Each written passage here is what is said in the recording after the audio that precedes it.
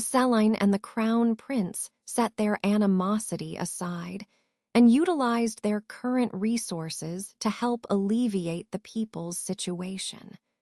Prince Leith ordered the escorts to create a mass grave burial site for the dead and follow up on the people's funeral rituals.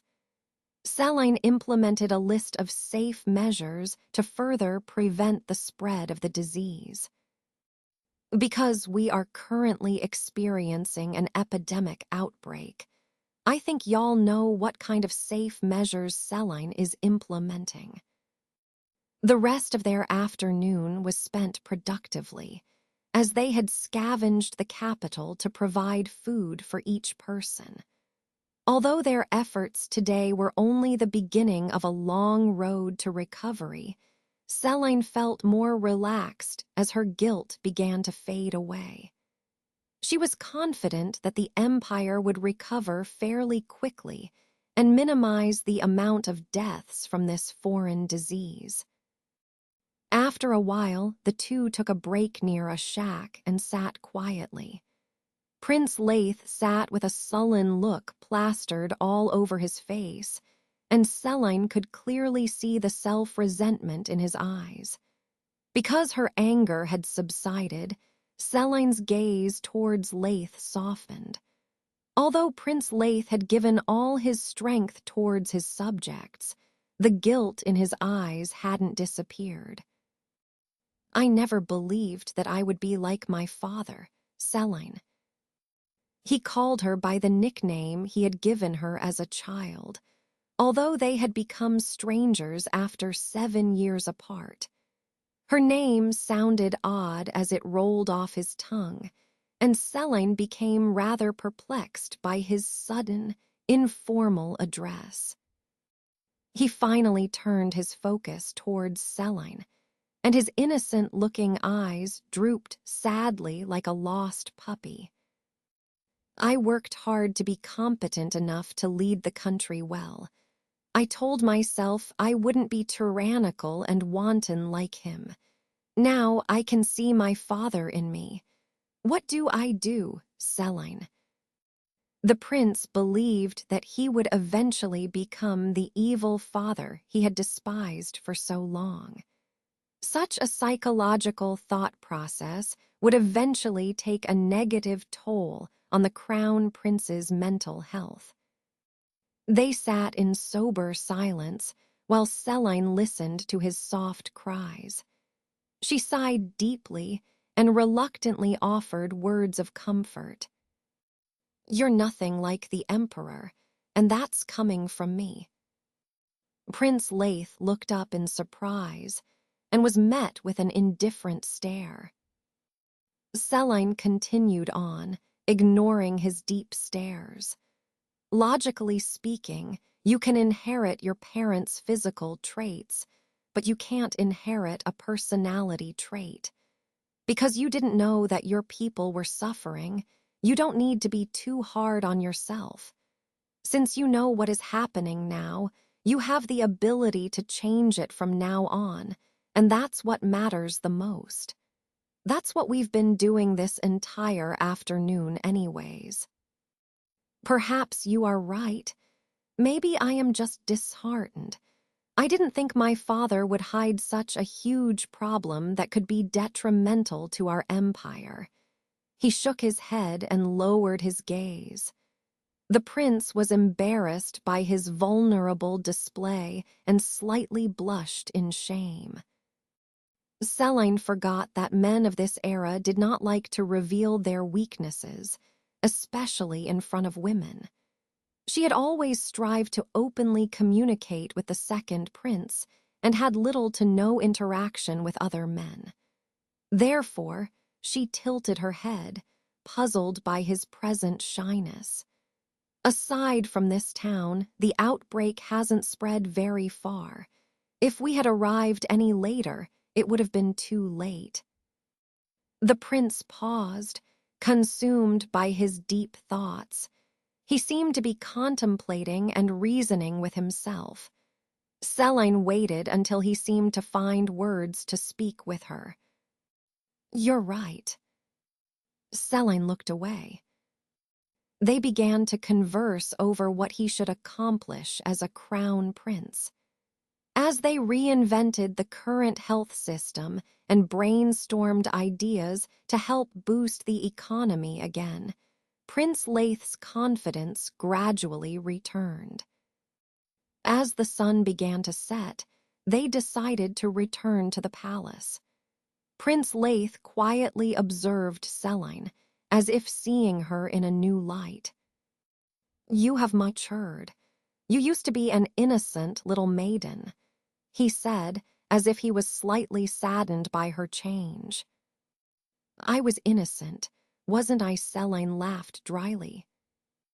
"Can I ask about your relationship with my brother?" he asked politely, with no trace of bitterness in his tone. "You don't need to concern yourself with me, Your Highness. All you need to know is that I won't tarnish the royal family's reputation. I am assuming that he is someone special to you, especially since you even took him to our secret garden. I feel replaced." Although his tone hadn't changed, the words felt like a small jab. Selene narrowed her eyes, yet she couldn't find any trace of emotions on his face. Is he bothered? Why does he keep talking about her and the second prince? Do you love him?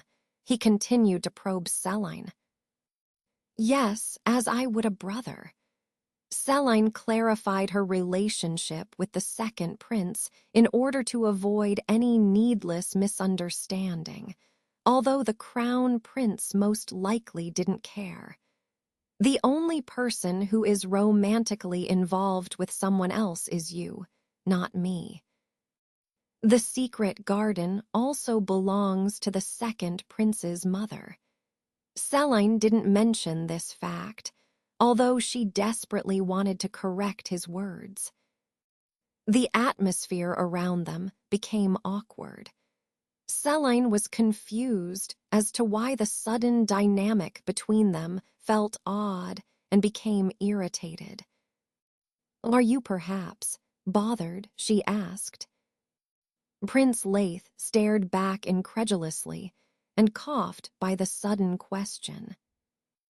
"No, as to why I haven't officially broken off our engagement.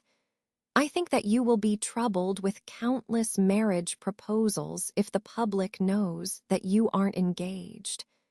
I also need your father's backing since I am still gathering my supporters. It's beneficial for both of us to wait until I become emperor." The crown prince continued to mumble on until he eventually realized that the lady next to him had stopped listening. Selene had already suspected that his motives were politically driven. If the emperor was reluctant to place Selene on the throne, he would definitely be outraged with Xavia as a fiancé candidate. The current emperor's erratic behavior was unpredictable and rather dangerous. If the crown prince announced their annulment, the emperor might order the crown prince to marry a foreign princess and even throw Selene into the harem. She shivered at the thought of this outcome, although she knew Draco would never allow this to come into fruition. "I'm glad we are on the same page," she replied. "For now, I won't think about leaving the Empire." Somehow, they continued their conversation normally. They became quite busy as soon as they returned to the palace. Prince Leith reformed the empire and prevented the outbreak from spreading any further. She sent out herbs and dispatched first aid, while the crown prince increased food rations and instructed the people to practice proper hygiene. He had already begun to implement new economic laws and only sped up the process upon his arrival. Although they still seemed to be uncomfortable around each other, their relationship seemed to have improved in the eyes of others. The crown prince privately strolled through the palace and found himself crossing a familiar bridge to the foreign pavilion. His steps became less confident and hesitant, yet he was curious to see how much the pavilion had changed. To his surprise, the secluded area was brimming with the most exotic flowers. The bright petals were in full bloom, and the spring air gently tickled his nose. The garden seemed to have flourished greatly during his absence. He caught sight of a shimmering figure leaning against a slender pillar, basking underneath the sun. Because it was still early in the afternoon, the sun seemed to shine down on Celine's skin and glisten. Prince Leith momentarily froze, blinded by the beautiful woman in her sleep. She resembled a sparkling, otherworldly being. Celine had frequently paid visits to the crown prince the past few weeks, which sparked countless rumors amongst the nobles. Only a select few knew the truth of those rumors. She only came by to oversee his work, advising him with helpful suggestions. If one observed the dynamic between the two, they would immediately notice the slight discomfort in Celine's eyes. Every conversation between them was strictly centered around the Zionites, and Celine never bothered to initiate a meaningful conversation with him.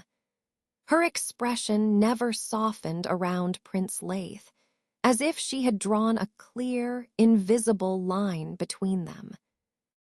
As Celine heard the sound of footsteps growing louder, she opened her eyes and stiffened when she saw Prince Leith's golden eyes. "I guess you were expecting someone else." He towered over her, his shadow giving Celine some shade from the sun. He gave her an awkward smile, for the dismay was clearly written all over her face. "I was." Celine had been eagerly waiting for Prince Xaden to finish his lessons, for they had planned to visit the remote desert soon after. She had been expecting to see Xaden's familiar face when she was met with Prince Leith's towering figure instead. Celine looked away, not wanting to see the crown prince's beautiful appearance. Recently, she had been meeting with Prince Leith quite often, forcing herself to feign indifference when facing his seemingly perfect features. He was truly the most handsome man Celine had ever laid eyes on in her 2 lifetimes, and even she couldn't stop herself from blushing subconsciously. Celine was ashamed of herself for not being able to control her cheeks from reddening. This fact annoyed her greatly, and she was growing tired of his presence. "Your Highness, may I say something?" she suddenly asked. Prince Leith became excited by her sudden interest in him and nodded quickly. "Now that we have formed a plan and set it in motion, I don't think I need to visit you anymore. You seem to be progressing well anyways. I don't want Lady Xavia to feel jealous or hurt because of me, and I also don't want to cause any more misunderstandings. Therefore, let's not run into each other like this." She closely observed his reaction, wondering if her words had offended the prince. "Seriously, why are you even here?" Her eyes flickered with slight annoyance, as if his mere presence was troublesome. The smile on Leith's lips faltered. He frowned as if he had been wronged. "How come you are rude to me, Celine?" His tone darkened slightly, yet there was a hint of despair in his tone. Celine couldn't believe her ears. Was this man serious? "If anything, I think your Highness was rude first. Although we hadn't seen each other for 7 years, you returned with a concubine and even treated me harshly. Weren't we good friends in the past? She gave him an unfaltering stare, and his attractiveness seemed to be less intimidating now. That's because Prince Leith faltered again, unable to voice his reasonings out loud. He frowned deeply, furrowing his eyebrows as he became conflicted. I treated you harshly because... He stuttered, and Celine raised an eyebrow, urging him to continue. Before Prince Leith could properly reply, Prince Xaden interrupted their conversation. Sorry I'm late, Celine. He sharply glared at his own brother and nodded briefly, paying no more attention to him. Meanwhile, Celine immediately brightened, and the tense atmosphere slightly dispelled. You're not too late. How was your lesson? She took Xaden's outstretched hand and stood up, wiping the dirt off her gown. The two became immersed in their own conversation, completely leaving Leith out of the loop. He coughed deliberately in attempt to gather their attention again, and Celine only glanced sideways. I deeply apologize, Your Highness, but I will be taking my leave now. She lowered her head and curtsied. I'll see you later, brother. Xaden nodded politely, and they both strode past Leith, continuing their conversation. The Crown Prince blushed in embarrassment, clenching his fist as the two blatantly disregarded him. He was deeply flustered, ridiculed by their rudeness. When he had finally recovered from the shock, his fiancé and brother had already left. Celine giggled on their way to the town. Did you see your brother's face? He didn't know how to act. She threw her head back and laughed, recalling his frustration. Xaden did not reply, although his lips were curved upwards as he led her to the outskirts of the capital. They headed towards an isolated field filled with sand dunes. Xaden and Celine frequently trained with their familiars in this abandoned desert. If there were any travelers or merchants passing by, they wouldn't be able to see their figures due to the force of Draco and Red's wings, creating the illusion of a sandstorm. This was why Celine and Xaden also traveled with a cloth covering everything but their eyes. Even after living in the Middle East for 16 years, Celine still couldn't get used to the endless hills smoothly sculpted by the winds. The sands gleamed under the sun, and each of her steps left a deep imprint. Once her calves began to ache, Draco's shape shifted into a camel. Celine jumped onto his back and struggled to balance herself. Once she felt more comfortable, she began to sway with Draco, moving with the camel. Red also began to crawl out of Xaden's shadow and remained in his smaller form. He stretched his wings and perched itself onto his master's shoulder. The four of them continued to climb through each hill and chat leisurely. Celine. A young, squeaky voice surprised Celine and Xaden. They turned around in unison, scaring a group of small children who were startled from their intimidating aura. Celine gaped at the small, curly-haired boy in front of her.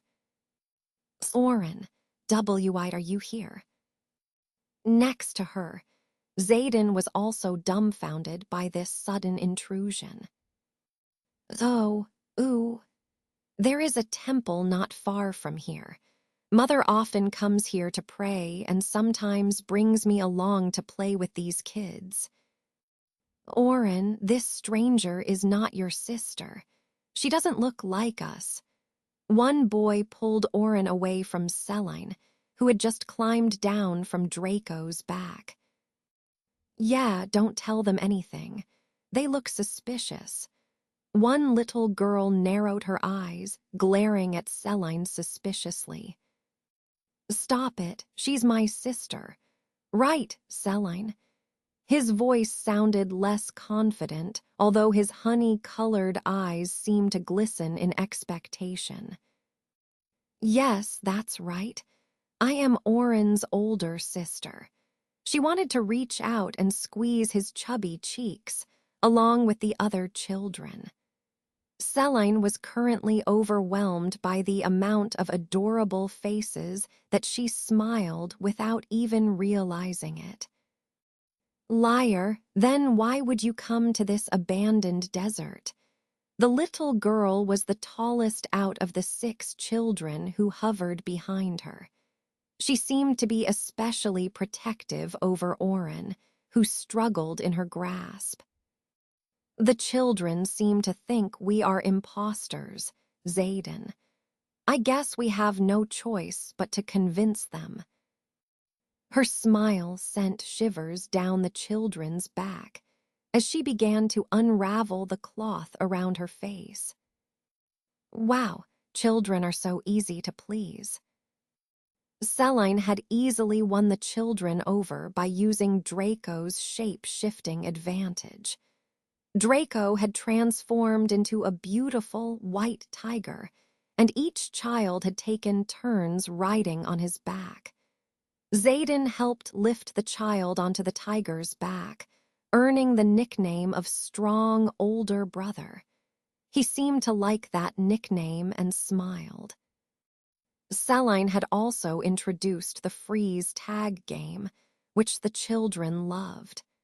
They began to adore Celine and Zayden, immediately opening up to them and never wanting the day to end. Although Zayden and Celine did not get to train their familiars, they created sweet memories with Oren and his friends. When the sun finally began to set, they could hear Oren's mother calling for the children. Draco disappeared into Celine's shadows, and disappointment spread across each of the children's faces. "We want to spend more time with you," the boys wailed. "Please come back, older sister." Tears were threatening to overflow Oren's eyes.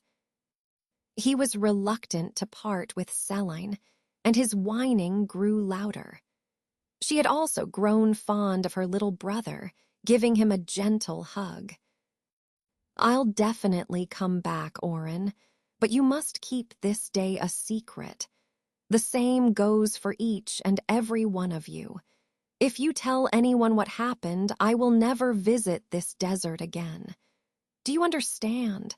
Her warning was stern, and she narrowed her eyes. The children nodded in unison, startled by her change in attitude. Meanwhile, the little girl had clung to Zayden's back, completely infatuated by him. She whispered, "Older brother, come back and marry me in the future."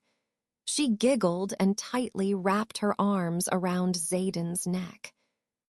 The second prince briefly glanced at Celine and whispered into the little girl's ear. Whatever he had said upset her greatly, and she began to pout, shooting daggers at Celine with her eyes. She burst into tears as if she had received great injustice, then pushed Zayden away. The little girl ran away, heading back to the temple.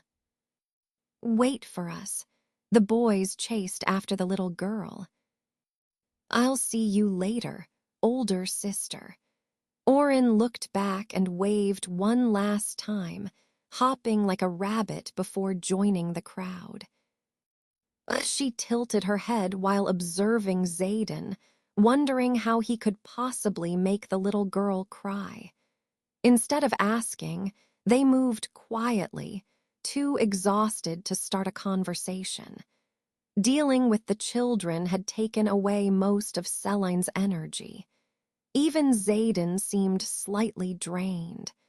Draco carried both of them back in his camel form. Because Selene was slightly taller than Xaden, she sat behind him.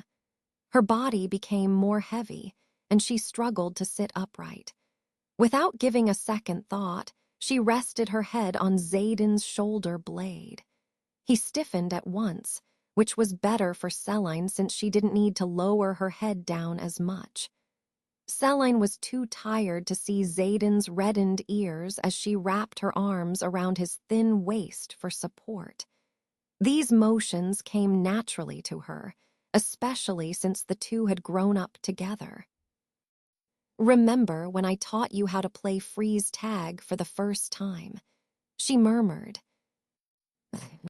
"You were extremely excited and happy at that time. It would have been much more fun if there were more kids playing with us, like today." Her voice sounded clear underneath the moonlight. The desert was silent and calm at night. Xaden could only look up at the stars to distract himself from the warm breath against his back. His body became increasingly tense, and the stars seemed to be especially brighter that night.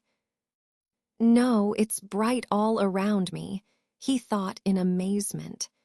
He felt as if he was walking through the cluster of stars in the sky, as if the world was unfolding around him.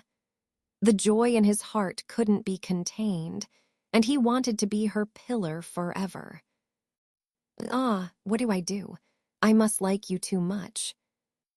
Selene was completely unaware of his emotions and continued to reminisce their memories together, not minding his lack of response.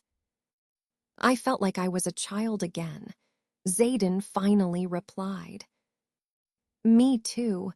Now that I think about it, we've been through a lot over the years."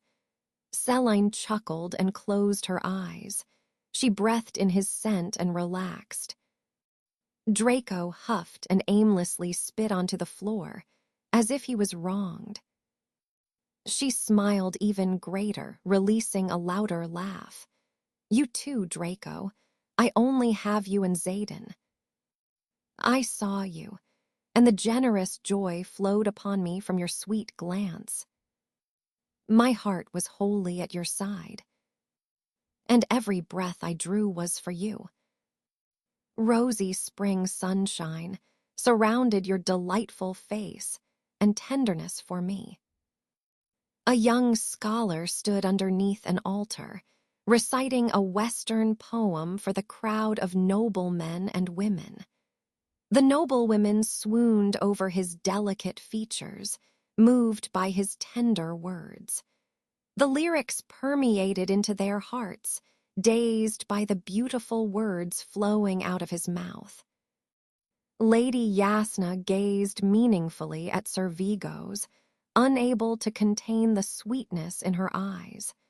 Many women stole glances at Prince Leith with flushed cheeks. Xavia especially smiled softly in his direction. Selene could only watch with ridicule in her eyes, giving Xaden a sidelong glance before they sneered in unison. This was the first gathering Selene had attended since her reputation had fallen.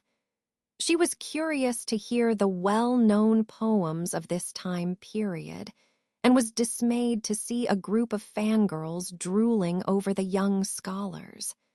The scene before her was rather embarrassing to watch.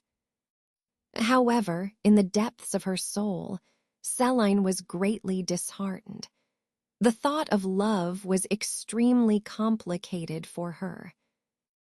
"Once I leave this empire and begin anew, will I be able to find love again?" Selene believed that she was most likely destined to wander the world alone with Draco for the rest of her life. She wasn't disappointed by this idea, yet she felt a wave of loneliness washing over her. She found herself looking at Prince Xaden and chuckled to herself. "If I can't find someone, I don't think Xaden will be able to find anyone either. We'll both be lonely." At that precise moment, Celine widened her eyes as if she had a shocking rumination that shook her to the core. She avoided his questioning gaze, disturbed by her presentiment. "I'm telling you that she covets the second prince too. Didn't you see her gaze soften towards him? She is the crown prince's fiancée. She holds such a prestigious title of the empire, yet she dares to bewitch the second prince." Xavia stood in the midst of the gossip, wiping the tears from her cheeks. "It really is too much," she whispered silently. Celine's lips twitched in annoyance. She had been returning from the desert after spending the day with Oren and Xaden, clearly exhausted from the long journey. To her disgust, Xavia and her supporters were gathered near the end of the crystal hall, slandering Celine's name. Celine had endured countless insults throughout the years and had managed to ignore every one of Xavia's jabs. Nonetheless, she was particularly impatient that night. In truth, hearing someone insult her name was never a pleasant feeling. Why do I have to hear this right now? Draco seemed to understand her sentiments and slowly climbed out of her shadows, ready to scare the flashy women on his master's demand. Celine didn't want to call for Draco since she didn't want to insult the crown prince's concubine. The society would interpret Celine's actions as an act of jealousy, and she did not want to be labeled as that kind of woman. Since Prince Leith resided within the Crystal Hall, he could clearly hear Xavia's idle chatter. He had left his chambers to clear Celine's name when a sharp pain pierced the right side of his head. Leith. Xavia noticed the prince immediately, and the crowd gravitated towards him. He masked the discomfort and nodded politely with a slight grimace. Then, the prince noticed Celine in the corner of his eyes, and his desire to reprimand the women increased. He hoped that she would appreciate his goodwill and see him in a more favorable light. Xavia placed a hand on his arm, and the pain seemed to spread instantly. He struggled to think properly, vigorously massaging his forehead. "Your Highness," Xavia frowned as she sensed his stiffness, clasping his arms with a tighter grip. "Perhaps you aren't feeling well. Why don't you retire to your chambers for tonight?" Her sweet, coaxing voice made her supporters blush in surprise by the daring words. "Yes, it is time to leave now. We will see you tomorrow, Xavia." The supporters lowered their heads and soon dispersed, fully aware of the couple's intentions. By the time Prince Leith had fully recovered his senses and cleared his headache, it was much too late. Celine had slipped away, and he had failed to mend their relationship once again. Should I catch up to her and explain why I didn't defend her? His gaze lingered on an empty spot where that woman had previously stood just minutes ago. He shook his head and smiled bitterly. "I am a pathetic fool. My presence will only bother her." Prince Leith lowered his head despondently as Xavia supported him into the dark chambers. Celine watched as Prince Leith struggled to speak amongst the superficial woman flanking his side.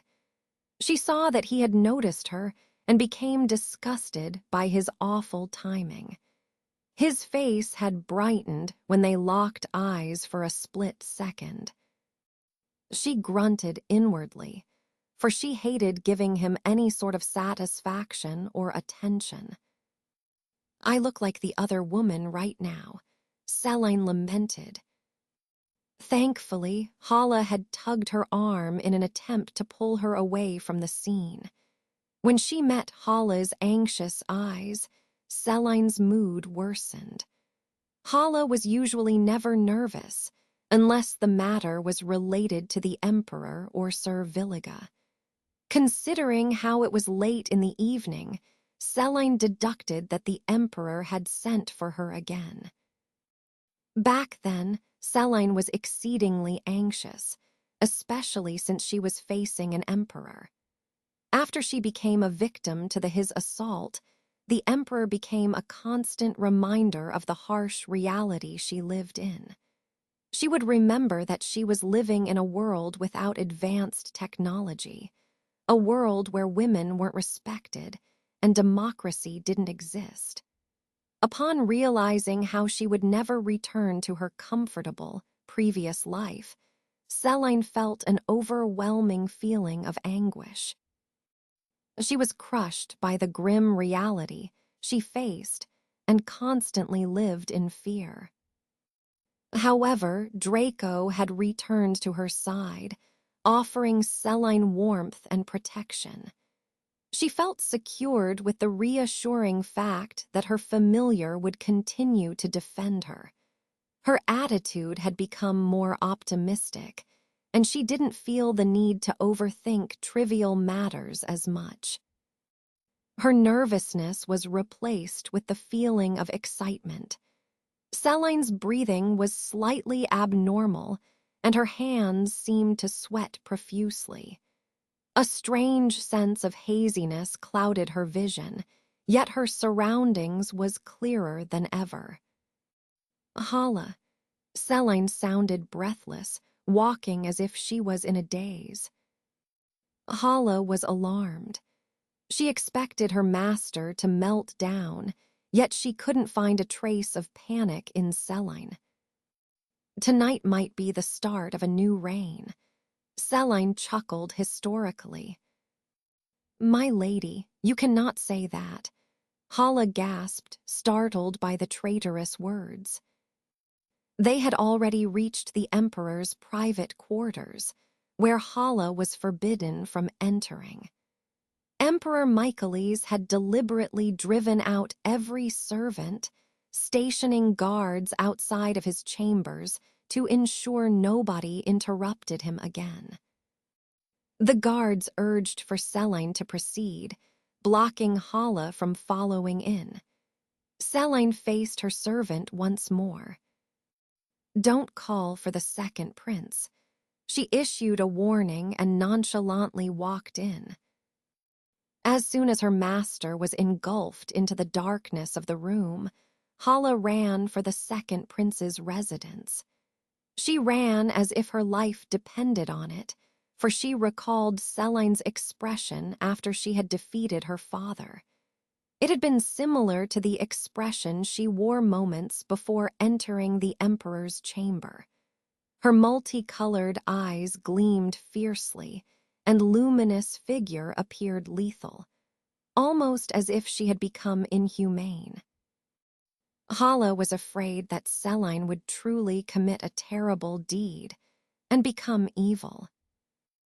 Xaden was reading a text on the windowsill when she barged into Prince Xaden's small room and skipped the formal greetings. He immediately snapped the book shut as he frowned upon Hala's intrusion.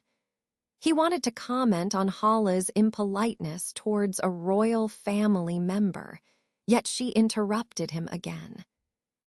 "The Emperor has called for Celine again. She entered his chambers just now." Hala burst into tears. She hiccuped and shivered in fear as she saw Xaden's reaction. The tense air suffocated her, and she lowered her head with widened eyes. "Please help. Lady Celine." Prince Xaden wore a murderous expression that was more frightening than her master's. She seemed to be conscious of her mistake and knelt to the floor. Even though she had watched the second prince since he was a child, she was scared of him for the first time. Hala gulped. The emperor wore loose garments that barely covered his wide figure. He was already drunk, face as flushed as an apple. He sat on a luxurious couch, holding a bottle of liquor while his guest forward. Selene bowed. I greet your highness, Emperor Michaeles I of the great Zionite Empire. I have been waiting for you. He motioned her to step closer and slapped the seat next to him. Why don't you sit next to the emperor? For Emperor Michaeles, he didn't feel the need to rush, especially since his perception of time had decreased due to his drunken state. His movements were slower as his grin widened at Selene's appearance. He waited until Selene finally seated herself next to him. She still seemed to shine inside the dimly lit chambers, glimmering like a mythical creature. Why did your majesty call for me? She asked softly. The emperor was too captivated by her dark lips to notice the dangerous glint in her eyes. I hear that my son has refused to bed you. You are a special woman. That coward doesn't know how to use a good woman when he sees one. He spoke slowly, dragging out each word as if it was difficult to pronounce. I was surprised when Leith requested a concubine. He had returned to the Empire just for you. Was the reunion so awful that he needed another woman? He laughed at his own words and nearly fell back. The Crown Prince. Selene tilted her head. He never came to visit me. I believe you are mistaken, your majesty. You dare say that I'm mistaken. He attempted to raise his voice, and his words came out as slurs. Forgive me, your grace. I have made a grave mistake. I do recall meeting him now, she lied. Selene was momentarily distracted by the sudden news. She recalled how Prince Xaden had believed he saw the Crown Prince when they visited the night bazaar. Had he truly seen the Crown Prince that night? Did he misunderstand their relationship and believe she was unfaithful? That explains why the Crown Prince treated me coldly.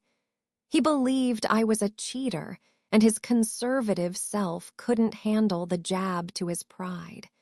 He truly misunderstood all by himself. Selene restrained from rolling her eyes. She still couldn't understand the Crown Prince. Why did he care? Didn't he love Xavia? Come closer so that I can admire my son's woman. She glanced at the Emperor's wicked smile, as if this title of hers entertained him greatly. Selene closed the distance and leaned closer. Her lack of hesitance surprised the Emperor since she usually avoided him. Have you become a loose woman? I knew I should have taken you as my concubine instead, he commented. General Vil. I'm sure you already know that you have no blood relations to my closest companion. He reached out and stroked her chin, allowing her to sit next to his side. Surely, he wouldn't dare reject my proposal. He roughly pulled her onto his lap and paused as if he needed to recover his strength. The alcohol had thoroughly scattered his mind. Your Majesty is the Emperor of the Zionites, the sovereign ruler of our empire, she murmured. Her hands momentarily trembled, and she managed to hide her excitement by stroking his crisp hair. The smell of alcohol filled her nose. Yet Selene grinned seductively and ignored the stench. Emperor Michaeles widened his sinister smile, pleased by her gentle tone. His eyes drifted towards her chest, wanting to knead the beautiful breasts hidden underneath the satin gown. The pillar of our country, a symbol representing the people and promising everlasting protection. Selene continued, and Emperor Michaeles didn't seem to mind. He was focused on undressing her. His aggressive motions tore the soft fabric immediately. "But would anyone really miss you?" she questioned. Selene's words were drowned by the ripping sounds of her torn dress. The Emperor wasn't able to hear her last sentence. She was nearly naked, wearing nothing but her undergarment. The cold air brushed against her bare skin, and she shivered. This gesture seemed to entice the drunk man. Before he could even touch her, Selene stepped away from his reach. "Your Majesty, you must see my familiar. May I show him to you?" That fish, the Emperor frowned, wondering why she would mention her familiar. He was frustrated by the distance between them, yet he couldn't steady himself. His movements were especially slow due to his intoxicated body. Yes, the Emperor was lost in her alluring appearance, failing to notice Selene's shadow contorting into a terrifying shape. He wanted to admire the woman's shape before ravishing her. Meanwhile, Selene waited for him to reach out, itching to wipe the smile off his face. Unfortunately, as soon as her shadow finally revealed itself, the crown prince burst through the heavily guarded doors. "Father," he yelled angrily, then froze in his tracks. Emperor Michaeles finally looked away from Selene and met the eyes of a terrifying monster. He began to tremble and scream, jumping away from the couch. The shock overwhelmed his senses and he fainted, falling back onto the couch with a thud. Prince Xaden pushed past his brother and rushed to Selene. He retrieved the torn gown and wrapped the remaining fabric around her shoulders before tightly embracing her. He pulled her in for a longer hug, and when he finally released her, the warmth still lingered. She stared blankly as Xaden fussed over her, examining her body for any injuries. "Did you think this was a good idea?" Once he had ensured there were no physical injuries on Selene, he became angry. His voice prevailed a heavier tone filled with deep emotions.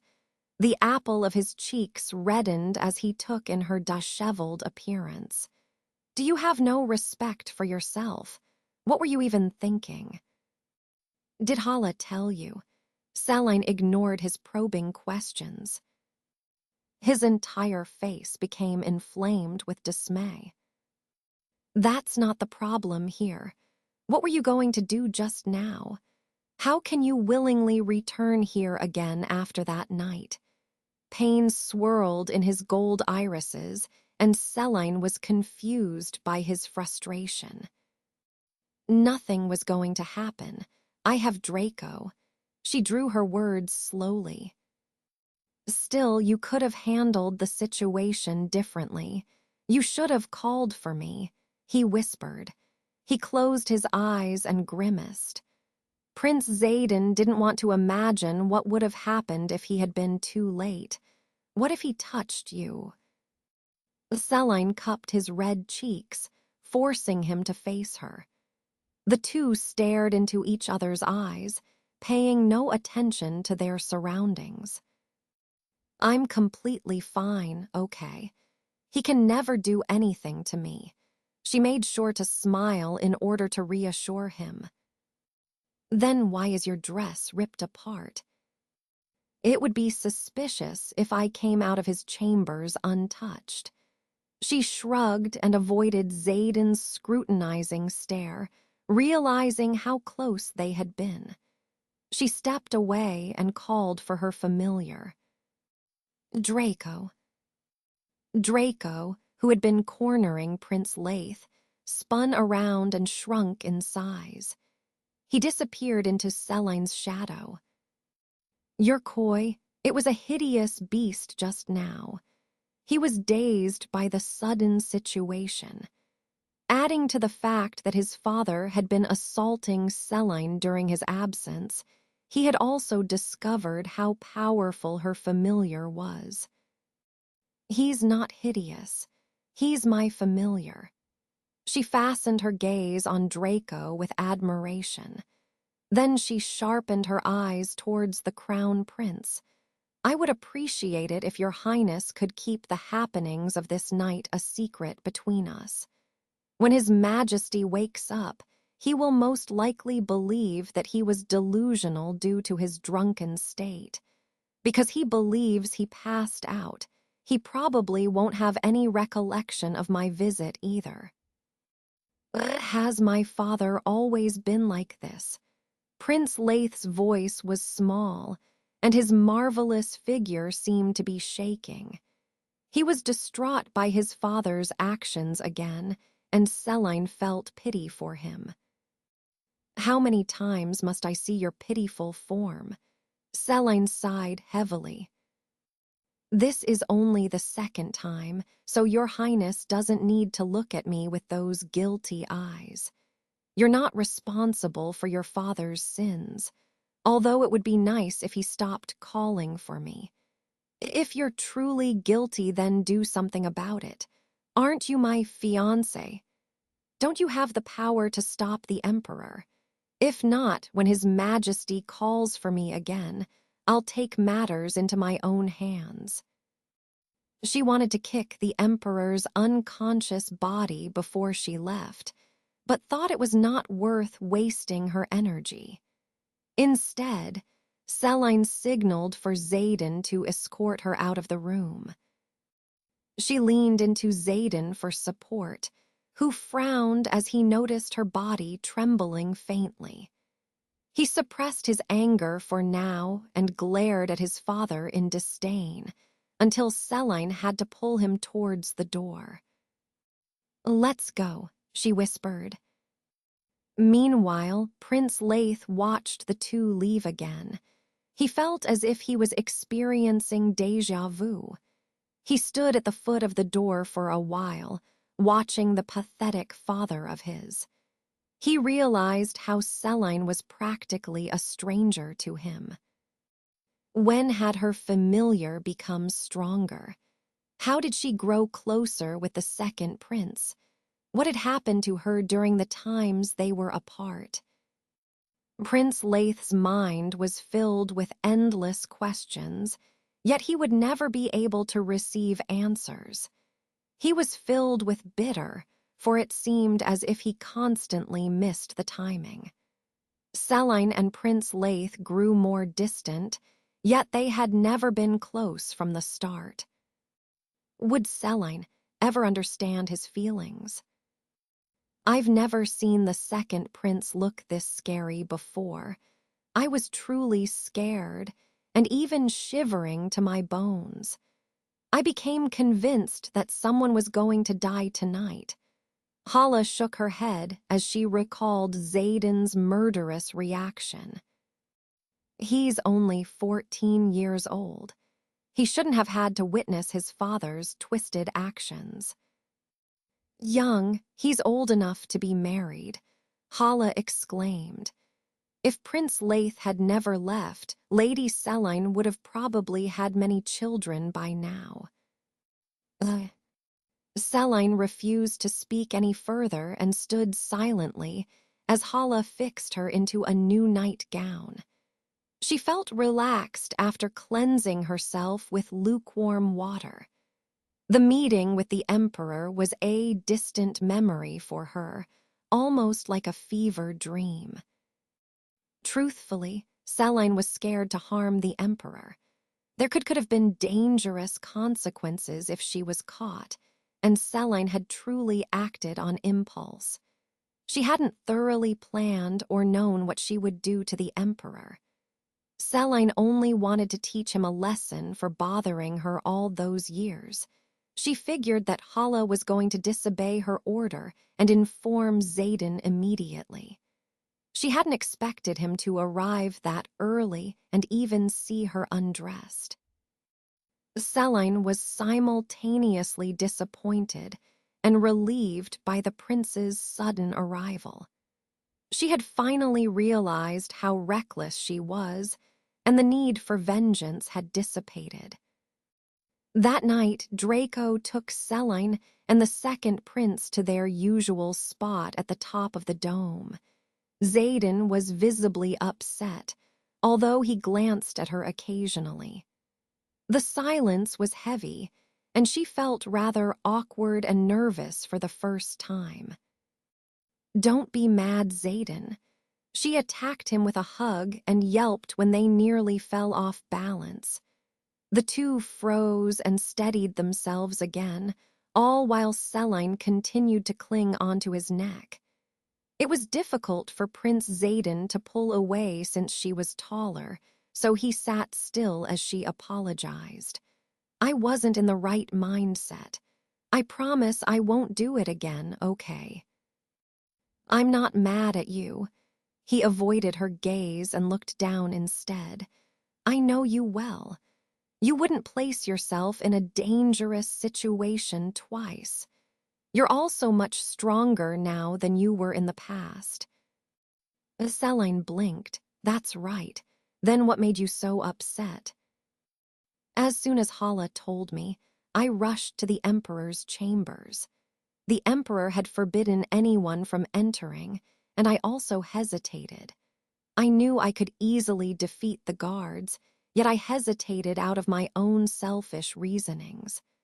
I didn't want the world to discover my familiar, and I was scared something terrible would go wrong. I had to forcibly drag the crown prince out of his chambers. Xaden felt extremely weak for begging someone else to save her. He resented himself for his cowardice."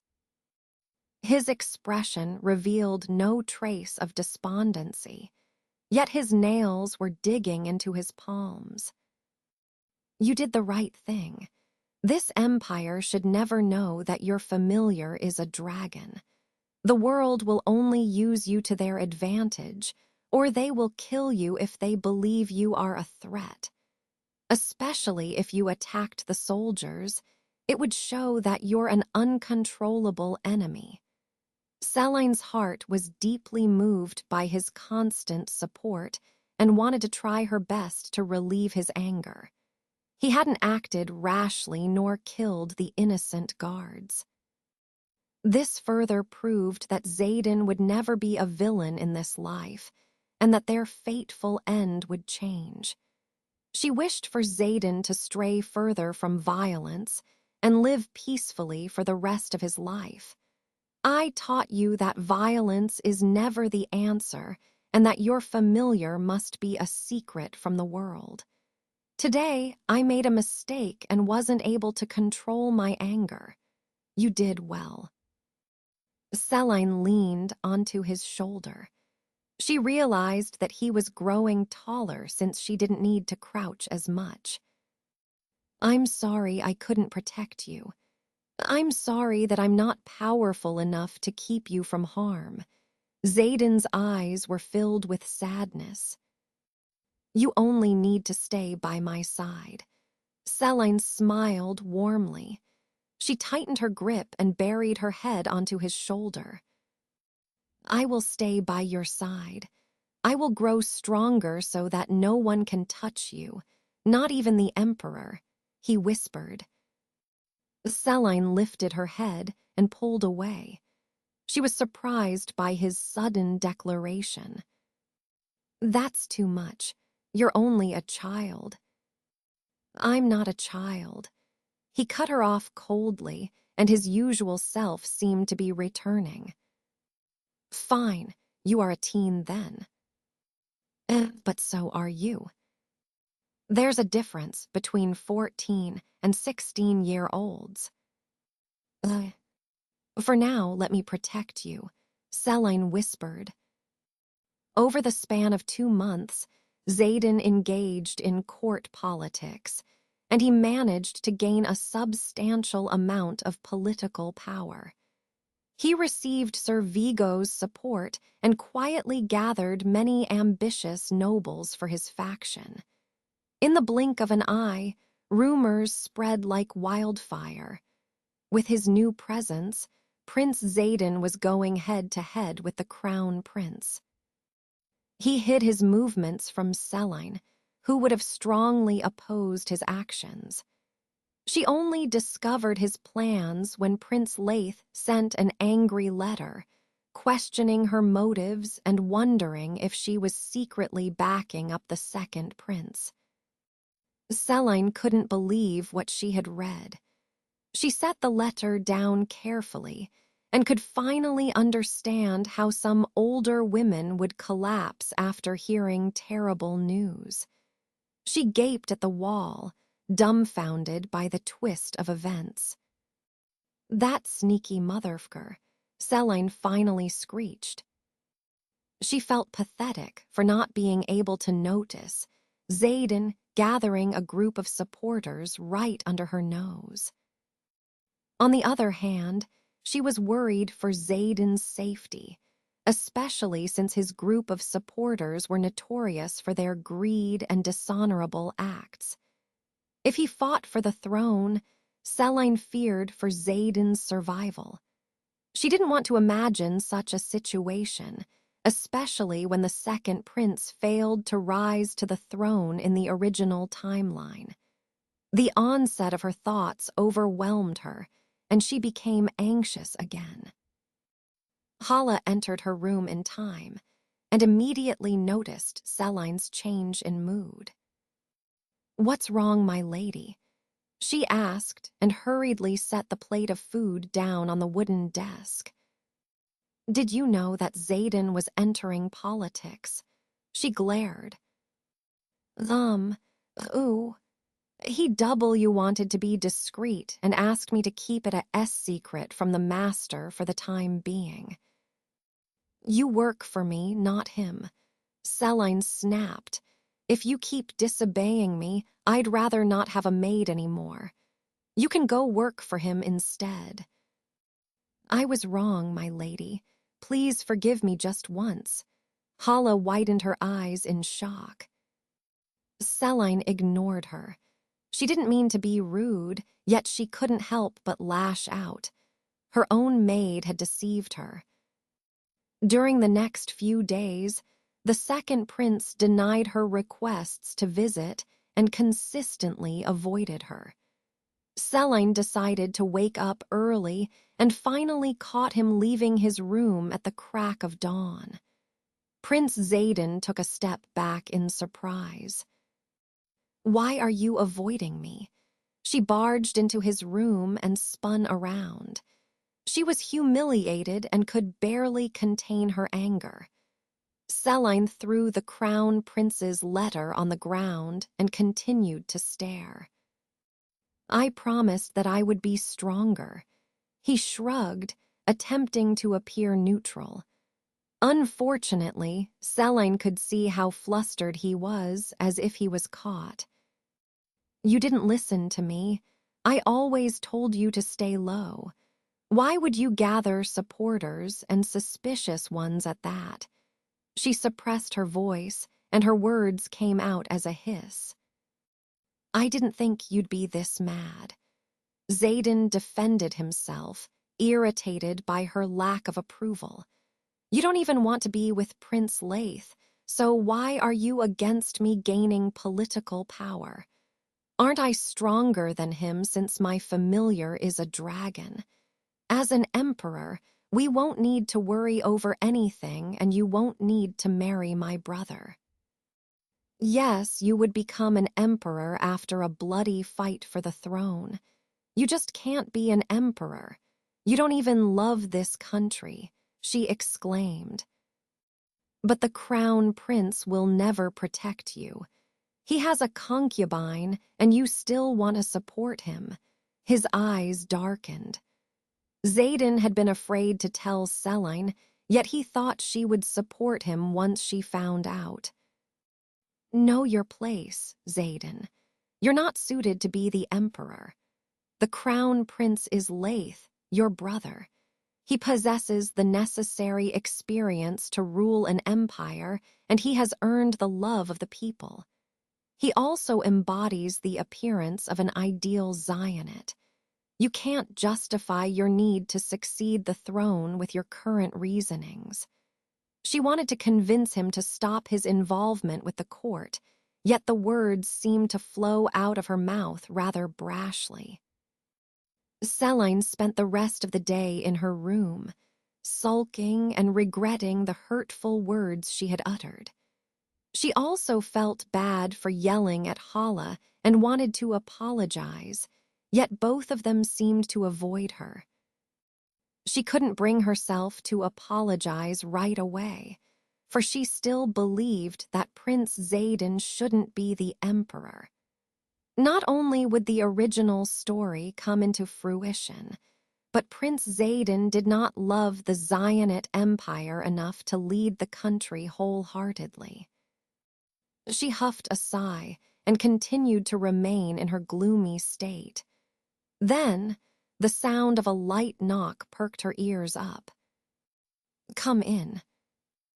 Lady Yasna strided in and ran to Selene. "I haven't seen you in so long." They embraced for a long time, and Selene momentarily forgot about her dilemma. "I'm sorry I haven't stopped by in a while. I was sick, and Vigos wanted me to stay in so that the baby wouldn't be harmed." Lady Yasna chirped and held her hands. "Baby," Selene widened her eyes. "Oh yes, I am pregnant, Selene." Her smile widened, and there was a certain glow reflected off her face. Selene was astounded and shifted her gaze downwards. Yasna's stomach seemed to show no signs of a bump, although she did seem slightly bloated. "Congratulations," she smiled meekly. "I'm just doing what's best for him." Selene finished her side of the story and looked up to see Yasna's sympathetic eyes. "That man, don't mind him. He doesn't know his place, along with my husband." Yasna sighed and placed a hand on her stomach, gently rubbing the spot as if soothing her unborn baby. They chatted over a warm cup of herbal tea that Selene brewed. She smiled and sipped from her cup, relishing in Yasna's comforting words. Prince Xaden's decision to enter the political world had taken a toll on her friend since Sir Vigos was involved. It seemed as if both women were burdened by the men's ambitions. Selene smiled warmly as she realized that she wasn't truly alone. Lady Yasna was momentarily stunned by her friend's unearthly beauty. Her pearly white teeth beamed brilliantly like the moon. Yasna raised her eyebrows and snorted. "I can understand how worried you are, but I am rather surprised that you refused to support the second prince." "Even though I am not the crown prince's official fiancé, I won't support a coup d'etat," Selene exclaimed. "Xaden didn't even care about politics until recently. He just wants to be powerful so that he answers to no one. His motives are not entirely pure and kingly like Prince Laith. Taking the corrupt, greedy nobles who support the second prince into account, the chances of success is low. Please don't group my husband into that cluster of chaos. He truly needs to face reality and give up." Yasna languished, emitting a breath of tiredness. "Should I threaten to run away?" Both women erupted into a hysterical laugh as they found their current situation to be pitiful. At least we're on the same boat. Celine didn't know whether she wanted to cry or laugh again. Yes, however, your loyalty to the throne still amazes me. Don't you love the Prince Xaden? Lady Yasna made sure to lower her voice and speak carefully. For Celine, Yasna's words felt like a bomb. Love, yes, Yasna, I love him. Like a brother. How can I possibly like someone much younger than me? She gaped in shock. Romantically liking Xaden is equivalent to a high schooler crushing on a middle schooler. Celine, are you dumb? Yasna muttered. It's about time you noticed his feelings for you. Imagine living in hell all your life when all of a sudden a beautiful person who looks like an angel saves you from death. Your kind heart would have moved the depths of his soul. You are his life. He must be indebted to you and love you very much. Celine was troubled as she was forced to face the truth with Yasna's valid points. She had practically raised Xaden, teaching him how to speak, read, and live properly. She had watched as the bony face had gradually changed into a handsome young man. His previously scrawny figure that was on the brink of death slowly turned into lean muscles. They had confided with each other to the point where Celine couldn't imagine living without him. They had been living together for so long that Celine didn't consider Xaden's perspective of her. I refuse to acknowledge his feelings, for Xaden has never confessed to me. We don't know what he truly thinks or feels. Celine quickly dismissed Yasna, although she felt as if she would burst into tears. She wanted to escape this situation. Why did Yasna have to bring this topic up? I was better off not knowing. Celine furrowed her brows. The tea in her hand didn't provide any warmth anymore. I know how in control you are of your own feelings. What I said may be speculations, yet the thought doesn't sound so outrageous, correct? You must think about all the possibilities and think ahead. What will you say when he confesses? What will you do when he succeeds the throne and makes you the empress? Celine lowered her head. She desperately wished he wouldn't confess. However, someplace in her heart, against her own will, she was already aware of his love towards her. Your Majesty, Emperor of the Great Zionate Kingdom, I strongly oppose the second prince's request to be appointed as an official. He lacks military experience and the necessary court etiquette. A chancellor kneeled in front of the emperor. He was part of the crown prince's faction and greatly despised Christians. The thought of Prince Xaden entering court politics with his inferior blood was regarded as an abomination that might possibly taint the empire. How dare you insult the second prince? He is praised as a genius by his tutor and excels in swordsmanship. We are only looking to utilize Prince Xaden's profound knowledge for the good of the Zionites. Sir Vigos rebuked the chancellor, and his menacing tone intimidated many nobles. After all, offending an elite man with multiple connections would not end well for them. Your Majesty, please consider this request, for the second prince is competent and strong. He should be given a chance to prove himself worthy.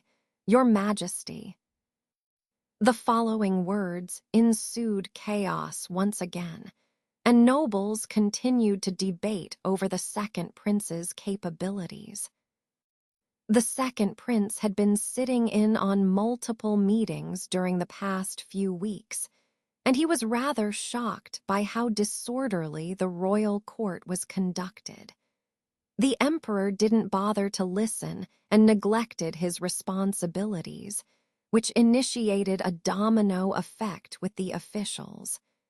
He watched as the old men continued to complain while never offering solutions. When an emperor is lacking, how can his advisors be any better? The only person who remotely displayed signs of intelligence was the crown prince, who sat across from Xaden. He had slowly cleaned up the mess that the emperor had made upon arrival, stripping away power from certain corrupt nobles. The Zionate Empire's decline in treasury was temporarily steady due to Prince Laith's efforts. Xaden also knew that Selene offered practical advice to Prince Laith, often aiding him when the people were struggling. They had stabilized the lower class and even innovated the capital. Prince Xaden could almost see why Selene approved of this empire's crown prince. The crown prince stood tall amidst the nobles, as if he was the Zionate's son. The second prince considered his disadvantages. He had initially planned to increase his political power in order to protect Selene. However, it seemed as if the nobles would never accept him. How tedious. The second prince leaned against his seat casually, earning a few sharp glares from nearby officials.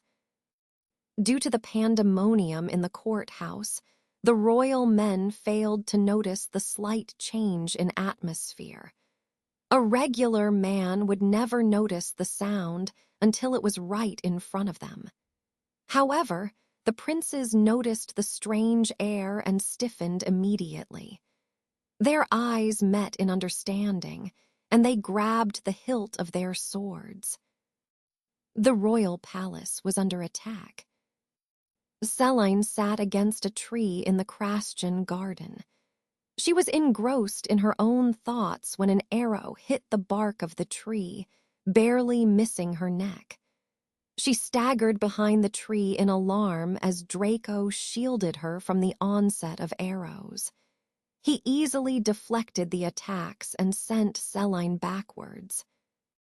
Dark figures emerged, immediately flanking Draco and Selene on all sides. Their movements were airy and swift, like professionally trained assassins. She panicked inwardly, cursing herself for not bringing a sword.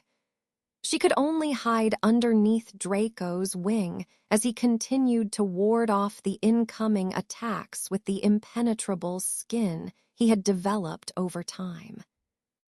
However, they were outnumbered, and Draco couldn't fly away while simultaneously keeping Selene hidden from the arrows.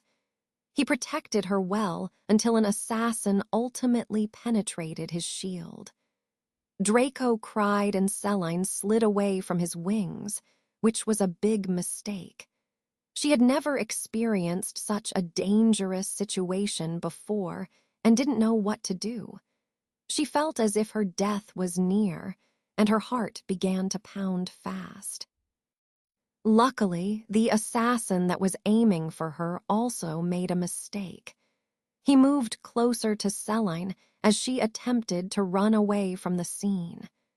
As she was thinking of ways to safely escape this attack with Draco, she didn't notice the assassin creeping his way towards her with a knife. She ducked and narrowly missed the dagger. Draco also noticed Selene's vulnerable state and hit the weapon out of the assassin's hand with his elongated tail. Selene gave the assassin no time to recover and did what any person with minimal defense skills would do. She pounced and tackled him to the floor. She noticed that the assassin was weaker and smaller than the others. "Who are you?" she muttered and ripped the black cloth away from the attacker's face. She was about to whisper for Draco to whisk them away when she met the eyes of the assassin. Celine felt as if her world was crashing down, and her body began to shake. She forgot how to breathe. "Aleki," she croaked. The person standing in front of Celine was the spitting image of her late husband. His hair was pulled back into a bun, and his rounder face was textured with dirt. This person's slanted eyes and high cheekbones were roughly outlined by the harsh world, yet he looked exactly like Akihito. She could recognize her own husband anywhere. The pause was enough for the assassin to recover. He slowly reached out for the dagger while Celine stood over him, dumbstruck. Celine knew he was going to stab her and screamed inwardly to take cover. However, she couldn't move. She wanted to reach for his cheeks to see if she was experiencing a nightmare. Tears streamed down her red cheeks. "I'm a fool." See, Eleni. At that moment, the world seemed to slow down. She followed the direction of the voice to see Zayden speeding towards her with a horrified expression. He ran desperately, yet even he would never reach her in time. Celine froze, unable to avoid the incoming dagger slip into her stomach. She whispered to Draco, who wailed as he witnessed his master's downfall. A painful roar rang in everyone's ears, momentarily shaking the assassins. She fell to the side as Draco and Red annihilated the group of attackers, while Zayden finally tucked her into his arms. Then Draco halted his movements and reluctantly snatched her assailant by the neck. She fixed her eyes on the figures as they flew into the sky and blended seamlessly with the blue hemisphere. "Icky, you know how much I missed you. I struggled a lot all on my own. Aren't you proud of me?" As the blood trickled down her mouth and stomach, her heart also seemed to bleed endlessly. The memories Celine had tucked into her heart were flowing out, and she entered a deep sleep. Unfortunately for Celine, she was not dead. Instead, she was bedridden for a couple of months.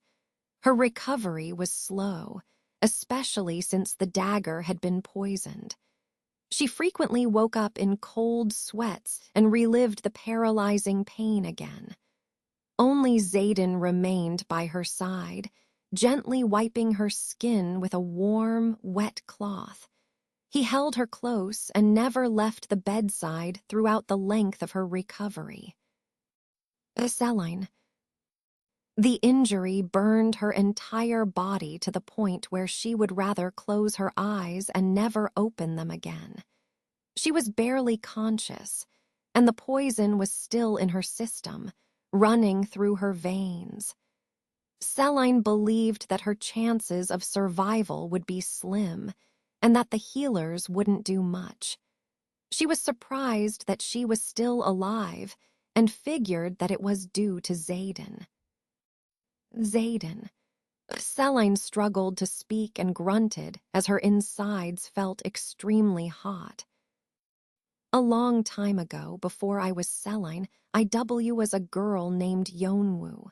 She winced in pain, and Zayden squeezed her hand in reassurance. He didn't want her to speak, yet he tilted his head by the sudden confession. "I possessed some of your features, too. I left behind my mother and a loving husband. That's why I am a little different from everyone here. It's all because I remember my past life." Celine wanted to observe his reaction, yet she could barely lift her head. "Live well, Zayden." He wiped her tears away. Celine didn't see the tears running down his own cheeks, nor feel Zayden's hands trembling. Her words had pierced his heart. A long time ago, Celine had once feared for Xaden and written a medical book filled with instructions for healing a wound or alleviate illnesses. Xaden was aware that her medical knowledge was better than that of a healer's, so he quickly retrieved the records from her workspace. The instructions for a poisoned wound was currently keeping Celine alive, and he kept the healers outside, or else her book would bring unwanted attention. He didn't know what to think of her confession. Celine really seemed to be an angel from another world now. Her unique perspective of the world and the wisdom in her words or actions could be explained too. The picture of Celine holding a hibiscus flower was ingrained in his memories as he wiped the sweat away from her forehead again. "Do you not want to live, Celine? Why would you say something so cruel? You can't leave me here." The Crown Prince's perspective. Leith loves Celine. It is a known fact amongst the Crown Prince's closest officials who joined him to conquer Krascha. The way Celine looked, the way her pearly white teeth flashed brilliantly as she smiled, the way her unique eyes shined. He always believed she was the only one for him. He had gone to war for 7 years, keeping her in his heart as he experienced the cruel reality of war.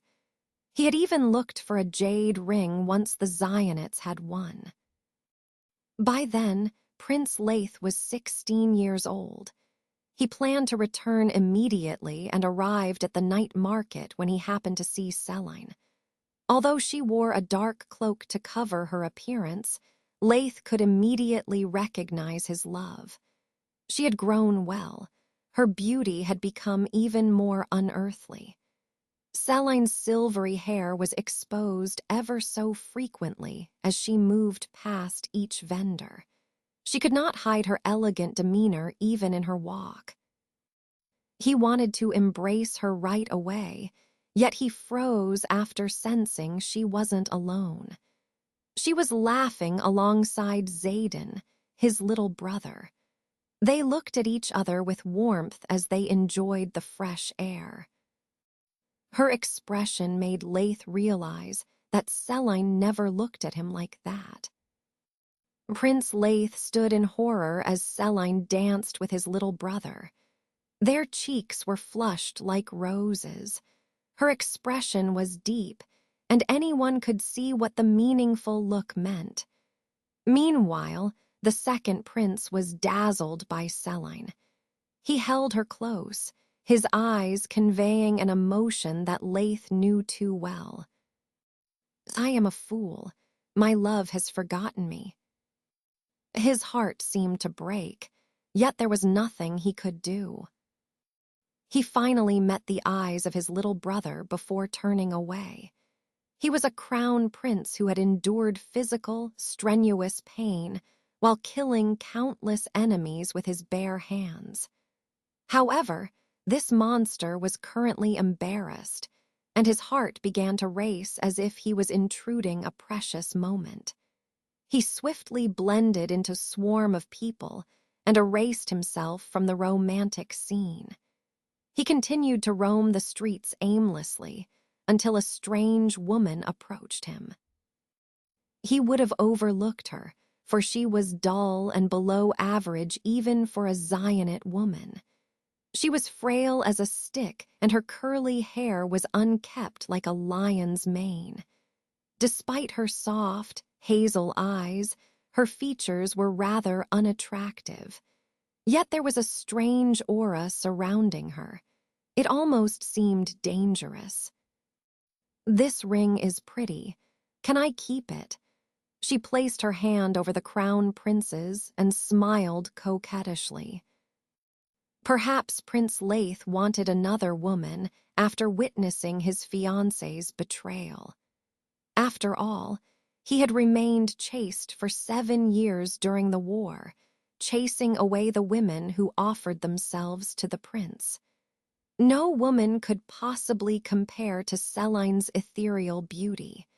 No matter how long he searched the earth for another woman, there would be no one like Selene. He stared at the woman in front of him. Her honey-colored eyes were filled with determination. He was angry and hurt, so why couldn't he find comfort in the arms of another woman? That's what Selene had done anyways. He didn't react, as the woman shamelessly roamed her hands around the crown prince. End of flashback. The crown prince was met with a warm embrace. Xavia smiled sweetly, her innocent smile oozing with pure joy and love. She gave him her greatest caress, which made noblemen envy Prince Leith all the more. Unlike his fiancé, who was as cold as the winter night, Xavia embodied the sun. Her beauty had improved over time as she began to live a luxurious lifestyle in the palace. Her skin was radiant, and her curls had become more refined.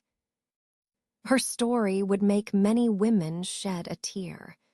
She had escaped the slums and been given a more glamorous life as she fell in love with her prince. Xavia was reassured with her happy ending. She would never have expected Prince Leith to change his mind. "Let's stop, Xavia." Prince Leith abruptly pushed her away and avoided the confused gaze. He seemed to have a headache, for he massaged his temples. Leith looked defeated, tired even. Meanwhile, the concubine tilted her head slightly. "What do you mean, Leith?" He walked past Xavia and settled down in his seat. He tapped the floor impatiently, restless and irritated by her oblivious act. "I noticed how strange you had been acting recently. What's the matter all of a sudden?" There was concern written all over Xavia's face, and she suddenly became wary of his presence. She moved closer to her prince and felt as if the situation was unfair.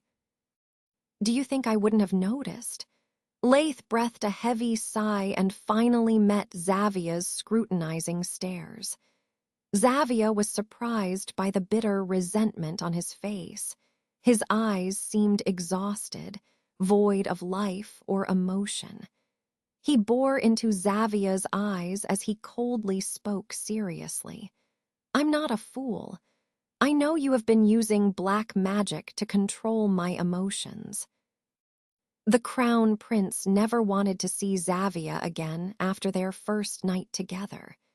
He felt disgusted and guilty, lamenting his reckless actions the night before.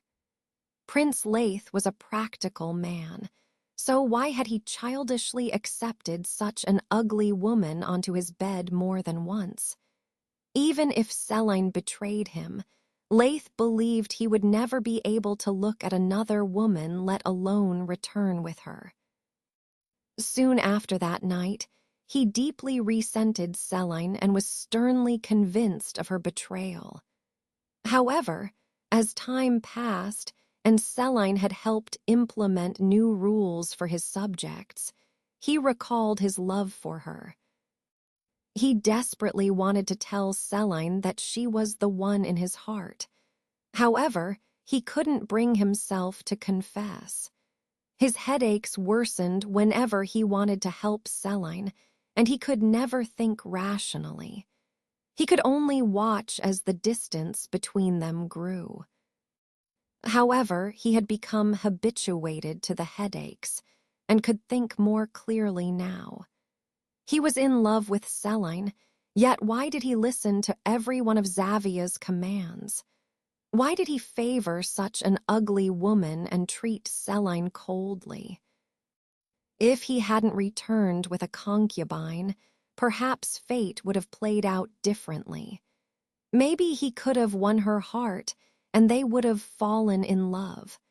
Perhaps their memories would be full of sweetness instead of bitterness. He continued to blame Xavia, and his resentment grew. Prince Leith felt as if he had untangled a spell as his eyes bore into Xavia's suspiciously. Xavia gasped in disbelief. "How can you accuse me of black magic? What's gotten into you? After all the time we spent together, you would really think I am such a witch. Isn't that too much?" His headache seemed to worsen, which irritated the crown prince. "Do you think you can truly fool me? I was at war for 7 years. I am not someone who can be easily swayed by emotions. I also know that I can never love another woman other than Celine. However, does it make sense that I fell in love with a lowly prostitute like you?" Xavia widened her eyes. Then she began to laugh as if she couldn't believe her ears. Her innocent smile twisted into a sinister one. "You're not as foolish as I thought you'd be, Crown Prince." Her voice deepened, and a shiver ran down Leith's back. Leith narrowed his eyes and called upon his familiar. However, his lion never revealed itself. As the crown prince struggled to reach his familiar, Xavia stepped closer to the prince. "You are truly a pitiful prince. Your father will be remembered as a tyrant, and eventually, your reign will also be a tyrannical one. The woman you love will never be yours, and your happy ending will never come to fruition." Despite her short stature, she appeared as if she was looking down on the crown prince. Prince Leith was enraged and fell into a fit of anger. "You evil woman, how dare you insult the royal family? I will kill you for witchcraft." His head began to throb immensely, and he groaned in pain before he could even lift a finger. He was frozen in place, as if he had lost physical control over his body. Prince Leith stared at Xavia with a newfound fear and dread. "Oh, why didn't I realize this sooner? I did not use such forbidden magic. You were blinded by your own emotions and brought it upon yourself. I only encouraged you, but you seem to have overcome that. I am deeply impressed by your competence. You have the qualities to be a wise emperor.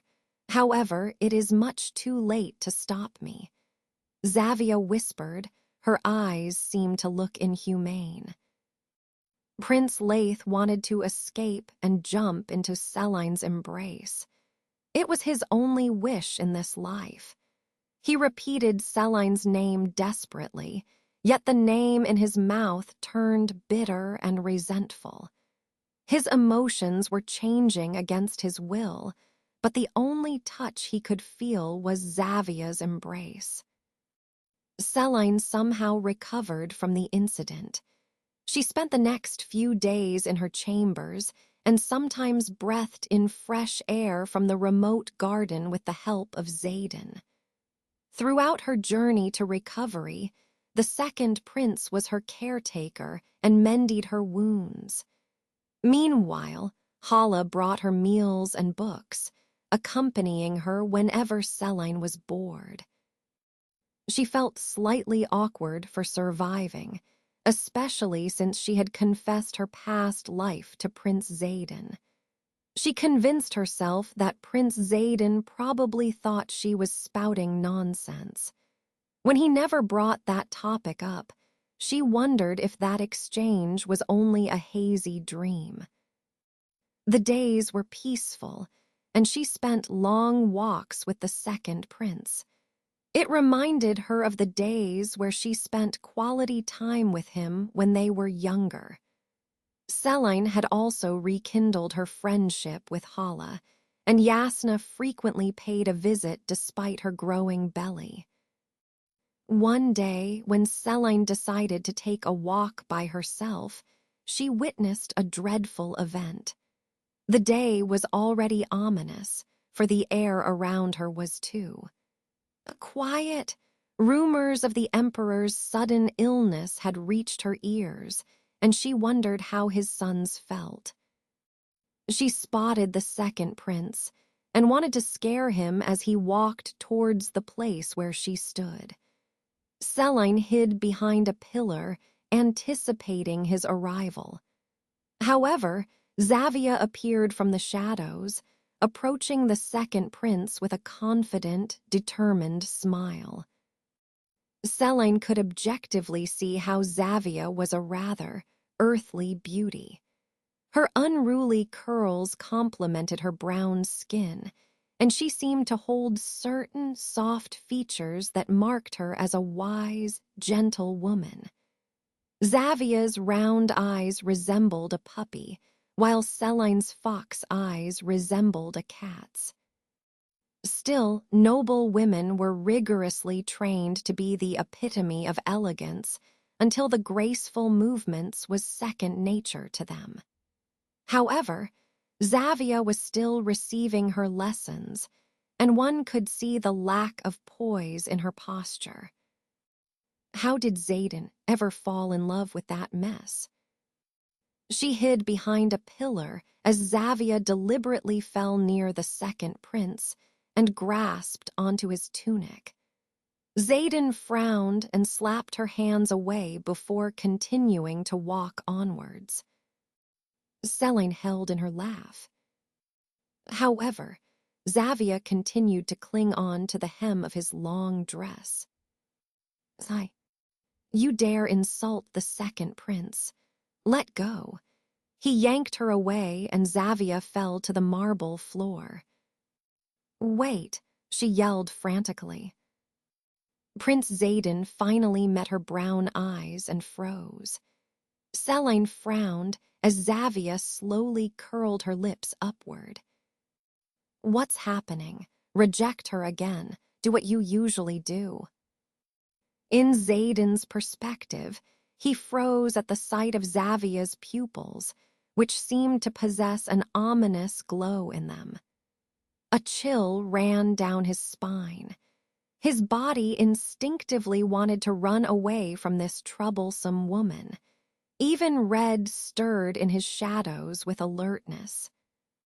He quickly recovered and looked away towards the garden, where Celine should be. It was Xavia's turn to frown. Xavia then whispered so quietly that Celine was not able to hear the words. Whatever she had uttered infuriated Xaden, for he grasped Xavia's neck. I cannot be so easily fooled like your prince. Your tricks will never work on me. He tightened his grip and squeezed. Despite his violent action, he moved effortlessly. He looked almost bored as he pushed her into the air as if she was weightless. Xavia's eyes widened in shock, her mouth hanging open as she struggled to breathe. Even Celine's mouth turned into an O shape. His sudden show of strength shocked her. Celine immediately ran towards the scene and pulled them apart. Xaden, release her. What are you doing to your brother's concubine? She yelled. Xaden was still angered, glaring at Xavia with a murderous intent. Harming her is not worth whatever she said to you. Let go. Celine hissed, looking around to see if there were any witnessed. She relaxed as she realized this was a remote corner where only servants and guards had access to. Nobles were not allowed to visit this area unless they were given special permission. He finally released her to the floor, where Celine could finally yank his arm away. Xavia fell into a coughing fit, while Xaden stared into Celine's eyes. His pupils showed a flicker of emotion, and he fixed his gaze towards the delicate hands clasping his wrists. "Go cool off. I'll handle this," Selene finally said. She was glad Xaden didn't fall for her, which would have led to a terrible ending. However, the second prince strangling the crown prince's concubine would also not end well. But, "Just go." Selene cut him off with a cold glare. "Wait for me at the pavilion." Xaden finally walked away, his face tangled in different emotions. He obeyed her due to his guilty conscience. When his figure became smaller, Selene finally faced Xavia. "How is this possible? How was he able to resist me?" Xavia breathed. She was dazed, not even paying attention to Selene. Selene was disgusted by her words and wanted to scorn her. "Are you not content with the crown prince? How dare a lowly concubine seduce his little brother? The second prince is not an object. He's not someone you can easily seduce." Xavia sneered, rolling her eyes in annoyance. "Why can't I have both?" She lifted herself and leaned into Selene, lowering her voice. "Isn't that what you're doing? Don't be so hypocritical, Lady Kalina." She fell back down again, as if she was pushed. Before Selene could react, the crown prince happened to witness the exchange. Selene wanted to laugh as she realized what the situation would be misunderstood for. A brawl between the crown prince's jealous fiancé and the favored concubine. "Arrest Sir Villiga's daughter for laying a finger on my woman." His voice thundered throughout the hall. Servants who happened to walk by quickened their pace, and the sound of shuffling feet filled the tense air. Guards quickly flanked to her side and seized her arms. Selene flinched as the wound in her stomach was not completely healed. She was still sensitive to touch. "I did no such thing, Your Highness. Let's all take a step back and—" Selene was not able to finish her sentence, for Prince Laith slapped her cheek. He motioned for the guards to take her away. "Escort her to her room and don't let anyone in." Selene could only stare at the crown prince. She could barely feel the sting on her cheeks or the blood trickling down her nose, for the anger and frustration for being wrongly accused consumed her. Her left eye twitched as Xavia broke into pitiful tears, leaning into the crown prince for comfort.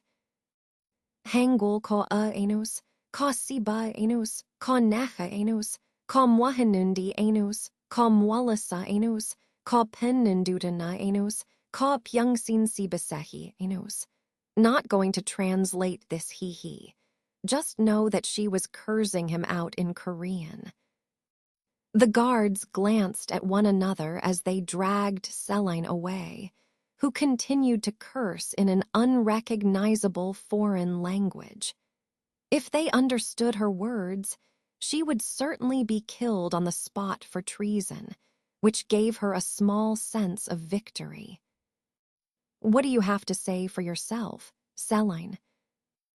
After escorting Xavia to safety, the crown prince immediately marched back to Selene's chambers.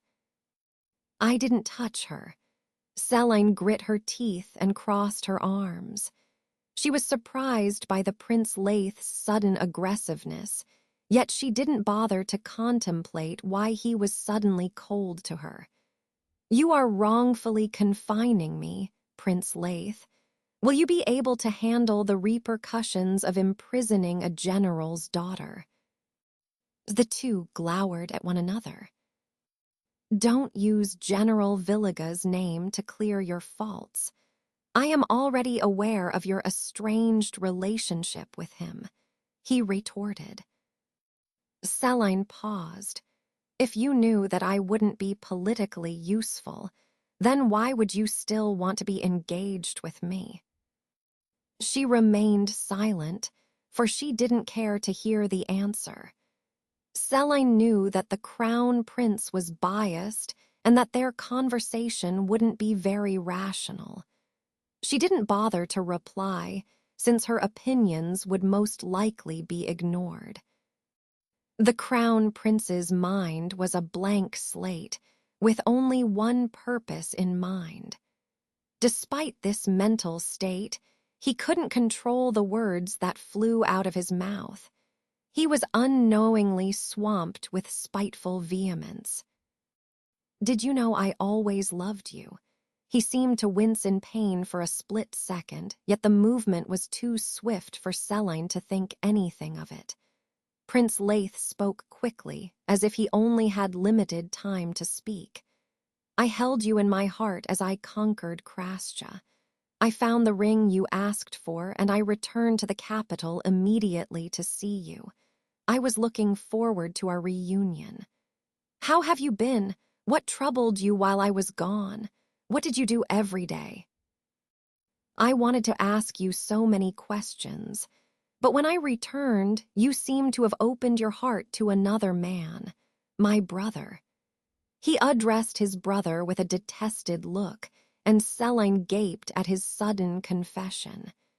She was stunned, studying Leith's expression, which wasn't in line with the shocking words. It seemed as if the crown prince received another headache, for he grunted slightly and massaged his temples before continuing. "That's when I knew you never once loved me, the way you looked at him. Your smile was honest and filled with joy. I had never seen you smile like that, did you know? Even as a child, your heart was cold. You never told me how you sincerely felt. Your smile stopped before it could begin to form. But I still loved you, even now. I tried to give you a chance. I would have thrown her away if you even showed me a single ounce of emotion. How can you say that? The marriage, how can you break?" The words were stuck in his throat, and his expression looked as if his mind was at war. Celine frowned at his stumbling words. "Do you still love me?" He shook his head violently. The headache seemed to have washed away for a split second, and a rush of words automatically left his mouth. "Xavia was the first person I chose of my own accord and will. Our engagement wasn't of our own choosing, and I knew you never loved me. You were only trying to comfort me. You only pitied me. I gave her the jade ring because I love her now." Prince Leith stared at her numbly, his voice resolute. Despite Prince Leith's firm expression and discourteous tone, his eyes seemed to betray his emotions. "Know that you betrayed me first. I will annul our engagement since the Emperor is sick, as you might have heard from the rumors." He paused before continuing. "You will depart tomorrow, and this will be the end for us." Celine gaped at the prince, confused by his contradicting words and the facial expressions he had displayed just now. However, she couldn't analyze his speech, for she was still stuck on his confession and her banishment. She never considered the possibility of Leith bringing home another woman to make her jealous simply because the small book had left out such a significant detail. However, most of what Leith had claimed was true. When she first entered this world, Celine was still Yeonwoo, grieving the loss of her family and adapting to the new lifestyle.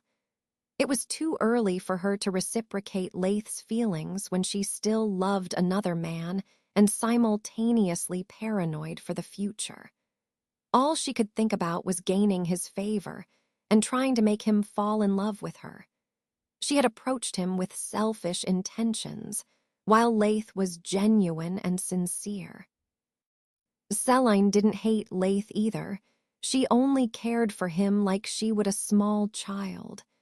Like any responsible adult, she placed a careful filter over herself, which was far different from her times with Xaden. The second prince appeared at a time when her sorrows were pacified, when she could finally live in the present again. In a way, Selene did betray the crown prince. Leith and Selene gazed at one another, their bittersweet memories unfolding right before them. One considered their memories to be the happiest point of his life, while the other considered it to be a fever dream.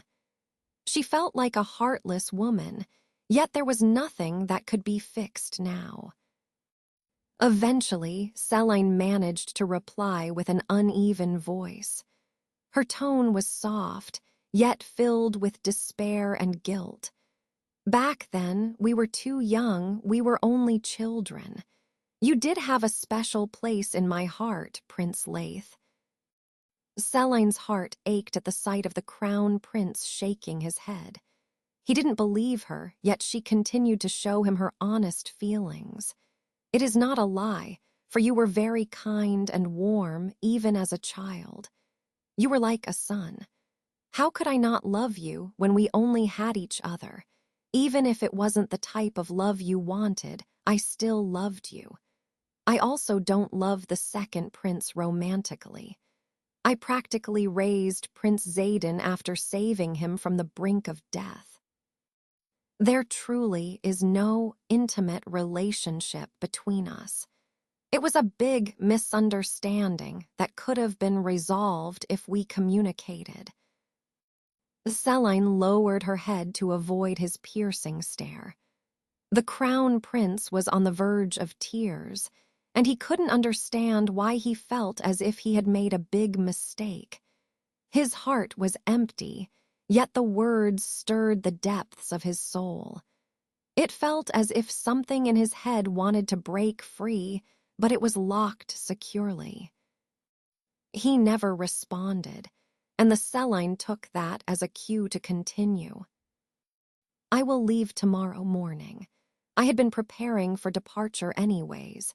She couldn't finish her sentence because she suddenly burst into tears. Selene couldn't believe he was asking her to leave tomorrow, yet she didn't want to argue anymore. I truly am sorry. I apologize for everything I put you through. She couldn't control the pain in her heart and buried her face in her hands. She cried for the what-ifs in their life and the injustice between them. The crown prince seemed too pitiful in her eyes. If we had met under different circumstances, if I never read that book, or if you hadn't gone to war, perhaps then, we could have been together, and I would have definitely fallen in love with you. The heavy silence ensued again, and she sniffled her tears. I guess this is really the end for us. Selene murmured, I pray that you become a wise emperor who will be remembered thousands of years in the future. I wish you happiness and prosperity, Your Highness. She attempted to sound encouraging, yet her words felt pathetic even to her. She was depressed by the conversation. Prince Leith was practically her childhood friend, and one of the few people in Selene's life. Although he was an annoyance when he returned from war, she would never forget such a handsome face. Although she refused to openly admit this secret, she was honored to guide a future ruler. From an objective point of view, the crown prince had grown up well. For a split second, Prince Leith's expression contorted horrendously. He completely covered his head with his hands as if to suppress the throbbing pain. He felt as if his brain was compressed with immense pressure. His face was blank, then filled with emotions the next second before returning to its original poker face. Prince Leith, are you okay? Selene believed that the prince was currently suffering from migraines.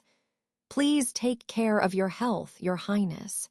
Improve your sleeping habits, modify your diet, and don't be too stressed. Don't speak so kindly to me like that and leave before I change my mind. Laith stammered. His voice broke as he whispered, just go. He buried his face in the palm of his hands, leaving Celine in an awkward position. She would never know what he was truly experiencing. She would never know that there was a war inside the Crown Prince's head. Prince Laith, live well.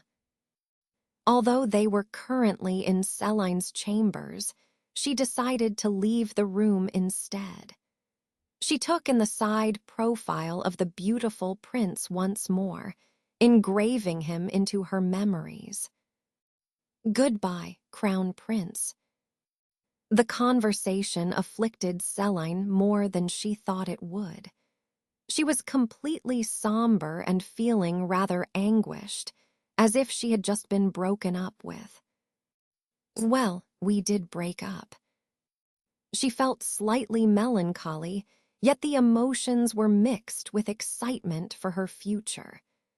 Celine didn't want to look back or think about the Crown Prince again, especially since she would be leaving the Zionite Empire tomorrow.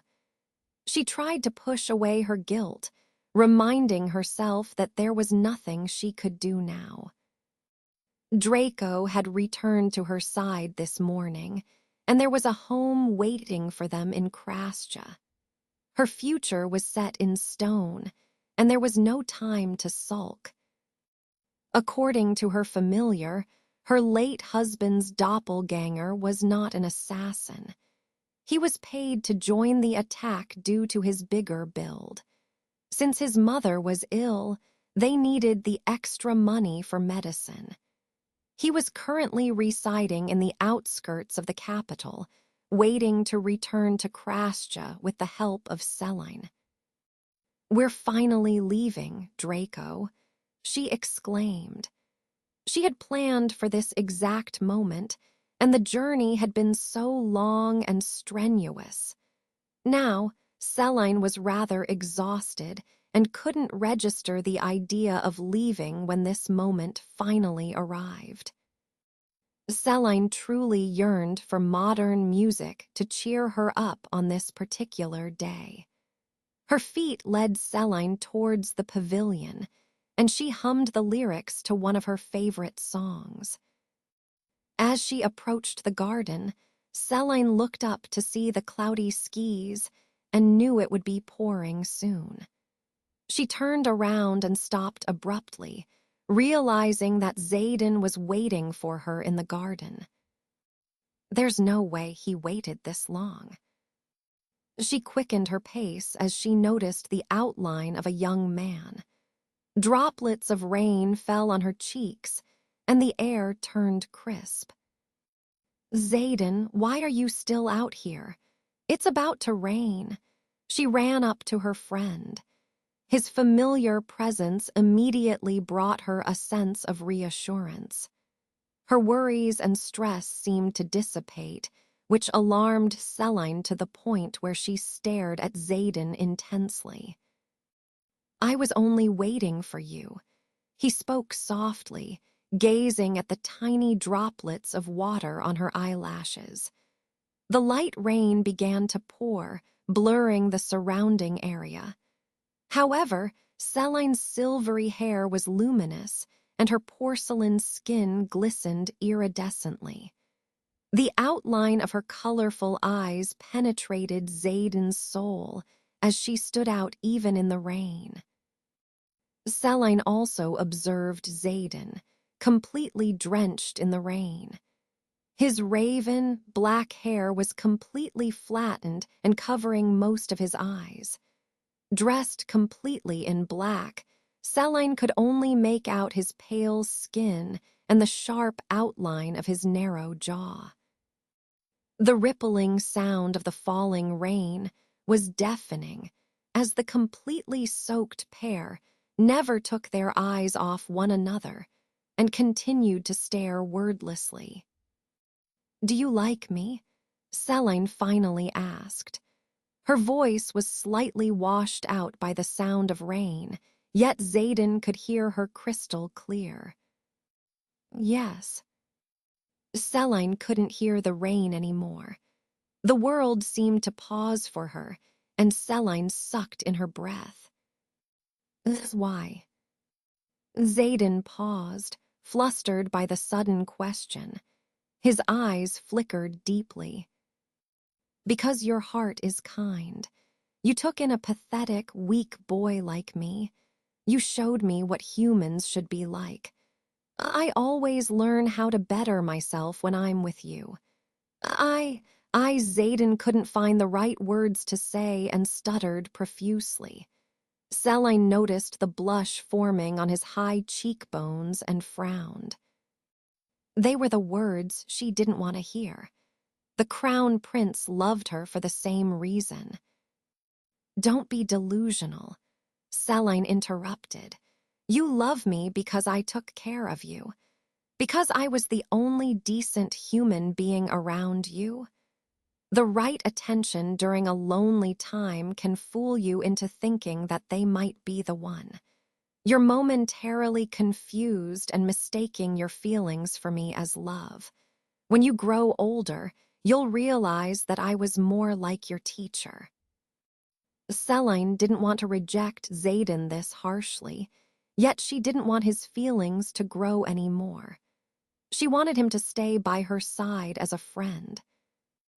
Xaden's eyes widened in confusion as he didn't expect to hear such a response. He quickly attempted to refute her words, yet didn't know how to respond.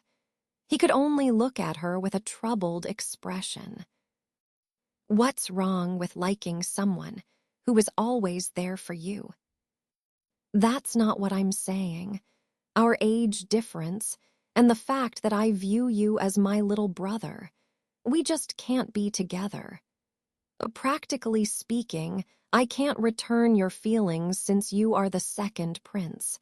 And I'm the crown prince's ex-fiancé who will be kicked out of this country tomorrow. She couldn't bring herself to tell him what had transpired with the crown prince just now. She couldn't ask Xaden to run away with her either. Celine knew he would follow her, and that there was no one here who would truly accept him, yet the words refused to leave her mouth. An onset of nervousness overwhelmed her, and the words died at her tongue. Her cheeks began to redden in embarrassment, as she realized that it would be weird to ask him to follow her to Krasja after thoroughly rejecting him. She told herself that she'd ask tomorrow, hours before her actual departure. Little did Celine know that she would later regret not asking Xaden that day. Hala, how would you respond if I asked you to run away with me? Celine began to undress herself as Hala filled the tub with warm water. Hala was neither surprised or concerned as she answered immediately. I would gladly follow Lady Celine to the ends of the earth. Who would treat me better than my beautiful master? Celine caught Hala's wrist, holding her in place. I'm serious. I'm serious too. Hala smiled sheepishly, and Celine blushed slightly from the honest praise. She lowered her voice, then finally proposed a plan. Then gather all of your belongings and return to my room. You will leave on Draco's back as soon as you return.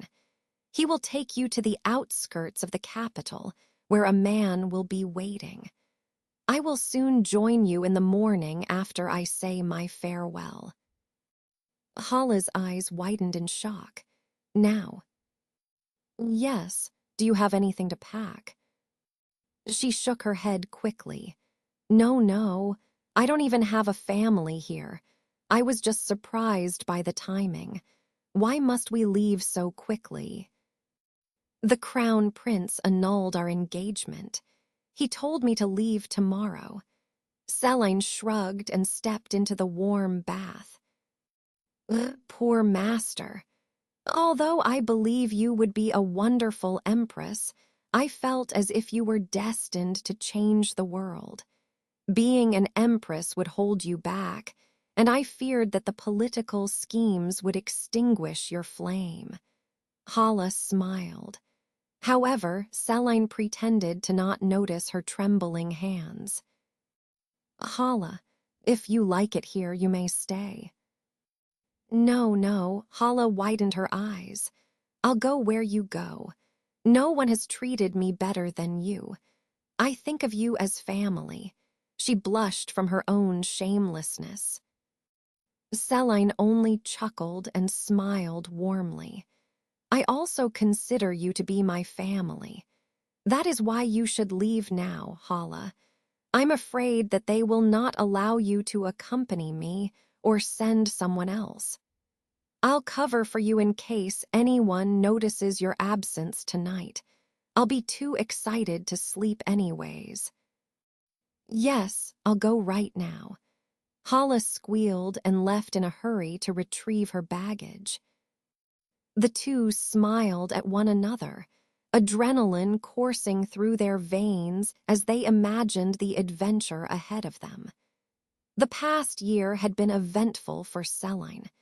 She felt rushed and wholly unprepared. However, if she doesn't leave now, when would she ever leave? She reminisced her life in the palace and was reminded of Oren. She did not care about her biological parents here, yet she would deeply miss those round cheeks of her step-brother. Celine frowned as she thought of Lady Yasna, the only female friend who had truly made her feel less lonely. She realized she would never meet Yasna's newborn. I'll frequently exchange letters with Yasna and Oren. Celine tried to remain optimistic, thinking of ways to stay in touch with her friends. She immediately felt reassured with her plans, believing that life would only get better from here on out. On to new beginnings, Celine murmured.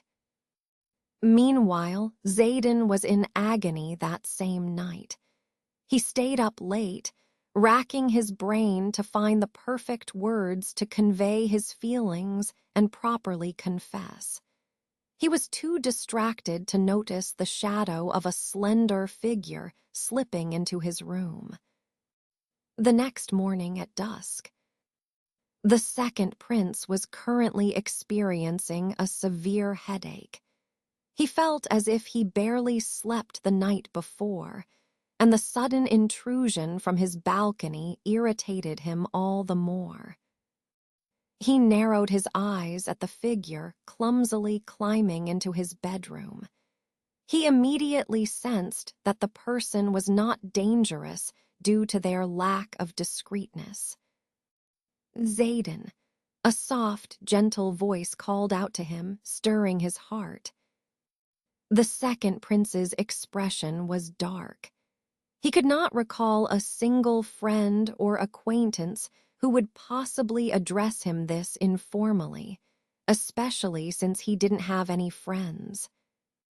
However, the celestial figure before him was the most beautiful woman he had ever seen. An angel, he whispered, his eyes widening in surprise. What?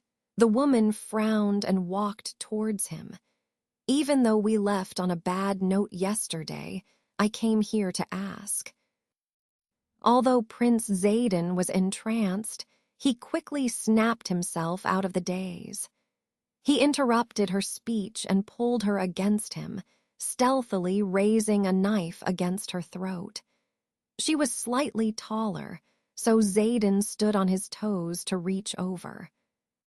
Why is a maiden like you in my chambers? He whispered into Celine's ear, sending a shiver down her back.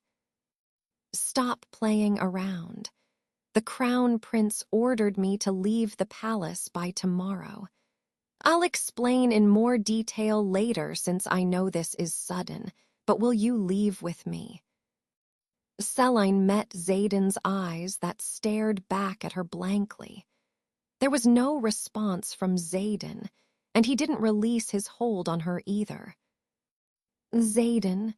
Celine asked. She tilted her head, taken aback by the cold gaze that was directed at her for the first time. He must be really upset by my rejection. Calling a prince by his name will get you beheaded, my lady. I can kill you right now if I wanted tea. Celine slipped away from Xaden's grasp, much to his alarm. He never would have imagined that she knew martial arts and had loosened his grip. "Stop messing with me. It's not funny. I'm serious right now, and I don't have much time left," she spoke sternly. She stretched her arm out to lightly slap him back to reality. Yet Xaden blocked her incoming hand and twisted it, nearly breaking her wrists. "Og, what's wrong with you?" Celine cradled her hand up close and stared incredulously at her friend. This was the first time Xaden had brought her physical pain.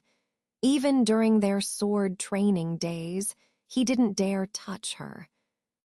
"I want to ask the same for you.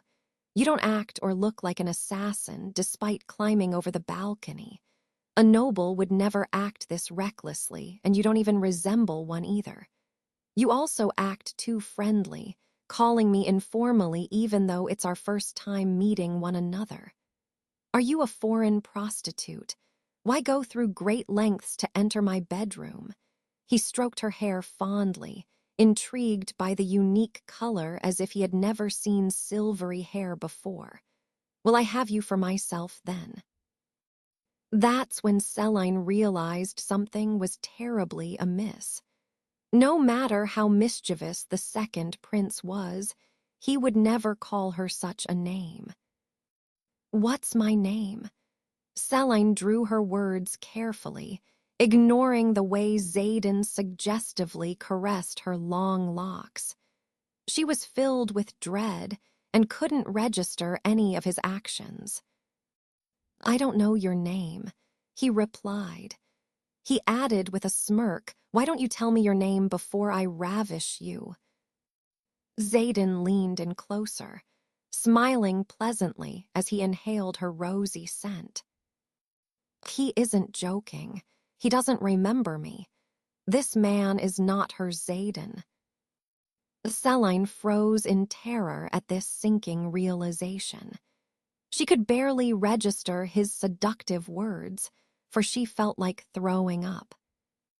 "W.I." She slumped to the floor. "W.I. don't you remember me? What's going on? Who would do this? It's not funny. Why don't you stop speaking and pleasure me instead? Your words give me a headache." She looked up to see Xaden's hardened expression. He stared at her as if she was a stranger, a mere nuisance. It was clear that he only kept her near for her exquisite beauty. Prince Xaden was indeed intrigued by the lovely woman. He had never seen such unique features that were far different from the Zionids. Her eccentric face did not match the Zionid standard ideals, which the prince knew too well due to his own appearance. He felt as they shared similar experiences, which was a pleasant feeling. Perhaps they would get along well. As he began to approach her with a predatory gaze, Celine instinctively crawled away until her back was against the balcony. "Don't say that," Celine spoke solemnly. The fierceness in her eyes startled Xaden. He frowned before laughing at her crudeness. "Are you crying? I almost felt guilty from your expression when I haven't even touched you yet. Don't you know that entering another man's chambers at such an hour is equivalent to offering yourself to me? The tears continued to stream down her cheeks. She whispered desperately, wishing that this was only a nightmare. Stop joking around. You're going too far. Celine whimpered, I can't lose you. Anyone but you. She erupted into a mental breakdown. You're the only one who actually knows me. How will I go on in this cruel world? The second prince furrowed his eyebrows in confusion. He attempted to move closer in order to comfort the crying woman. However, he had never given anyone comfort before. He stood there awkwardly, reaching out to pat her back. Celine cried harder, knowing that Xaden truly didn't remember her anymore. If he did, he would have embraced her by now. The tears rushed down her cheeks as she realized that Xaden would never be a part of her life again. Why are you crying? I'm mostly joking. Xaden ruffled his hair, completely baffled by the situation. How can you forget me? Celine whimpered, stopping Xaden in his tracks. She slapped his hands away and glared at him. Celine didn't want to leave, yet the man before her was not the person she once knew. If she stayed any longer, she would surely suffer the consequences. Draco escaped from her shadow and hissed, offended by the second prince too. He brushed against Celine to offer her comfort while glaring insidiously at the one who made her cry. I refuse to accept this as our fate. I will continue to cherish our memories. Please remember me, second prince. Remember and come find me. Celine smiled sadly and looked away from the prince. She slipped away from his bedroom as quickly as she had arrived, leaving the second prince in a precarious state. Celine realized that the situation had turned dangerous, so she decided to leave secretly. If someone had wiped her away from Prince Xaden's memories, it could be the same for any of her friends. She was only relieved that Hala had left before this phenomenon. She continued to weep pathetically as she sat on Draco's back, who was currently in the form of a horse. A woman stopped in front of Celine, blocking her path. She strained her eyes and was surprised to see Lady Yasna, who was disheveled as if she had rushed to meet Celine. Yasna, what are you doing here? Celine asked dubiously. Her tears momentarily stopped as she took in her friend's bulging stomach. The baby would definitely be due soon. Before Lady Yasna could respond, her eyes widened as she looked past Celine and sensed an imminent danger. Yasna, get back here. It's dangerous. The scream belonged to Lady Yasna's husband, whom Celine could not see as she checked her surroundings. Yasna looked ahead in defiance and pushed Celine off the horse. Even Draco moved back in surprise to check on Celine. Then, an arrow whisked past Celine and pierced Yasna's heart. This event happened so quickly that Celine couldn't even react in time. She watched as Yasna fell with a thud. Her eyes rolled back as her head hit the concrete floor. Yasna. Celine wheezed at the sight of her friend. She couldn't take her eyes off her dear friend, and the pool of blood beginning to form made her gag. Celine panted heavily, unable to breathe. Her sight had become blurry, and Celine felt the bile in her stomach making its way up. She barely felt her familiar transform into a dragon until she was dragged away by him. The onset of arrows couldn't penetrate Draco's skin, so they continued to safely fly upwards. She raised her eyes to the spot where Yasna had stared at, moments before her death.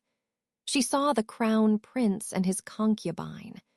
Prince Laith lifted his bow, directing his arrow towards her. Xavia seemed to smile, while Sir Vigos slumped to the floor.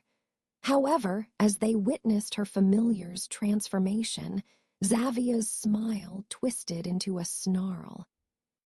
Even the crown prince paused, before resuming his stance and pulling another arrow. This was my sealed fate. I was supposed to die today, but I didn't die because of Yasna and Draco. Celine desperately clung to Draco's back as they flew where arrows couldn't reach them. She cried in pain, as she had lost too many loved ones in one day. She cursed her luck, and knew that someday she would return for revenge. Later in the evening, the night was strangely eerie. The emperor and crown prince sat besides one another around the long, dining table filled with delicacies. Across from the table, a small woman with honey-colored eyes exuded an ominous aura. They seemed to be eating dinner, like a happy family. However, if one observed closely, they would see that only the woman seemed to enjoy the meal. The men across from her barely touched the food on their plate, their eyes empty as they took in each bite. Their bodies were stiff and pale, as if they were a hollow shell. The woman continued to smile and hum merrily, as she even took some food off the emperor's plate. End of Season 1. 4 years later. Krasja's imperial palace was strategically constructed by the first emperor in order to incorporate landscape as a defense base, gain easier access to the ports, and stand gloriously near trade routes. The main palace was built from stone, residing near a densely forested mountain with high peaks. Many neighboring districts surrounded the palace, running lively markets and bi-monthly festivals. Secluded in the mountainous region was a 3-story building with a hip and gable roof. The building was particularly unique since it possessed Western influence. The nearby villagers were not aware of its construction until it was fully built. Because most of the districts consisted of single-storied buildings separated by narrow lanes, the locals believed that the mansion belonged to the aristocrats. Since the mountain range included thick vegetation and hot springs, the residents inside that mansion would surely be living in paradise. The house was remotely built in the outskirts of the central capital, yet it was not too isolated from villagers. Soon enough, the residents came to know the owner of the house. It was Draco, the second richest man in the country, next to the emperor, of course. He was rumored to live with his younger sister, although the sister had never made a public appearance before. Further away from the house were stone steps carved onto the side. These steps led to the heart of the mountain, where one could visit the hot springs and witness the scenic beauty of the high peaks. If a traveler strayed far from the path, they might even be lucky enough to catch a glimpse of a majestic creature. A white, serpentine figure crawled underneath the highest cliffs in its most glorious form. A human would only make up less than a quarter of the dragon's head. The dragon broke through the misty mountains and reached a slender woman who took small steps towards the hot springs. Celine. A pair of twins caught up to the woman, pulling on her sleeves to receive her attention. They were merely 10 years old, possessing similar Christian features including black hair and almond-shaped eyes. One of the twins was noticeably more confident than the other. This twin was a young girl named Ikika. Ikika pushed her brother, Iji, to the side and held the woman's hand. "Can Draco play with us?" she asked shyly, while Iji furiously rubbed his arm in frustration. "You guys want to fly again?"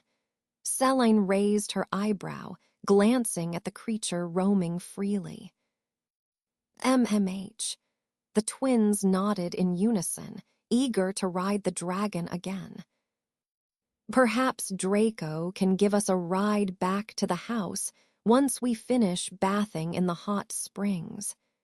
Celine considered their question, then continued to walk upwards. "But we walk too far for a mere bath every day. Why do we need to bathe again and again?" The twins complained very frequently, especially since the long walks often made their smaller legs sore. "A clean person will never get sick." "But..." "And a clean person showers once a day. Plus, the hot springs are rich with carbonates, which makes our skin feel soft and healthy." Celine smiled, and her skin was more radiant than when she first arrived in Krascha. The twins had also noticed that they were beginning to smell like her, which was a very pleasing change. Therefore, the twins could only agree and reluctantly trail behind her. Celine laughed lightly at the sight of the pouting children. They deeply resembled her late husband, which slightly warmed her heart at the thought of him. The twins were indeed the younger siblings of Zakai, the assassin who had stabbed Celine in the stomach a few years back. He was also the spitting image of her late husband. Once Celine had left the Zionite Empire, she had traveled to Krascha with Hala and Zakai. She offered him and his family refuge since he would be killed for failing to accomplish his task. Since then, Zakai, the twins, and their mother had been living in her estate too. Zakai also became her business partner and helped Draco negotiate or speak to the customers in Celine's stead. Although Zakai was deeply integrated into her life, she had long come to terms with the fact that he was not her late husband. She did, however, encourage the growing relationship between Hala and Zakai, believing that their descendants would one day give birth to her late husband. Celine hoped that perhaps they would exist in the future of this parallel world. 4 years had passed since then. Celine was now a 20-year-old woman who had escaped her tragic fate. She had fully grown into a tall, lean woman with an ample bosom. Her features remained the same, although her face had considerably narrowed as she lost the baby fat on her cheeks. One remarkable difference was Celine's hair, which had been dyed black in order to prevent any unwanted attention. Whenever she traveled to public spaces, she wore an eye patch to cover the gold in her eye. Nonetheless, she still stood out due to her height and facial features. Luckily, Celine didn't need to leave the mountains often, for she sent Draco and Zakai in her stead for business purposes. Not to mention, Celine grew her own food and spices. Through Draco, she earned a lot of money, continuing to invent goods and innovative new technology. Celine also acquired a new hobby, where young women commissioned her for makeovers and brought her a positive reputation in return. She only received business once in a blue moon, which wasn't much work at all. She had even decided to create a light bulb, although she never placed it in the market. Celine didn't want the world to enter the Industrial Revolution and further escalate climate change. Therefore, electricity was only used in her home and strictly kept a secret from outsiders. All in all, one could say that she had gone very far in her career as an engineer and businessman. Celine truly believed that she was a very lucky person. She was forever thankful for Draco and all the other friends in her life. She truly wouldn't have made it very far if it wasn't for them. After Celine and the children finished washing themselves, Draco morphed into a smaller dragon in order to take them back to the mansion. As they arrived at the front steps, the scent of meat filled their noses, making the twins drool. "Mom is cooking that dish tonight." They hastily entered their home, revealing a modern interior that Celine had carefully designed. Everyone seemed to gather around the wooden dining table after smelling the wonderful aroma. Even Draco had transformed into a human in order to enter the dining room. The mass production of toilet paper had been finalized and was ready to sell now. Although Zakai and Draco had contributed immensely, Celine had also hired unemployed locals who needed the extra money. It had taken many years to perfect the formula, yet she had finally accomplished her goal through the collaborative effort. Zakai's mother wanted to reward everyone for the accomplishment, so she cooked a special meal in celebration. There was an assortment of side dishes surrounding the bigger plates of expensive meat. Celine smiled as the lively table quickly became filled with jokes and laughter, and the mansion was soon brimming with life. She had never felt such a heartwarming atmosphere even in her previous life. The food in her mouth was savory and flavorful, yet eating with loved ones left a sweet, lingering taste in her mouth. "Since we're celebrating like this, let's go to the festival tonight," Ikika mumbled with a mouth full of food. "Yes, you should go. I'll guard the house while you guys are gone." Celine smiled and wiped the pieces of food around her lips, patting her head affectionately. "You should come with us this time." Hala pouted. "You've never been to one of these festivals despite living here for so long. You would love this event. It is much more fun than the night market in Nur." "Not tonight. I already washed myself." Celine politely declined and resumed eating. However, she still squirmed as she realized that the conversation was far from over. "That's fine, let's go tomorrow then. This festival happens to be a 2-day event." Zakai smiled mischievously, and Celine frowned. "But I stand out too much. I will only be a burden," she complained. Zakai's mother firmly pointed her utensil towards Celine. "It will be a waste if no one witnesses your beauty. You must go and find a man." Although no one is good enough for our Celine, Hala pitched in. Everyone nodded in agreement. Eventually, Celine succumbed to their wishes and agreed to visit the festival. "It's better to go tomorrow. My friend said that the Emperor will be joining our town festival tomorrow. Maybe we can finally take a glimpse at our son," Ig remarked curiously. "Ow, Ouch, why would you hit me? Ikika pinched her brother in annoyance. She quickly checked to see Seline's reaction, who had stilled. Ikika sighed, wanting to punch her dense little brother.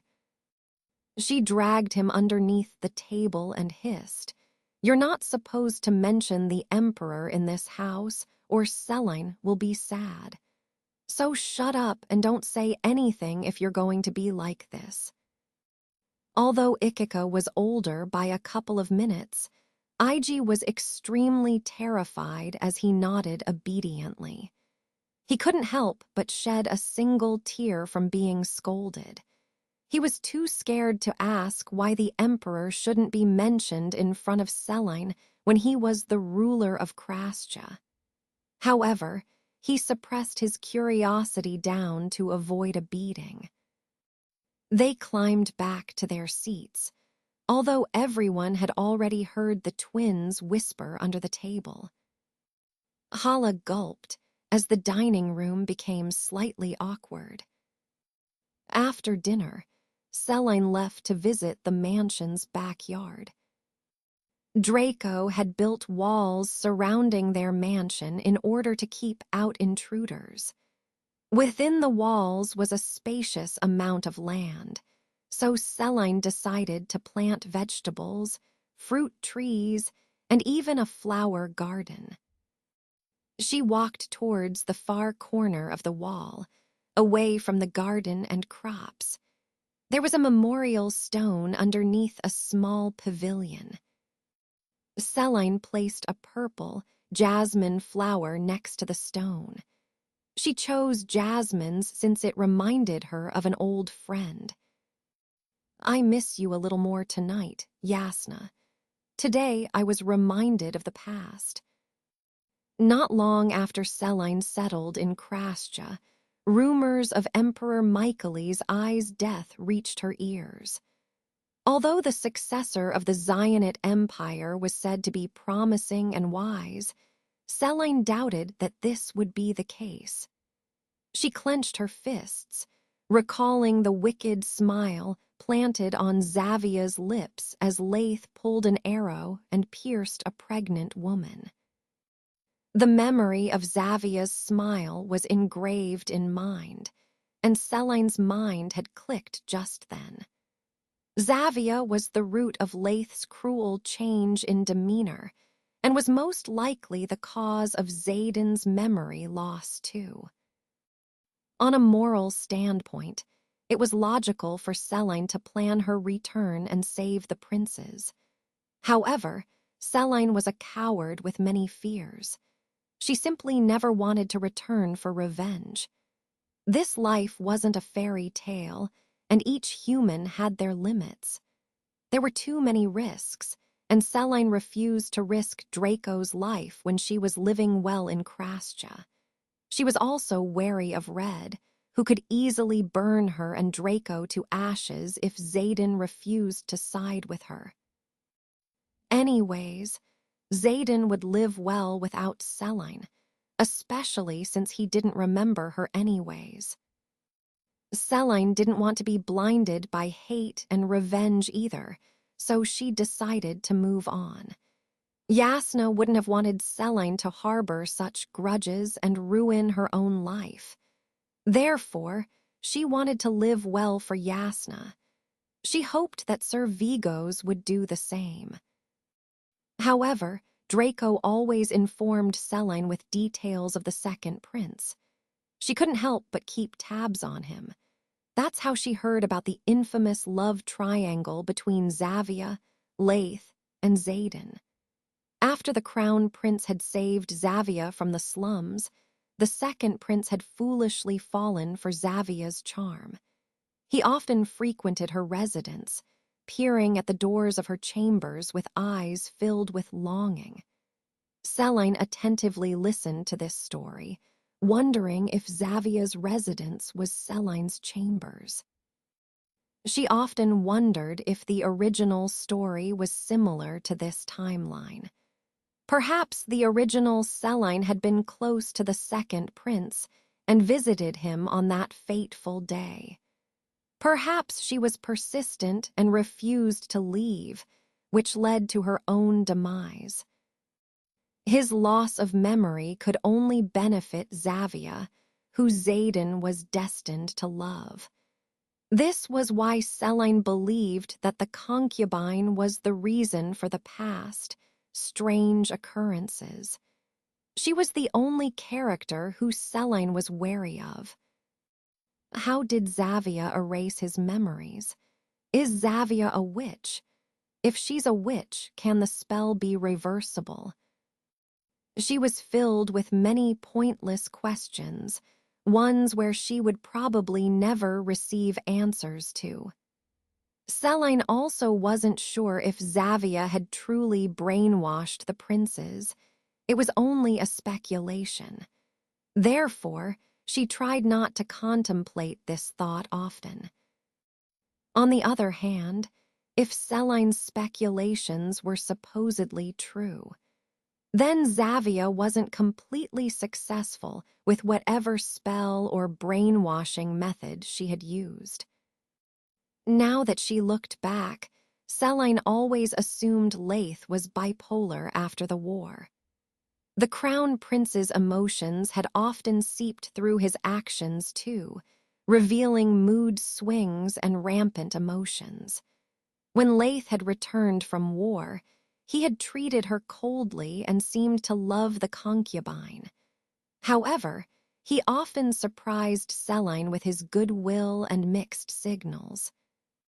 The more she thought about it, she would be more convinced that his last speech was a confession of his honest feelings mixed in with Xavia's brainwashing thoughts. He said he loved me unconditionally with tears in his eyes, yet he had completely contradicted those words by calling Xavia his one and only. Selene wouldn't have given a second thought about this transition, especially since one can move on from their past love and still be sentimental. However, Leith's tone had been off when praising Xavia. He sounded as if he was forcing the words out, resembling a robotic voice. When Leith looked at Selene, he looked as if he was still in pain. In fact, Selene was definitely sure that Leith was void of emotion the day of her departure.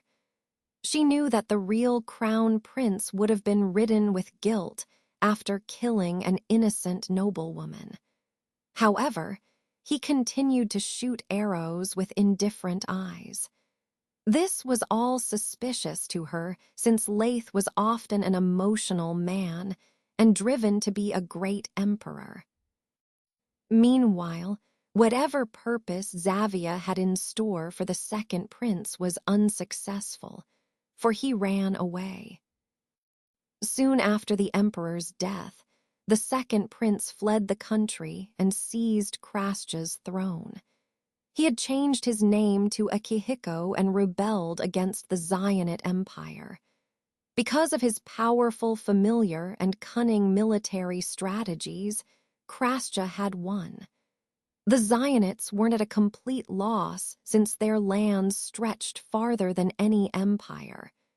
However, this opposing side retreated for the time being.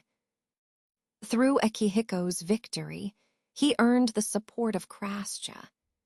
Selene vividly remembered the country celebrating for months on end for their newfound freedom. The country was not wary of the new emperor at all, since Akihiko possessed the royal blood of Krasja from his mother. The villagers even acknowledged and deeply respected the new emperor, since the land began to stabilize and prosper under him. Draco also earned the respect of this country because he provided resources for the emperor. Through Draco, Selene improved Krasja's economy and vegetation.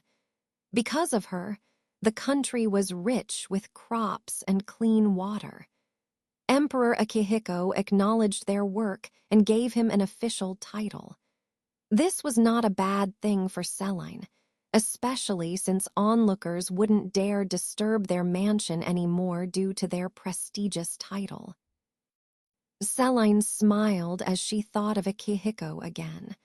Although their memories only existed within her, she still felt proud of the boy. Akihiko's dragon had become a symbol of hope and sovereignty for the people. The people felt secure and proud of their emperor, as dragons were considered to be sacred. He was truly loved by all and coined as the pride of the country. Akihiko was often nicknamed as the Sun, which was fairly ironic since he had been labeled as the opposite in Nur. Recently, Akihiko had become a source of gossip since he was still a handsome bachelor.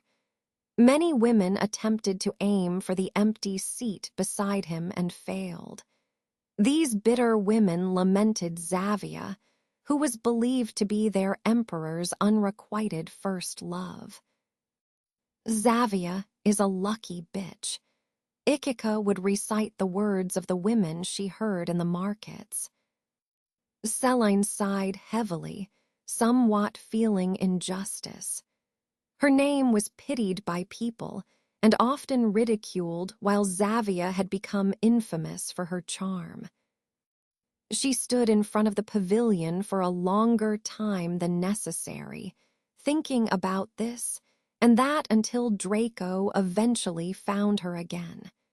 He nuzzled her, and she held him close. "You can't leave me, Draco. Others may enter and leave my life as they please, but not you," Celine whispered. Life had been fairly difficult for Celine. Besides the tragedy in her previous life, Yasna and Xaden were both ripped away from her in the blink of an eye. There were many sleepless nights as she recalled Yasna's lifeless body and Xaden's cold gaze. However, Celine lived peacefully now. The new chapter in her life had been filled with fortunes and warm memories from the household. She wished she could continue to live this way and not lose anyone else. Same hour, in the main palace of Krascha. The newly renovated throne room satisfied Emperor Akihiko's taste. The palace was set within massive stone walls and elevated off the ground with stone steps. The palace itself was decorated with thatched roofs and a dark interior. Behind the sliding panels and folding screens of a particularly lavish courtroom, a beautiful man sat on a cushioned seat. He wore a silk robe with a large dragon embroidered on the back. It hung around his shoulders loosely, revealing his white trousers and sculpted body. The emperor had concluded his meeting with dignitaries who detailed the plan for the following festival held tomorrow night. The new emperor was fond of such festivities. The smoky and loud atmosphere was somehow a nostalgic experience for him.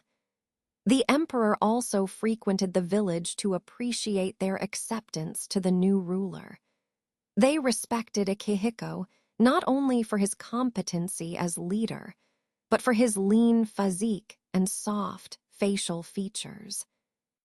This was a complete contrast from the way he was treated in Zionite Empire.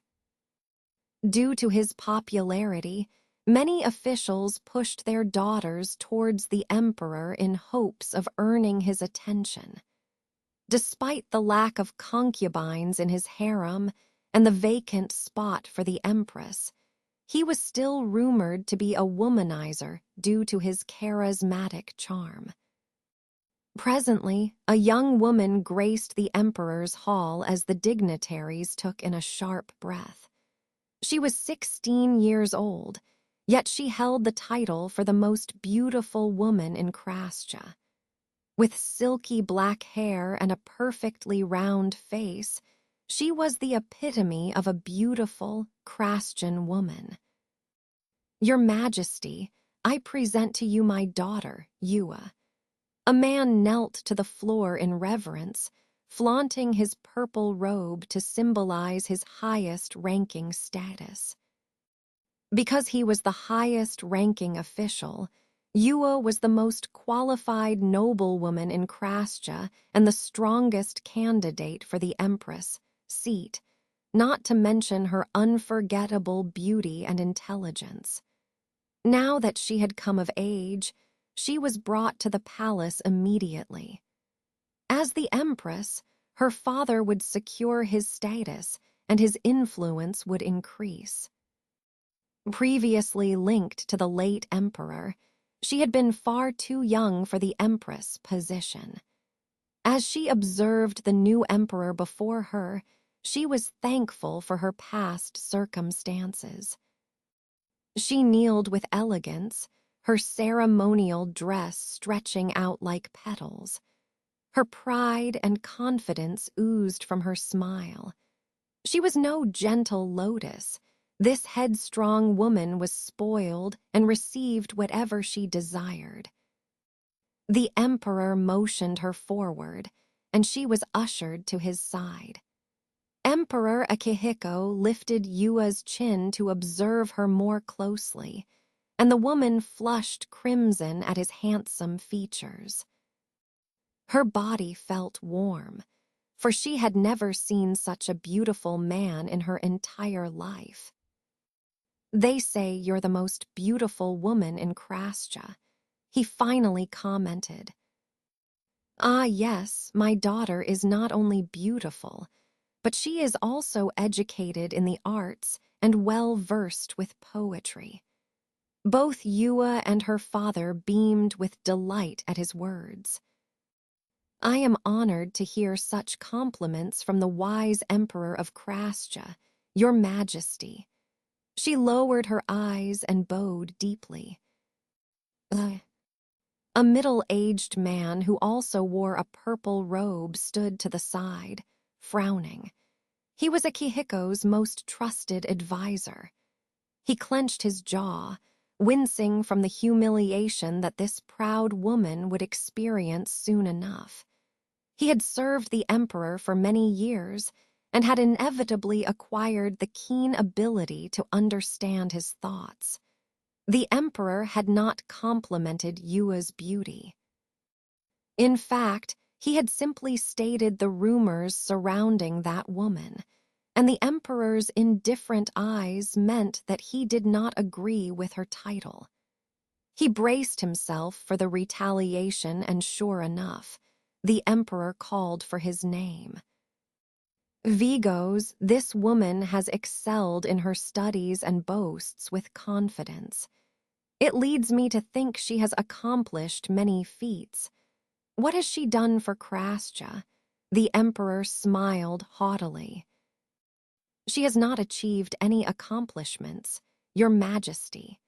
Sir Vigos replied strongly, although his palms were sweaty from the opposing side's glare. Because Yua's father had not earned the new Emperor's favor as of yet, his position was threatened by Sir Vigos. There was uneasy tension as Sir Vigos continued to account for Yua's lack of participation even within the social circles. Although Yua was considered the flower of Krasja, she had committed many misdeeds and harmed multiple servants. She reigned the social circles amongst women in fear, rather than coaxing them to her side. Therefore, her name had become tarnished when the previous emperor passed away. She was no longer the daughter of the highest official, for Sir Vigos held the spot now. Has she displayed any technical skills that will ensure her competency as head of the inner palace? The emperor probed. Sir Vigos shook his head, glancing at the bashed woman apologetically. "You are an intelligent woman with many connections, yet you have done nothing for my country. You want to be my wife, but shouldn't you at least be qualified to lead the country with me?" The emperor raised his eyebrows, and Yua squirmed, shaken by the sudden criticism. Her face had turned a darker shade of red from humiliation. The surrounding nobles coughed at his sudden remark, and the air was filled with awkward silence. Yua's delicate smile faltered before she mustered up her courage again. How can a woman accomplish such a difficult task? A woman should be obedient and submit to their husband.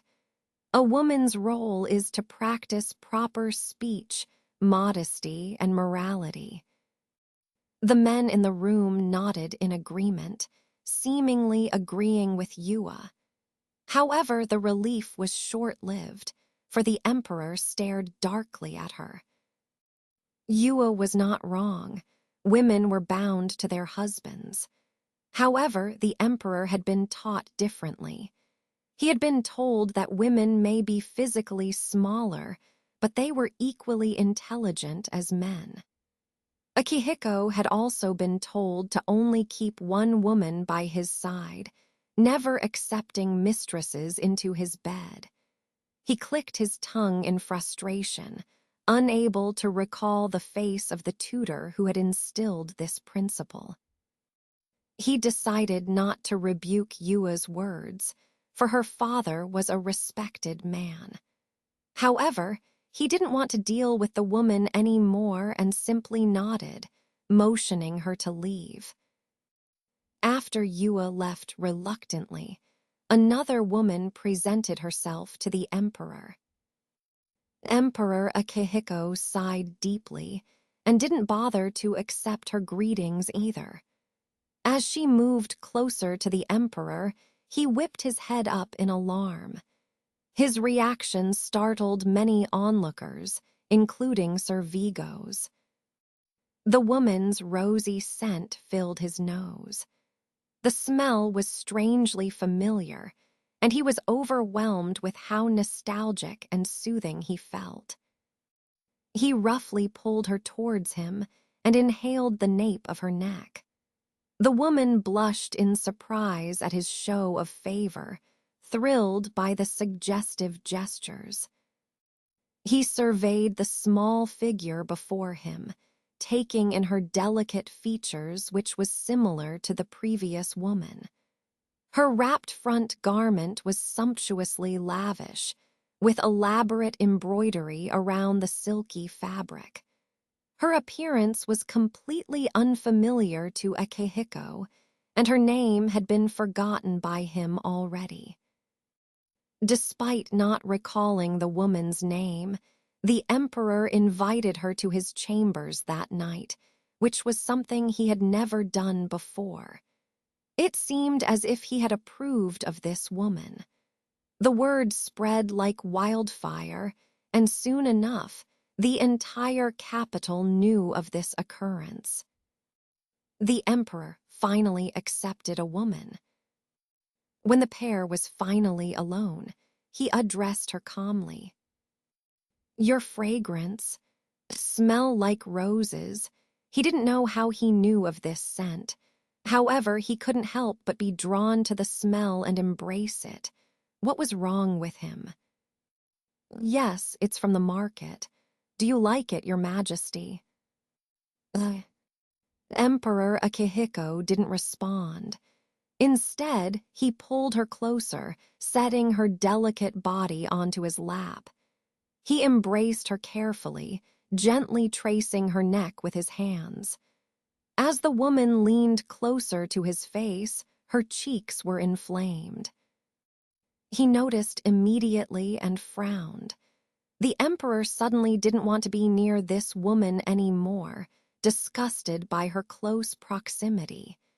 He abruptly drew away, snapping out of his own trance.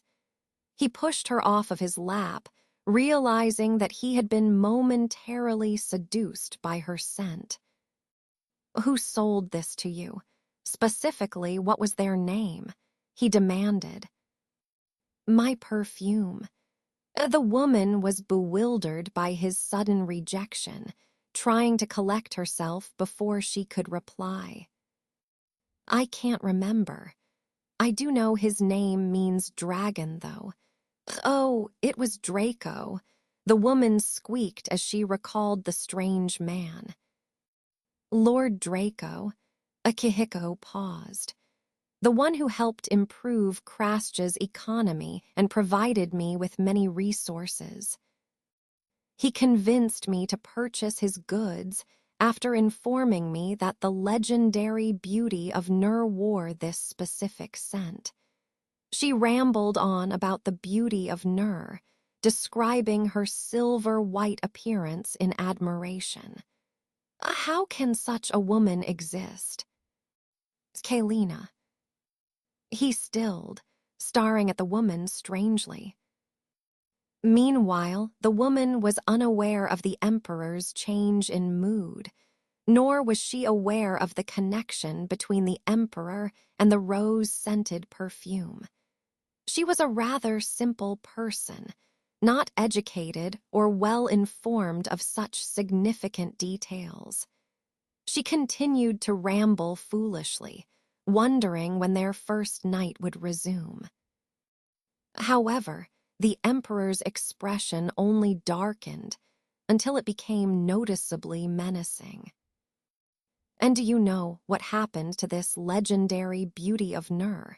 He finally questioned. No, Your Majesty. She was a foolish woman, driven out of the country because of her madness. She widened her eyes in surprise.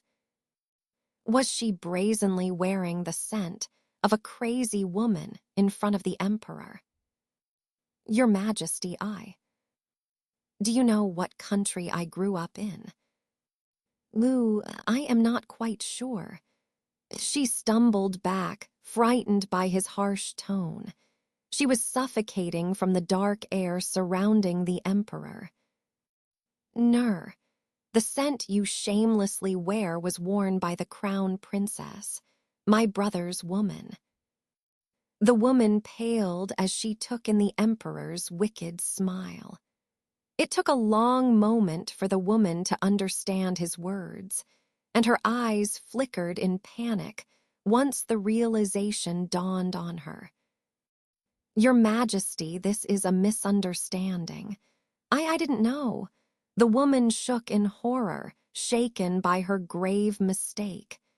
She lowered her forehead to the cold floor, shivering in fear. You didn't know that we are currently at war with the Zionites and accepted their goods. I have committed a sin, Your Majesty. Please spare me. The woman groveled on the floor, begging for the Emperor's mercy. However, she was eventually pulled away by his men and ushered away, like all the other women who failed to capture his interest. The Emperor was deep in thought as the commotion was handled by Sir Vigos. The Emperor's right-hand man had expected this outcome and wasn't surprised as he watched the pitiful woman be dragged away. He had already prepared for the mess and provided an escort for the woman ahead of time. He walked into the Emperor's chambers and paid respects to Akihiko. He was surprised to see the sullen expression on the Emperor, who was spread out on his bed, looking up at the elaborate patterns on the ceiling. Tell me, Vigos, what was Kalina like? Kalina. Yes, you had previously informed me that Kalina was your late wife's closest companion. Surely you would know what she was like then. Sir Vigos' expression seemed to shatter. His face crumbled as he smiled sadly. My greatest regret was not paying enough attention to my dear wife. I was blinded by my own greed and never asked about her friendships. I am sorry, Your Majesty, but all I know is that my wife loved her as she would a sister. Since she is a great judge of character, I am sure that Kalina was a wonderful person. Emperor Akihiko gave Sir Vigos an odd look. After Vigo's wife had passed away, he had pledged himself to the second prince. He had lost all ambition and greed, yet his hatred towards the crown prince never washed away. Lending his experience and skills, Akihiko successfully left the Zionate Empire and succeeded Krasja's throne. This was part of Sir Vigo's plan for vengeance. He waited patiently for the opportunity to crush the Zionate Empire and personally kill his wife's murderers. The Emperor Akihiko never understood Sir Vigo's complicated expression. If he didn't care about his wife when she was alive, why did he care now? Sir Vigos ignored his emperor's watchful eyes and continued. "Your Majesty, it's been many years since you ascended the throne. If you continue to reject every woman, there will no longer be any candidates left. Please consider a consort or concubine, Your Majesty. I am concerned for the Phut. I understand that I must choose an empress and name a successor in order to secure the throne we usurped." Emperor Akihiko interrupted. "However, you shouldn't be the one to remind me, for you haven't accepted a wife either." Sir Vigos was Emperor Akihiko's most trusted advisor, which made him quite popular amongst the women. He was also a well-built, chiseled man from the Middle East. Many women swooned at his striking appearance. However, Sir Vigo's heart only held room for Yasna, and he never accepted another woman. His late wife had also left him a daughter, who had miraculously survived that fateful day. He raised his daughter with the utmost care, and had no time to spare other women a glance when his hands were always filled. "I am sure that you must attend to your child now that it is very late in the evening. You may go." The emperor dismissed his friend, not wanting to hear his objections. He had originally wanted to ask Vigos about Draco, who seemed to have a connection with Kaelina and Nur. For now, he wasn't a threat to Krasja, so there was no need to investigate now. The emperor also wanted to investigate their relationship on his own, too. "Yes, Your Majesty." Sir Vigos deepened his bow before turning away. He paused, wondering if he should ask if the memories of Kaelina were slowly returning. Then Sir Vigos quickly stopped himself. "My daughter is waiting." He scolded himself and rushed out. "Kaelina and Draco," Akihiko murmured. He continued to stare aimlessly at the ceiling above him, recalling the past. Ever since the day Kaelina intruded into his chambers, he had soon discovered her identity as the crown prince's fiancée. She was portrayed as an evil woman who was supposed to die for her sins on that fateful day. Instead, Kaelina had escaped and was never seen since. Such trivial news wouldn't have affected the second prince, yet he was curious to know why she had asked him to run away with her. He wasn't particularly close to the crown prince and couldn't understand why his previous fiancée would casually barge into his room. However, he was never in a position to speak freely with the crown prince and the emperor, let alone dine with them. After her departure, Xaden harbored an unbearable ache and feeling of emptiness in his heart. He had long forgotten the warmth and love of his mother living in the isolated palace for as long as he could remember. He taught himself how to read, speak, and endure the harsh treatment as a half-blood prince. However, there seemed to be a void in Xaden's life, and he didn't know the root of this strange emotion. He often found himself walking towards the previous crown princess room, which was now occupied by Xavia, as if there was something missing in the second prince's life. Xaden couldn't forget the warmth in Kalina's eyes and the familiar way she had addressed him. Because the second prince was isolated from society, he was never able to dig into the crown prince's previous fiancé. The palace was even forbidden from mentioning her name. No one had bothered to tell him what his heart was yearning for until Sir Vigos had climbed out of his state of mourning and pledged allegiance to the second prince. Sir Vigos was shocked to hear that the second prince didn't know who Kalina was.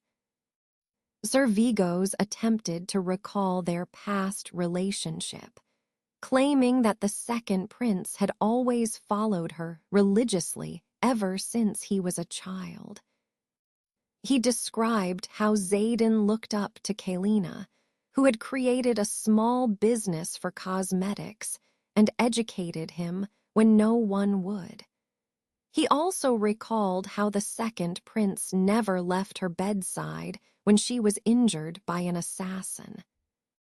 The second prince surged with anger, and Red nearly turned Sir Vigos into ashes on the spot. Xaden angrily denied the official's words as blasphemy, eyes brimming with redness as he interrupted his stories. How could the second prince possibly believe that someone had cared for him? Akihiko would surely remember spending time with such a woman. Therefore, Sir Vigos was careful to never mention Kalina again. However, Xaden only felt worse. Every night he dreamed of Kalina.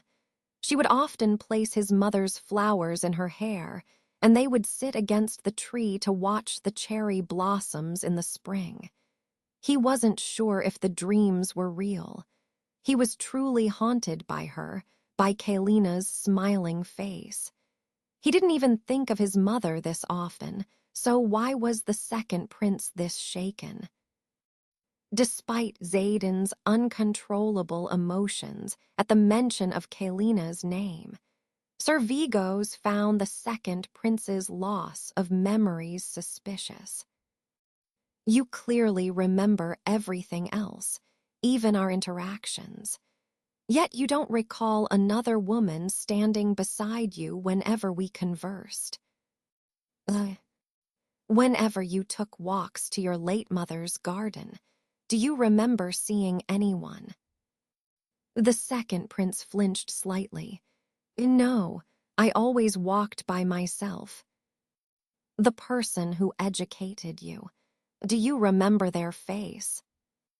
He frowned as he recalled his tutors' faces, all except for one. Your Highness is a healthy man, a genius renowned for your strength. There hadn't been any incidents surrounding the second prince, and you never suffered from any internal injuries either. It seems as if someone was deliberately removed from your memories, Sir Vigos concluded. How would that be possible? And for what reason? He was baffled. Did nobles consider the second prince to be a threat when he was constantly looked down upon? Xaden could not help but laugh coldly. Sir Vigos frowned before lowering his voice. It is very possible, for black magic exists. Ever since the emperor had become very lazy, there were many cases where forbidden magic was present. Their conversation drifted away from Kalina. They had noticed the change in the emperor and crown prince, and their suspicions narrowed on Xavia. She often came to visit the second prince, yet he guarded himself and never let her speak to him for long. Eventually, Sir Vigos could sense the dark magic from Xavia and knew that they wouldn't be able to resist her powers for too long. His hatred towards Yasna's murderers further urged him and Zayden to flee Nur, and they devised a plan to overthrow the weak king of Krasja. The task was not difficult to accomplish, especially since the combined strength of their familiars could easily defeat the small army of Krasja. Soon enough, the second prince sat on the bloody throne as officials bowed to their new emperor. On that day, Zayden had become a Kihiko. Earning respect from Krasja also came naturally, since Akihiko possessed the royal blood of Krasja and could even speak the language fluently. A merchant named Draco had also surged in with his abundant resources, helping the country prosper tremendously. The country praised the emperor's just policies, luck, and wisdom, welcoming their new emperor. Possessing the familiar of a dragon also earned the trust of many elders and prevented rebellion. As the country became stable, nobles urged Akihiko to marry and secure his bloodline. Emperor Akihiko had been far too busy to accept a woman onto his bed, and he certainly wouldn't allow any woman to be near him, to the officials' surprise. He had forgotten about Kalina until marriage was mentioned, and he frowned deeply. Discomfort etched its way to him, and each woman who attempted to earn Akihiko's favor failed terribly. What a disappointment, he thought to himself. None of these women were interesting, and they had nothing to offer as empress. Choosing an empress was currently the most difficult task at hand. The night of the festival, Emperor Akihiko casually sat in a private balcony where he overlooked the entire stage and market. His silk robes glistened as the aristocracy surrounded his luxurious booth. The screens were decorated with the richest colors and drawings. The nobles watched the special stage intently, praising the dancing women that captivated the entire market. The air was filled with shouts and laughter, although it could only be faintly heard from the booth. Night vendors filled the streets, and the market was crowded.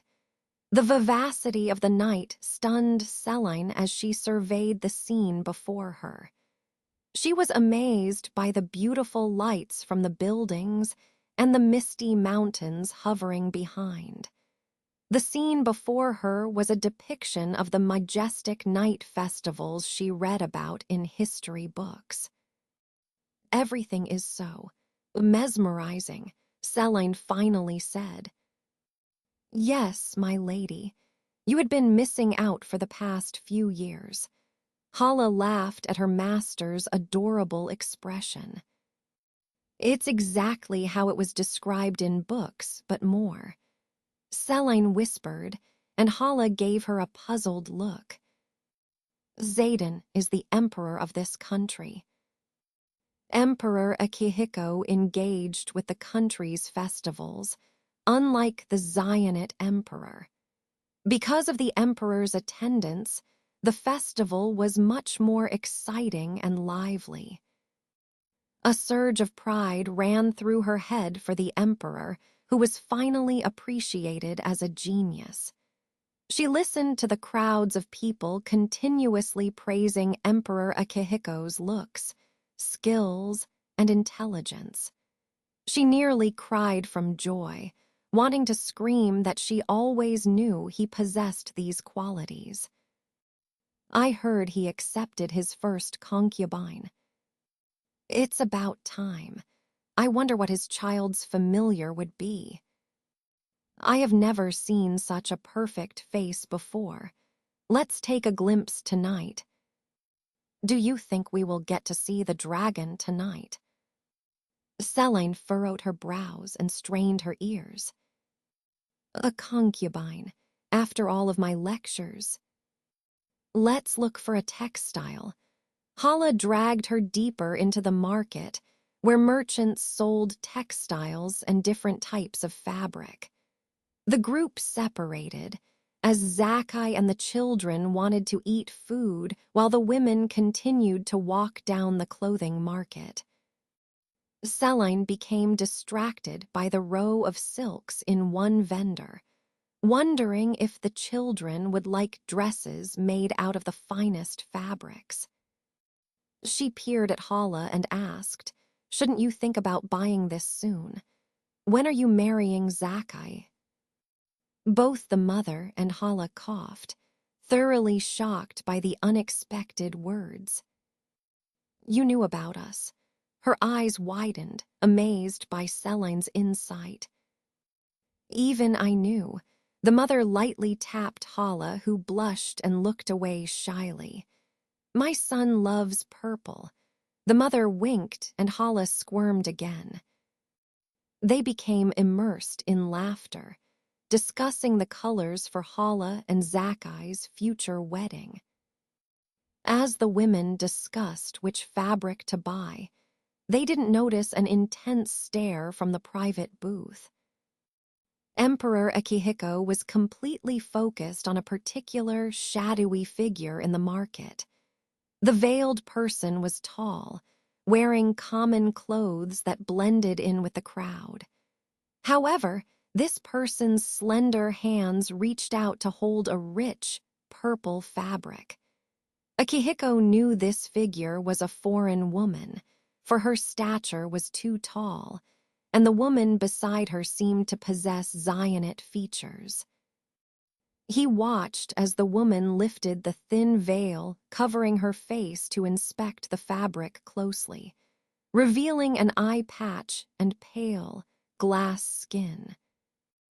Akihiko stilled himself as he recognized the purple color in her other eye. The woman's hair was unnaturally black and slightly tanned from the sun, yet the emperor recognized her immediately. He abruptly stood up, startling the surrounding nobles in the booth.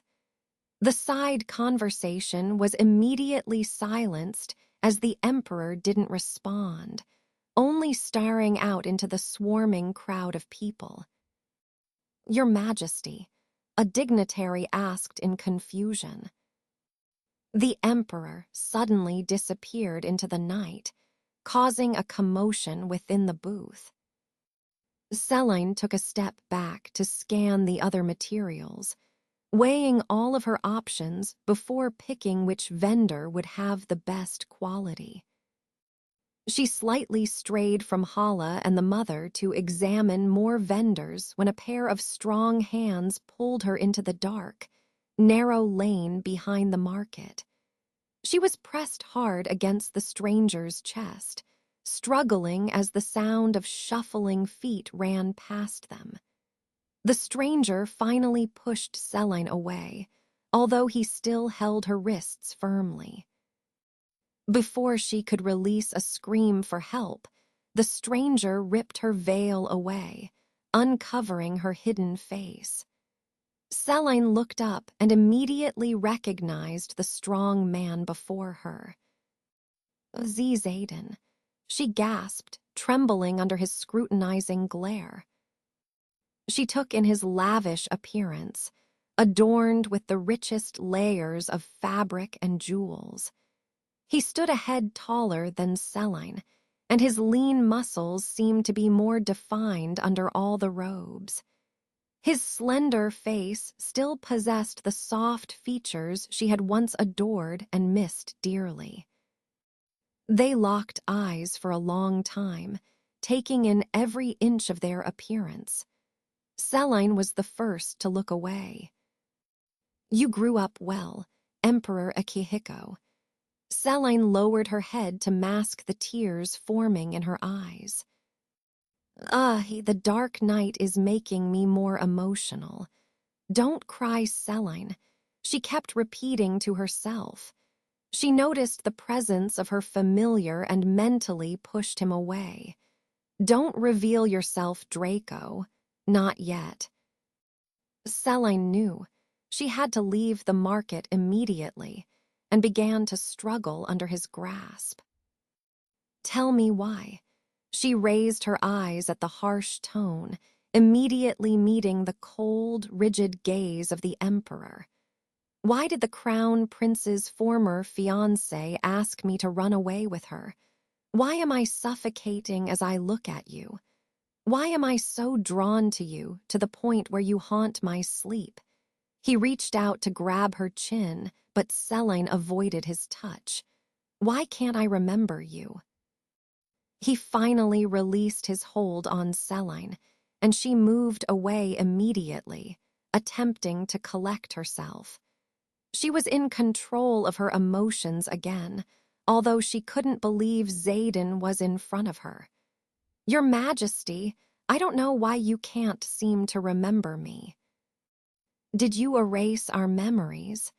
His eyebrows furrowed in disbelief. He also couldn't understand how she was once a part of his life and why he couldn't remember. He still didn't believe Sir Vigo's words, yet the woman before him made him think otherwise. No. Was it Xavia? Perhaps. I am not entirely sure. He frowned at her reluctant tone. What was our relationship like then? Selene paused for a long time, wanting to perfectly describe their memories. She said the words she had always wanted to say. "We were like siblings. I saved you from the forest and raised you as my own. My love for you was so big that it filled the empty spot of your mother and father. It is a shame that you don't recall our times together anymore. We had made many fond memories.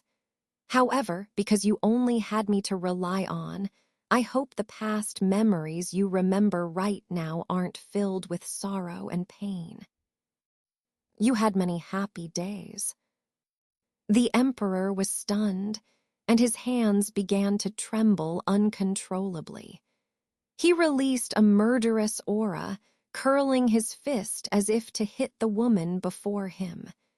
Instead, the punch went straight to the wall behind her, creating a loud sound that was drowned by the crowd outside. He sneered as Selene froze. Akihiko grabbed her shoulders and squeezed them, making her wince in pain. "There was no one beside me in the past. No one ever loved me. I would never forget the person who treated me like that. How dare you lie to me?" "Xaden," Selene whimpered. She was saddened by his painful response. Does he really believe he was alone all this time? How much had the second prince suffered? "Xaden, is that you?" A high-pitched voice suddenly filled the narrow alley. Both figures whirled around to where Hala stood.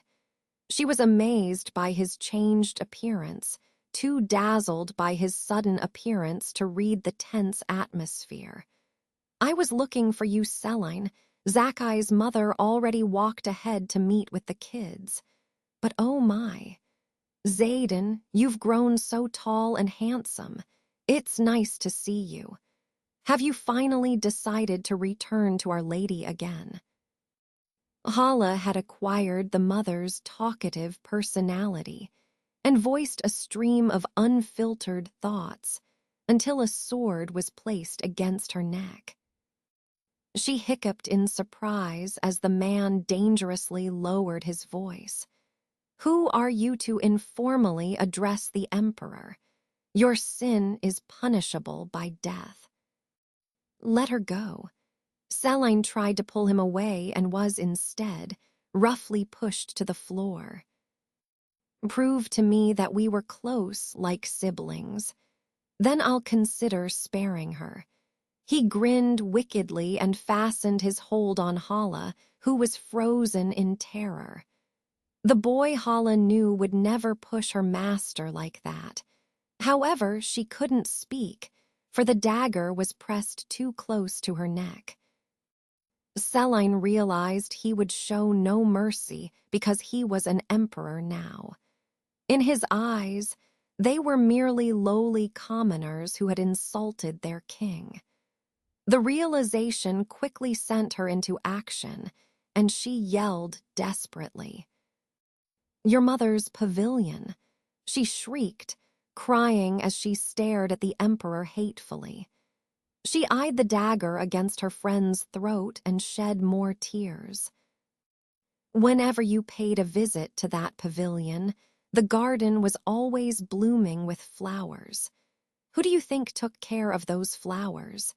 If it wasn't for my care, that abandoned garden would not be so lively. We watched the cherry blossoms fall every year. I took care of you when you were ill and nursed you back to health. The person who you want to kill right now brought you food every day." The emperor's eyes flickered in recognition, and he closely surveyed Hala again. He could recognize this servant, but not the woman on the floor. "You continue to spout nonsense and lie. This woman was merely a servant doing her job." Emperor Akihiko glanced at Selene before he turned away, ready to kill the mannerless servant. Then Selene screamed again. This time the emperor froze. "If you kill her, I'll hate you forever." She drawled each word. "If your memories return, you will realize what you have done. By then, it'll already be too late. I will never forgive you." The emperor finally threw the dagger to the floor after a long pause. Hala staggered back before falling to the floor in shock. He faced Selene, and his expression twisted in confusion. He realized his men were drawing closer to the empty lane, and Akihiko gave Selene a long look before disappearing into the night, disappearing as quickly as he came.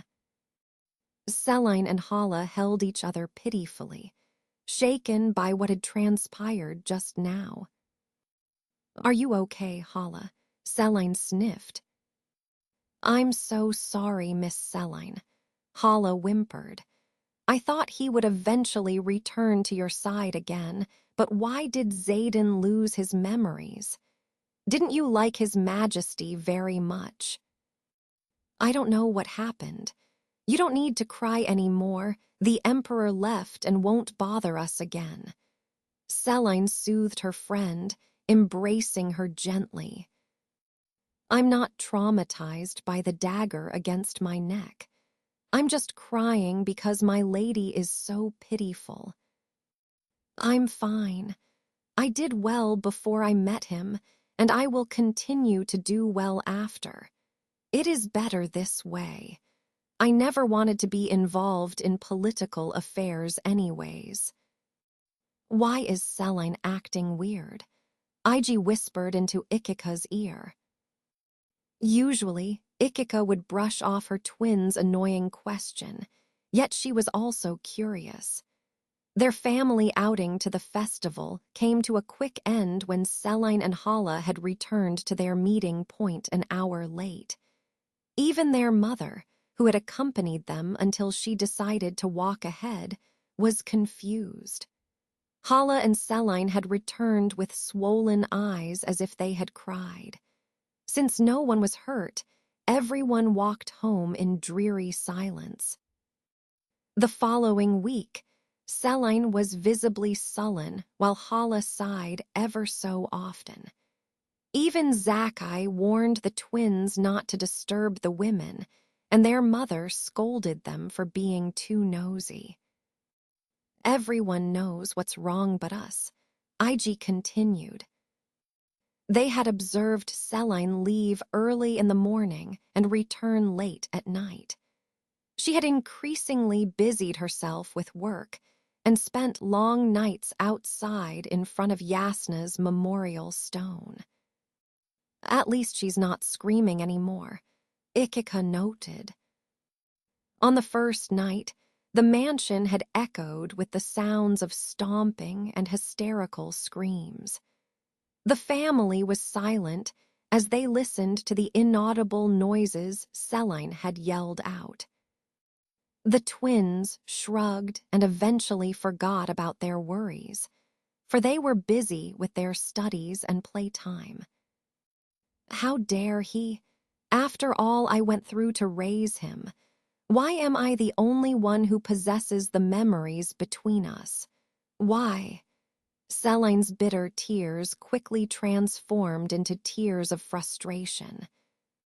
Thankfully, she calmed herself before her emotions became out of control. She remembered his eyes clouded with confusion and unfamiliarity.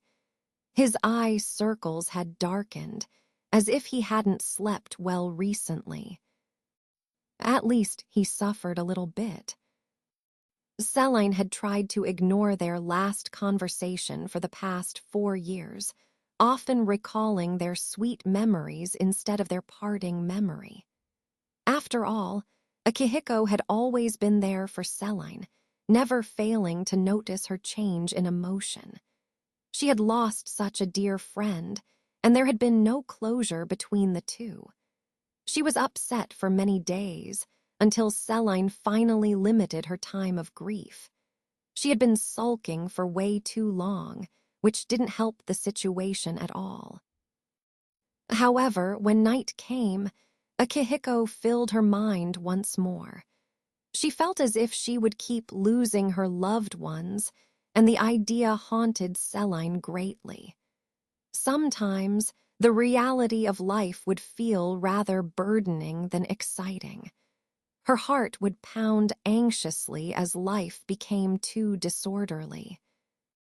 Celine began to dread the setting sun. She didn't want to feel broken and succumb to anxiety.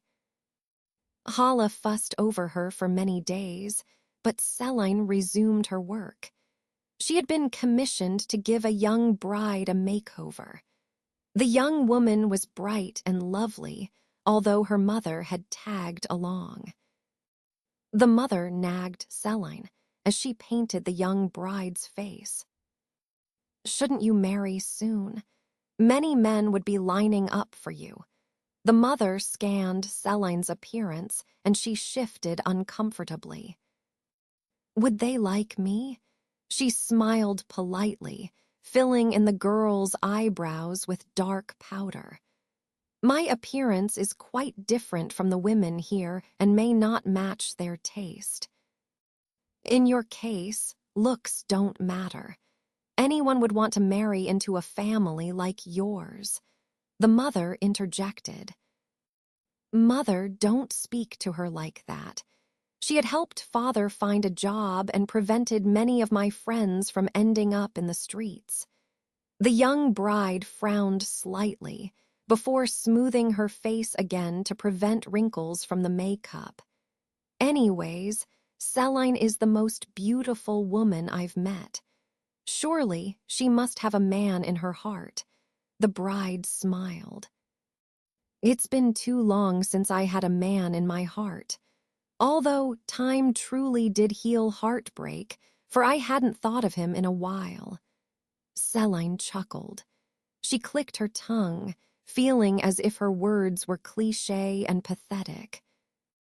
"Really, how could you possibly move on from the love of your life?" Celine tilted her head. "It takes many years, but eventually humans forget the pain. A broken human can never be healed completely. Just like a deep wound, it will scar.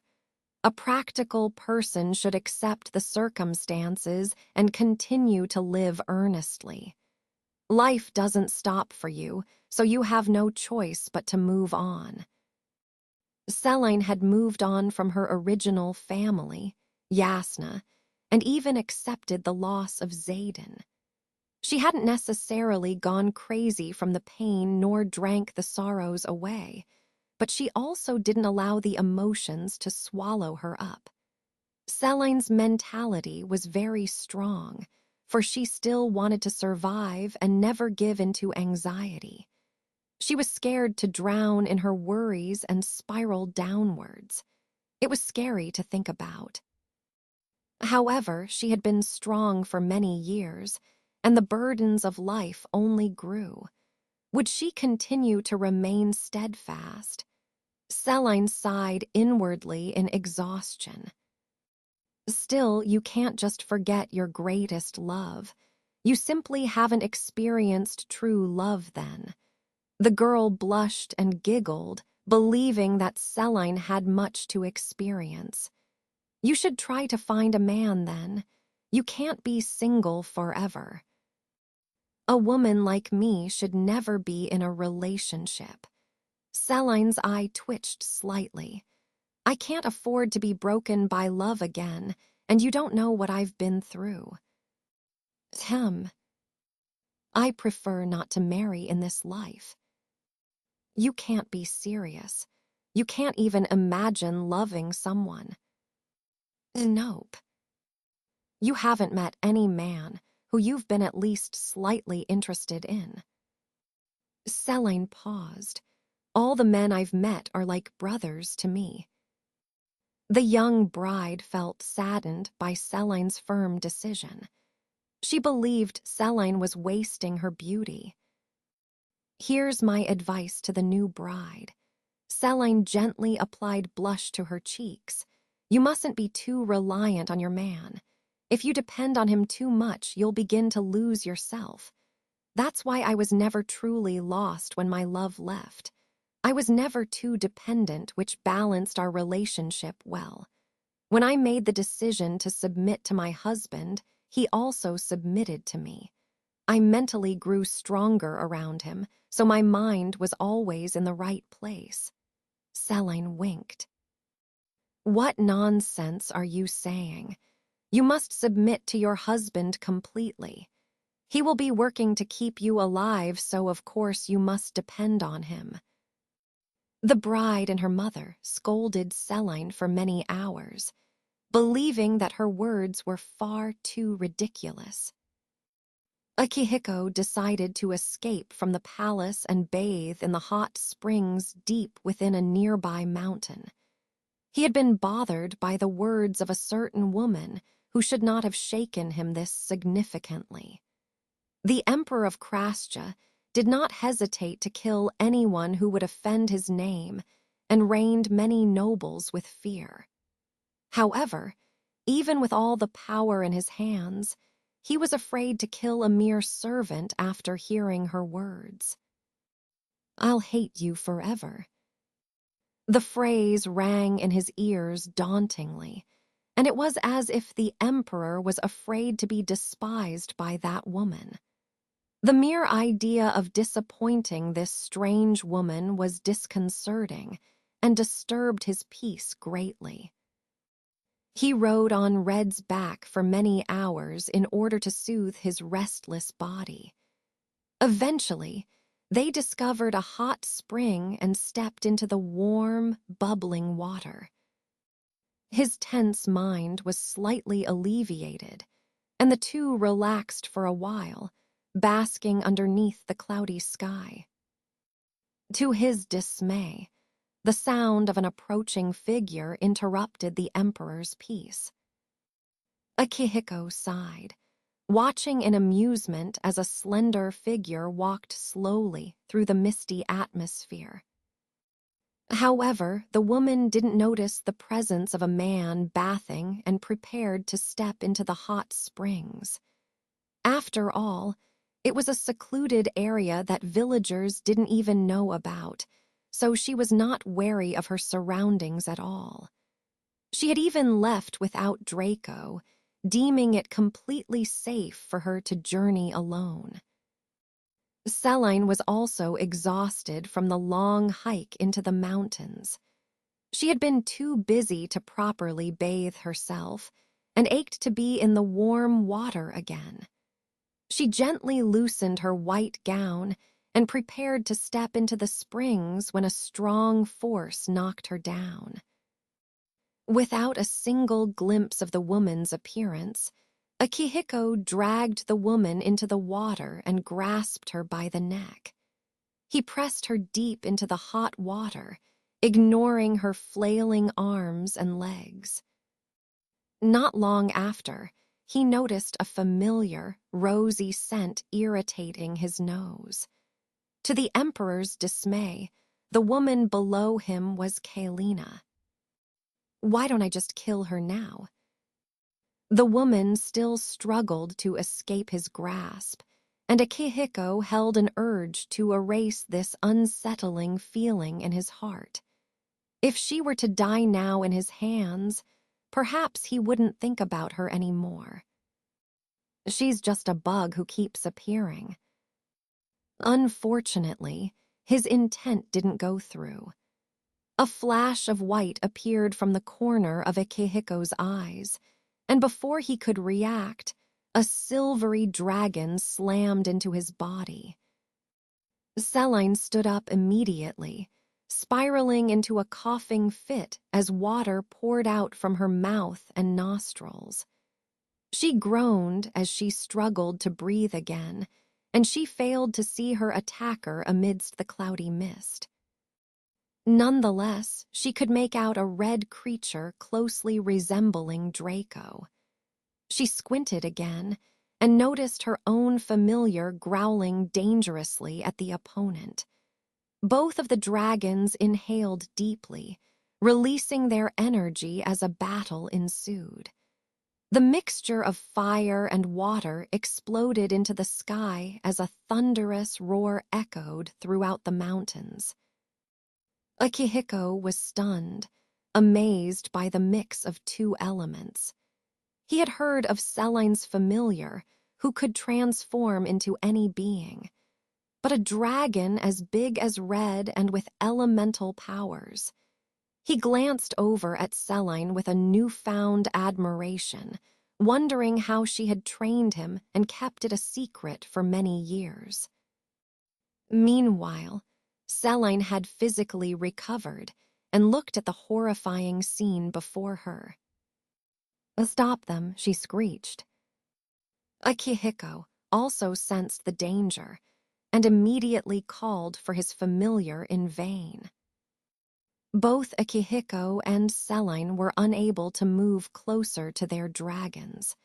The flames grew bigger, and the amount of water Draco released matched it equally. The two danced in the air until they seemed to have enough. Their hostility transformed into a playful fight, and both excitedly pranced around each other. Akihiko looked over with a smirk, then finally took in Celine's bedraggled appearance. Her robes were completely soaked, sticking to her skin tightly and accentuating her curves. Her nipples were hardened and poking through the wet fabric, adding on to her alluring appearance. Akihiko looked away from the enticing sight, his ears slightly reddening in embarrassment. He felt rather awkward. "I didn't realize that the Emperor would visit my mountain's hot spring." Celine clenched her fist. Akihiko widened his eyes in surprise. "Your mountain? I didn't know. I thought this mountain was..." "It's part of my family's estate. If you had formally announced yourself, I would have given you a proper welcome.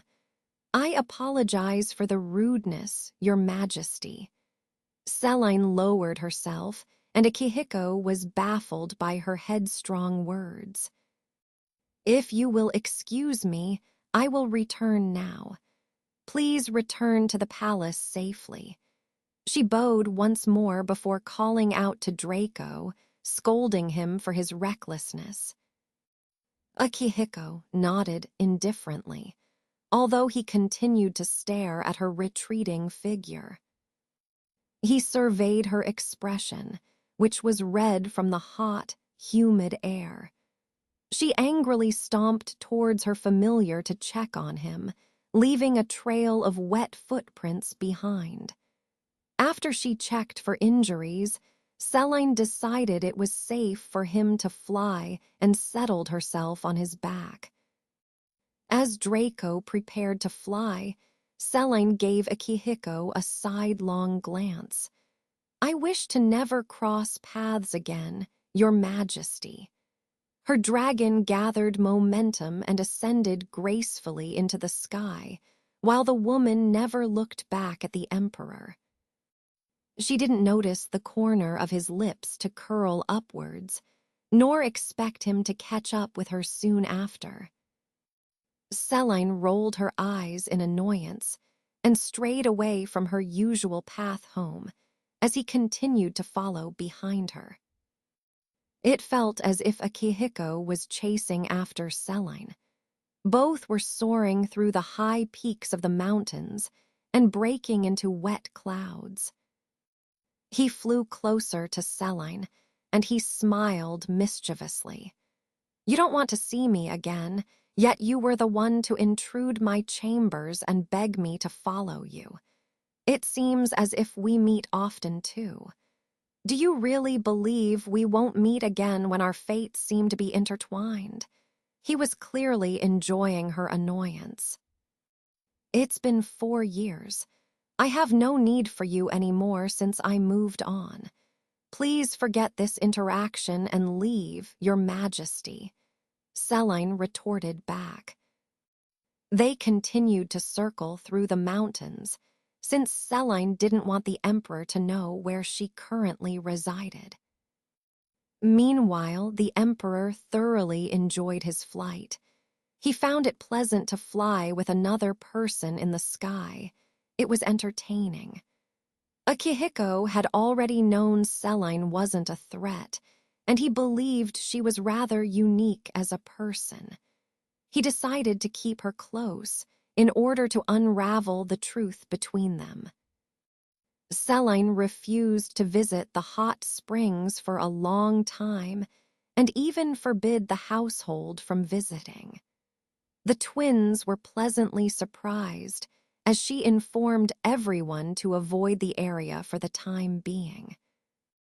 Usually, Selene remained in her mansion all day long and spent the rest of the afternoon in the hot springs. Now that she had extra time to spare, she was growing restless by the hour. "Why is time so slow?" she muttered.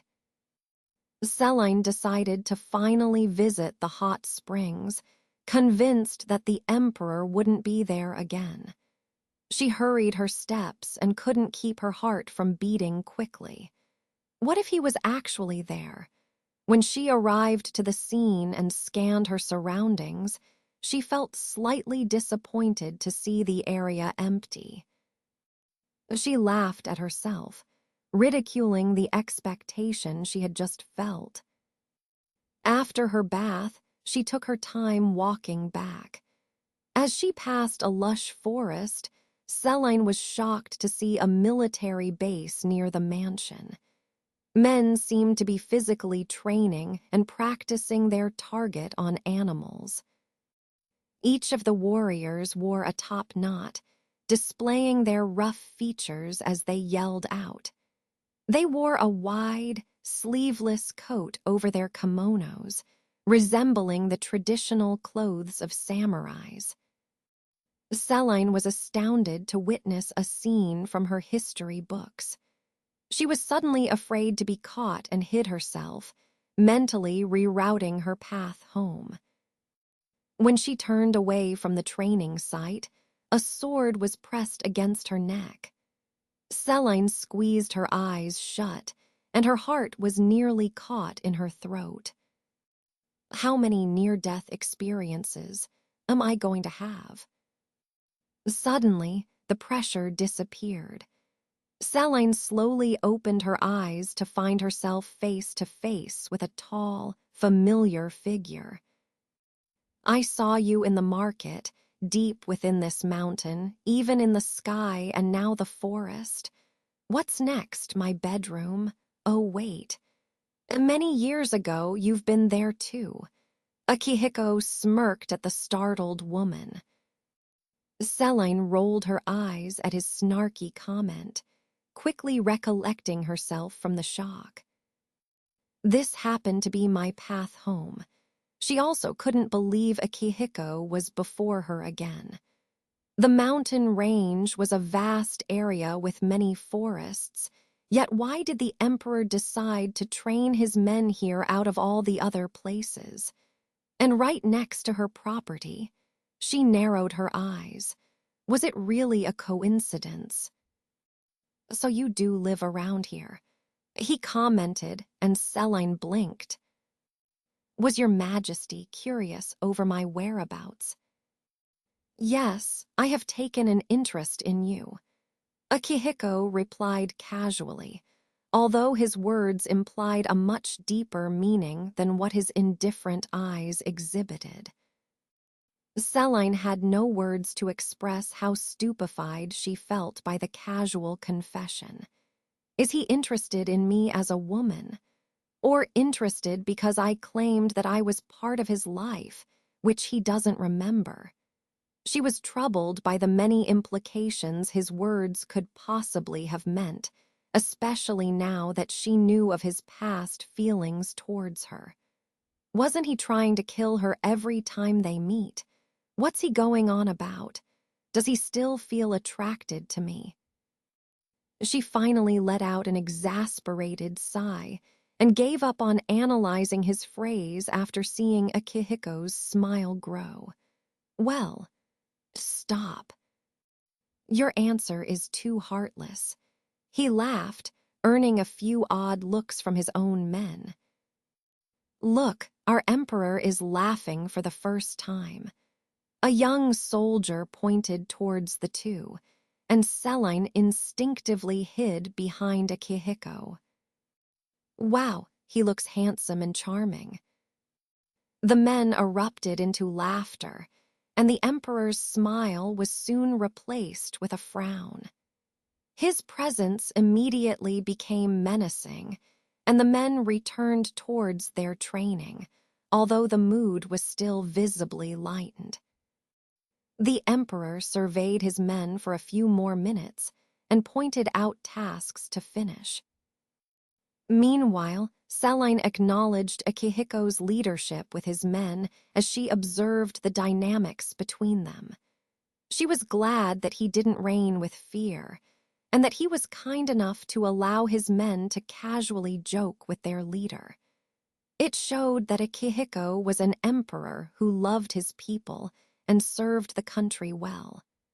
Celine slowly backed away, knowing that her presence truly wasn't needed anymore. "I raised you well." When Emperor Akihiko finally reverted his attention back to Celine again, she was already gone. "Have you returned from the hot springs?"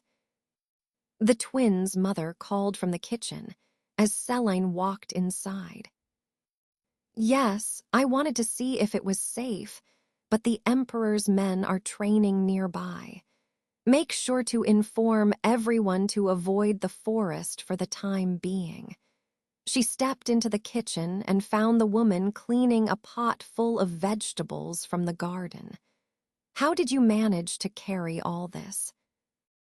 "Og, I overestimated my abilities and spent the entire day dragging these pots to the kitchen. I am exhausted, but I must pick up the children soon." The mother winced in pain, complaining about the pile of work she still had left. Celine frowned as she felt guilty for allowing this older woman to take care of the housework as she lazily bathed in the mountains. She embraced the small woman lovingly and planted a kiss on her cheek. "Don't exhaust yourself. I'll pick up the children. You should stay and rest. I'll help you clean when I get back too, Mother." "Will you do that for me? That makes me feel better already." Zakai's mother smiled in relief.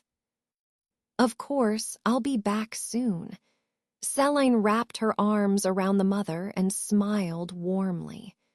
During the past few years, Celine began to consider this woman as her mother. She clung to her side and even helped wash the vegetables until it was time to pick up the twins. As soon as Celine picked up the children, she realized that the mother had schemed for this moment. In fact, the mother had waited for the day Draco would be busy with work, while Hala and Zakai were out for a date.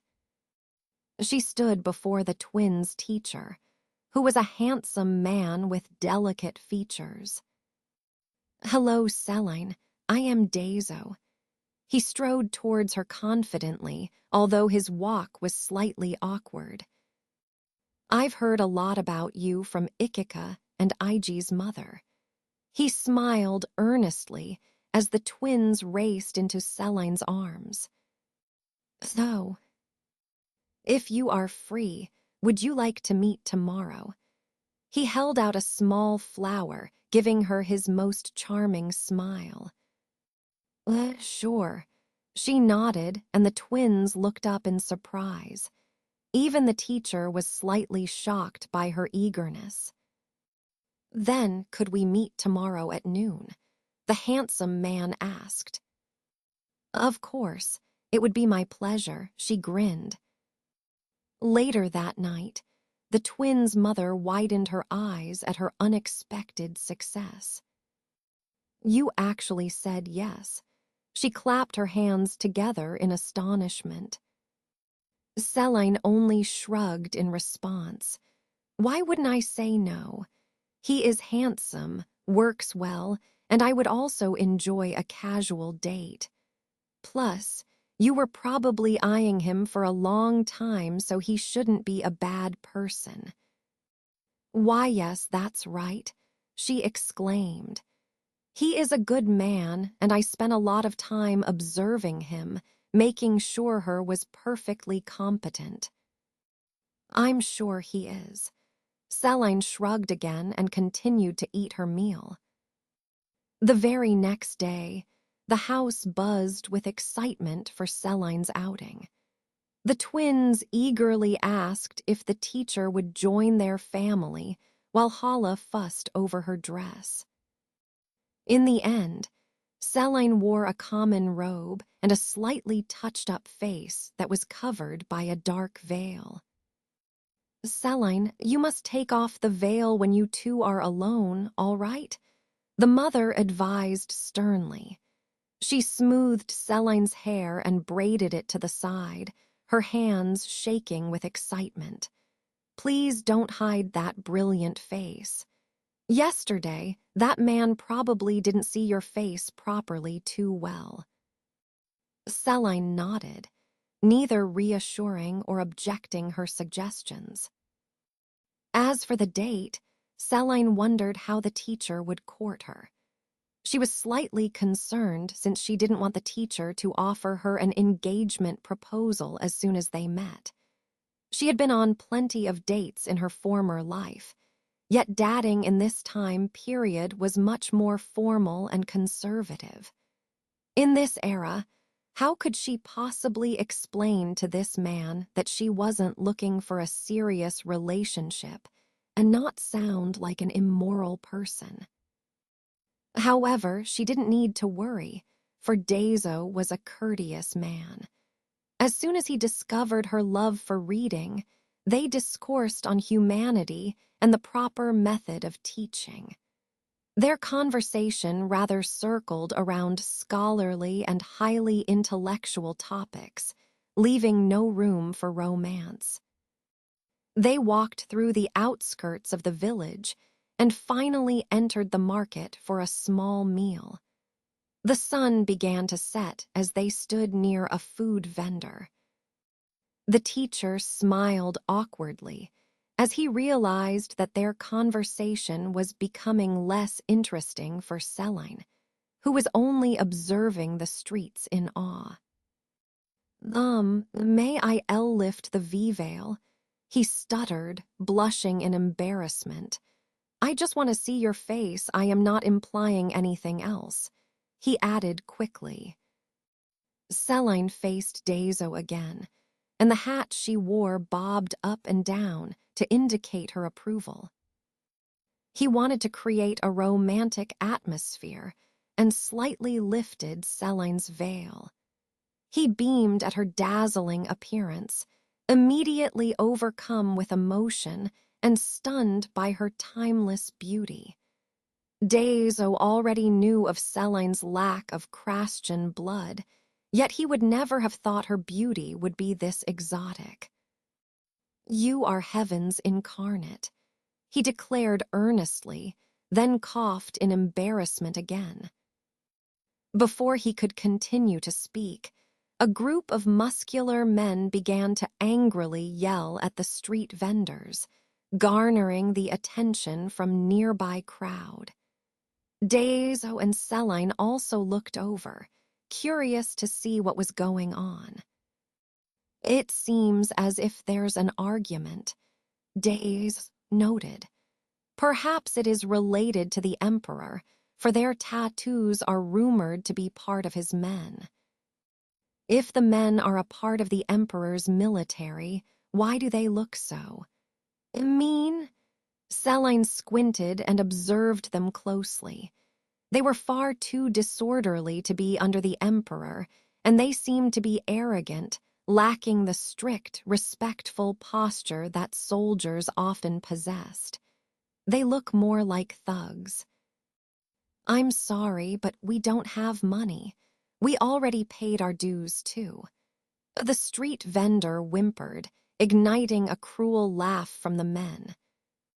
"You won't pay us, even when the Emperor is demanding money."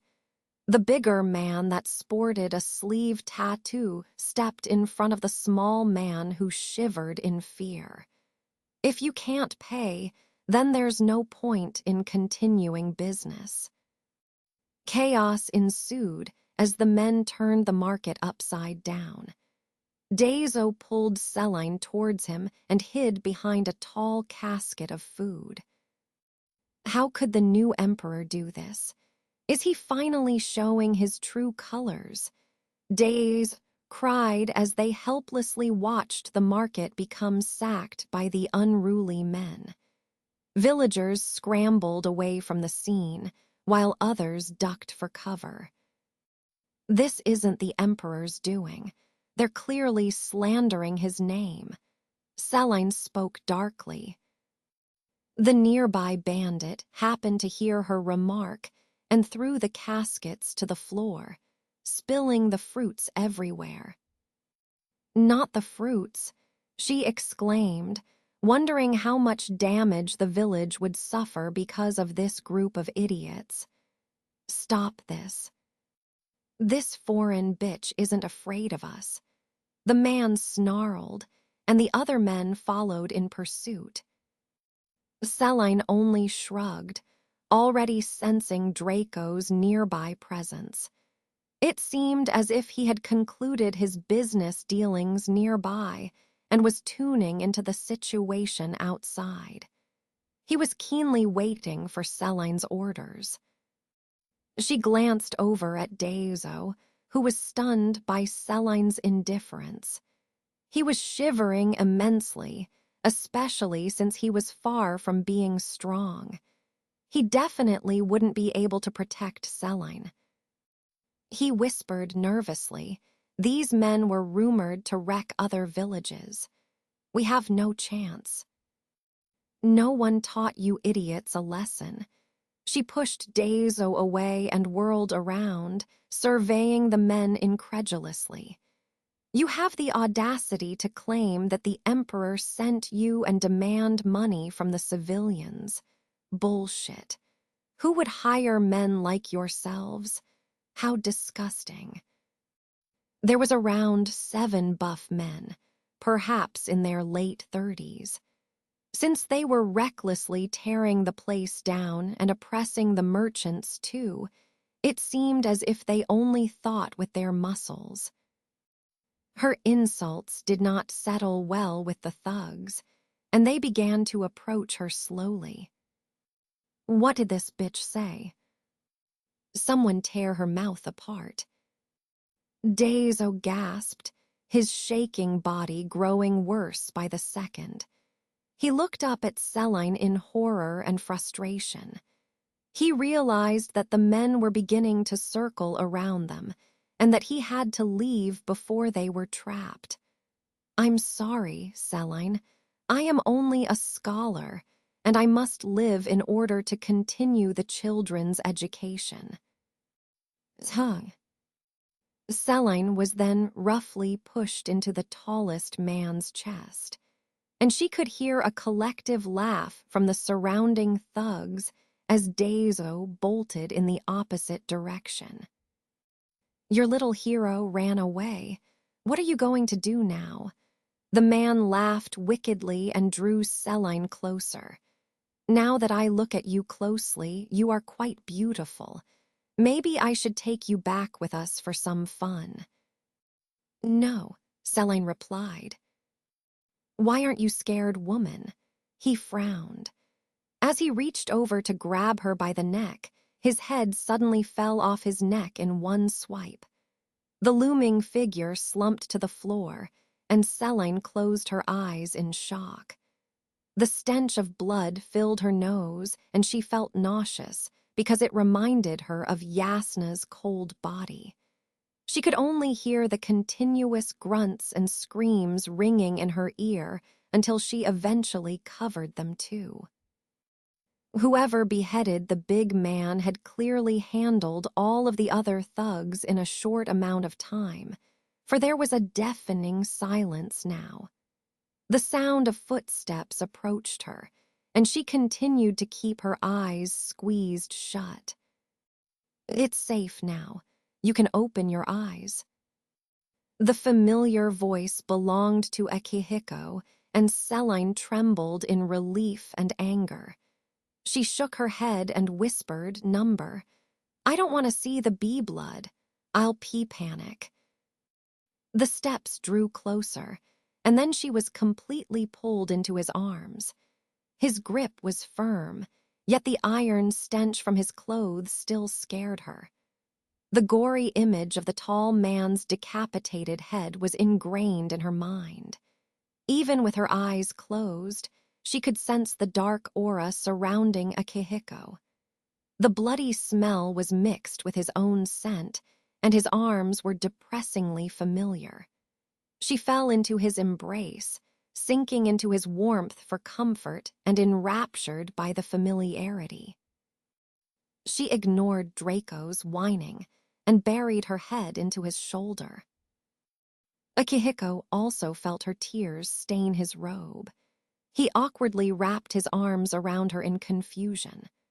The way he naturally embraced the small frame gave him déjà vu, and it felt as if everything in his life had been dull up until this very moment.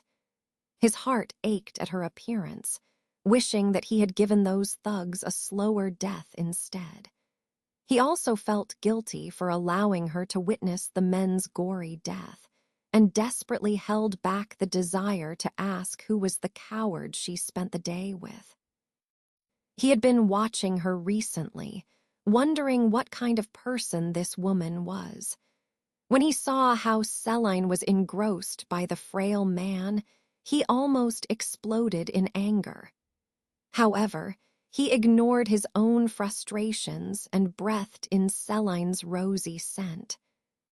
The town was completely silent, and Celine could already feel the curious eyes on Akihiko's back as he slowly led her out of the market. The Emperor led her to a nearby forest, which was close to Celine's home. She was aware of Draco's presence too, yet she decided to speak with Akihiko first. He merely tipped his headpiece down. I had been tailing them for a while. They don't kill, but they wreck villages under my name. It would make sense that some folks would oppose Akihiko's reign. She nodded and turned to leave, since it was all that she needed to confirm. There was no need to worry about his well-being and whether he was struggling with politics anymore. Then I will be leaving. Even as Celine walked home, she could still feel the Emperor's lingering presence behind her. Why are you following me? She called out, not bothering to stop her steps. You're still trembling. Is that truly the only reason? I'm sure the reason isn't to ensure a woman's safety, especially when you're a busy empero. So why? I told you that I'm interested in you. Akihiko walked out of the shadows since he was caught anyways. Also, how can I not want to know more about someone who was supposedly erased from my memories? You don't remember me, and I'm not an important person in your life anymore. And didn't you hate me? Celine asked. The amount of times you pressed a dagger against my neck is quite astounding, because we've only met a handful of times. You also give me those cold, death stares. I don't hate you, he whispered, although Celine caught wind of every word. He stood still, and Celine finally turned around to see his slightly reddened cheeks. She only felt more frustrated. I got that, but you can leave now. I am fine on my own. Draco is here with me. She spoke more softly, although her annoyance was still present in her tone. She didn't understand why she was upset, but she couldn't help feel wronged. Every time Celine was reminded of Akihiko's memory loss, she was filled with injustice and anger for whatever reason. It filled her with incomprehensible sorrow and bitterness. Draco also jumped out of her shadows and hissed at Akihiko, hovering protectively over Celine. Then take care and don't wander too far. The forest can be dangerous. Akihiko glanced at Draco blankly, then frowned. He felt as if he had done something wrong, even when he had saved Celine. Celine nodded her head and began to walk again. After a few steps, she abruptly halted and ran towards Akihiko in full speed. Akihiko widened his eyes as she ran with tears streaming down her cheeks. A weak punch landed against his chest. Why don't you remember anything? She hit him again with even less power. It's so unfair. You can't do this to me. You can't forget all those years we spent together and treat me like a stranger, then keep showing up as if you are slightly curious. It's annoying, hurtful. She hiccuped. Her weak jabs penetrated Akihiko's heart, as if it was squeezed with unknown force. He stood numbly from Celine's punches. He considered patting her back, hesitating greatly before finally reaching out to wrap his arms around the frail, crying woman again. He was surprised by the familiar gesture, and déjà vu rang in his every move. Eventually, he lowered himself so that she could sit comfortably as she cried in his arms. He could only sit quietly and lend her his shoulders, amazed by the warmth of this strange woman. Akihiko wanted to apologize, yet he couldn't bring himself to say any words. It wasn't in his nature to offer comfort. Celine eventually stopped and drifted off into sleep, mentally exhausted by all the panic attacks and tears. When she woke up, the night was dark and she immediately jumped up in shock. With flushed cheeks, she looked away with guilt.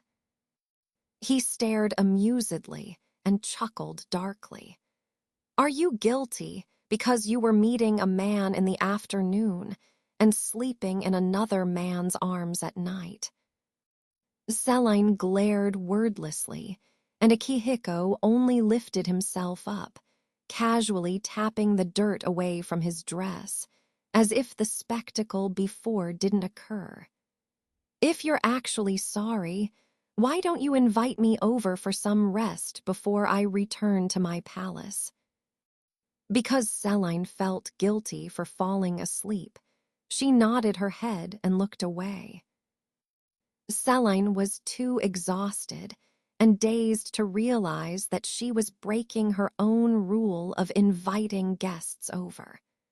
The realization hit her when she noticed Akihiko gawking at the modern interiors of her home. The family certainly didn't expect Celine to return this late either, let alone bring the Emperor of Krascha with her. "Our first guest," Ig asked in amazement. "He's not Deizo," Ikika stated, then quietly added, "but he's still handsome." She was struck by the Emperor's beautiful features. The twins didn't realize who this strange man was, even as the family lowered themselves immediately. They were too mesmerized by his dashing appearance that was on par with Celine's unique features. "You may rise. I am only a guest tonight, so please address me casually." Akihiko smiled at the children hiding behind the wall, then motioned the family members to stand. He glanced at Hala for a split second, who in turn squirmed behind Zakai's broad shoulders. None of the adults knew how to proceed normally and could only nod in response. They avoided eye contact with the Emperor and awkwardly moved closer to Celine. Meanwhile, the children rushed towards Celine, crowding her with countless questions. "How was Deizo? How come you returned with someone else? Tell us the full story after you both wash up." The mother pulled the children away, still bewildered by the Emperor standing in their house. Because of Celine's modern influence, the architecture of the house was rather odd and otherworldly. That was precisely the reason why the family was forbidden from inviting guests over. Not only did Celine break her own rule, but she invited the Emperor. Celine nodded awkwardly and motioned the Emperor to change into warmer clothes in the bathroom. As she showed him around, he took in their home with silence. Afterwards, the household gathered around to hear her story. He still remained silent, baffled by the strange light and futuristic style of Celine's home. He observed every aspect of the house from his seat, which earned a suspicious glare from Draco. "No way, Deizo is a coward." Ikika howled in laughter. "Wait till my friends hear what he did." Ig pursed his lips in disappointment. "He's my favorite teacher. Although the accident is unfortunate, it's better that you discovered his true nature early on. We don't need a coward in this family." The mother sighed. "But he truly was the only decent man around us." Akihiko coughed awkwardly, and the attention shifted towards his direction again. Ikika and Ig, who had forgotten his presence, surveyed him again. "Are you the man who saved Celine then?" Ig asked curiously. "Yes, I'm Akihiko." He smiled, seemingly genuine. "Well, I think we chatted long enough and it is getting pretty late. Why don't you return now, Akihiko?" Celine intercepted, not wanting the family to welcome him. The family took the hint and soon dispersed, resuming their nightly activities. While the children and family left the living room, only Celine and Akihiko remained. "How did you make that?" He pointed at the light bulb above her, amazed by the advanced technology the house displayed. He fully ignored Celine's pleading eyes that was imploring him to leave immediately. "Just through experiments." He nodded, deciding not to press her with further questions. He didn't want to be kicked out yet. "Are you married to Lord Draco?" He asked more seriously. His voice was subtle and calm, perhaps too calm. Selene shook her head. Number. Are you married to anyone? No. Then why don't you be my empress, Selene? The statement was filled with such confidence that Selene gawked for a few seconds. She wordlessly stared at the emperor's serious expression. And no, she stammered, looking away immediately. Why? He asked, confused by her blatant rejection. I'd rather not involve myself with the court life again.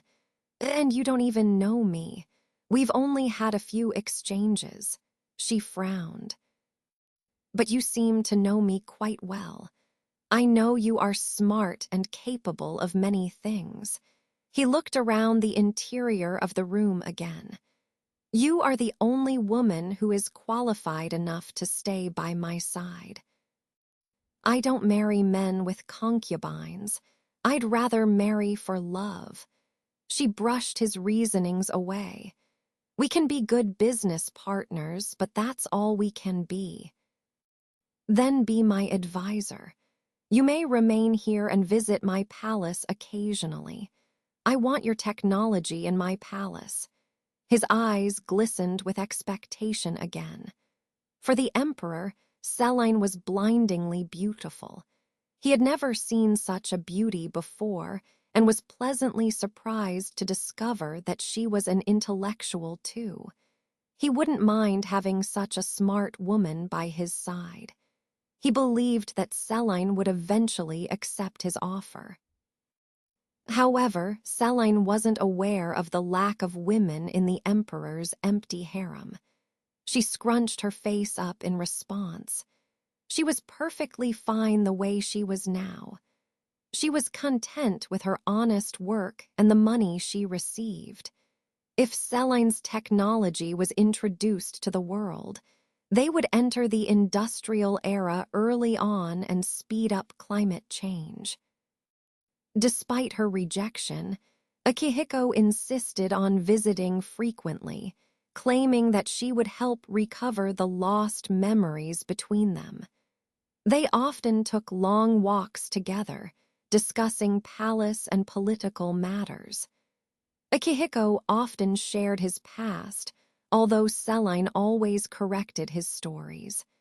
She twisted them around, making him feel as if perhaps he was never too lonely. As the days passed by, Red and Draco began to play together. Red even followed his old friend like a newborn puppy, which often annoyed Draco. Sometimes Akihiko would propose again. He didn't care about regaining his memories, since he already felt a strong attraction towards Selene. He wanted her as empress, especially when he had to marry someone soon. Hey guys, sorry about the hiatus. I decided to focus on school. I'll be trying my best to finish the series this summer.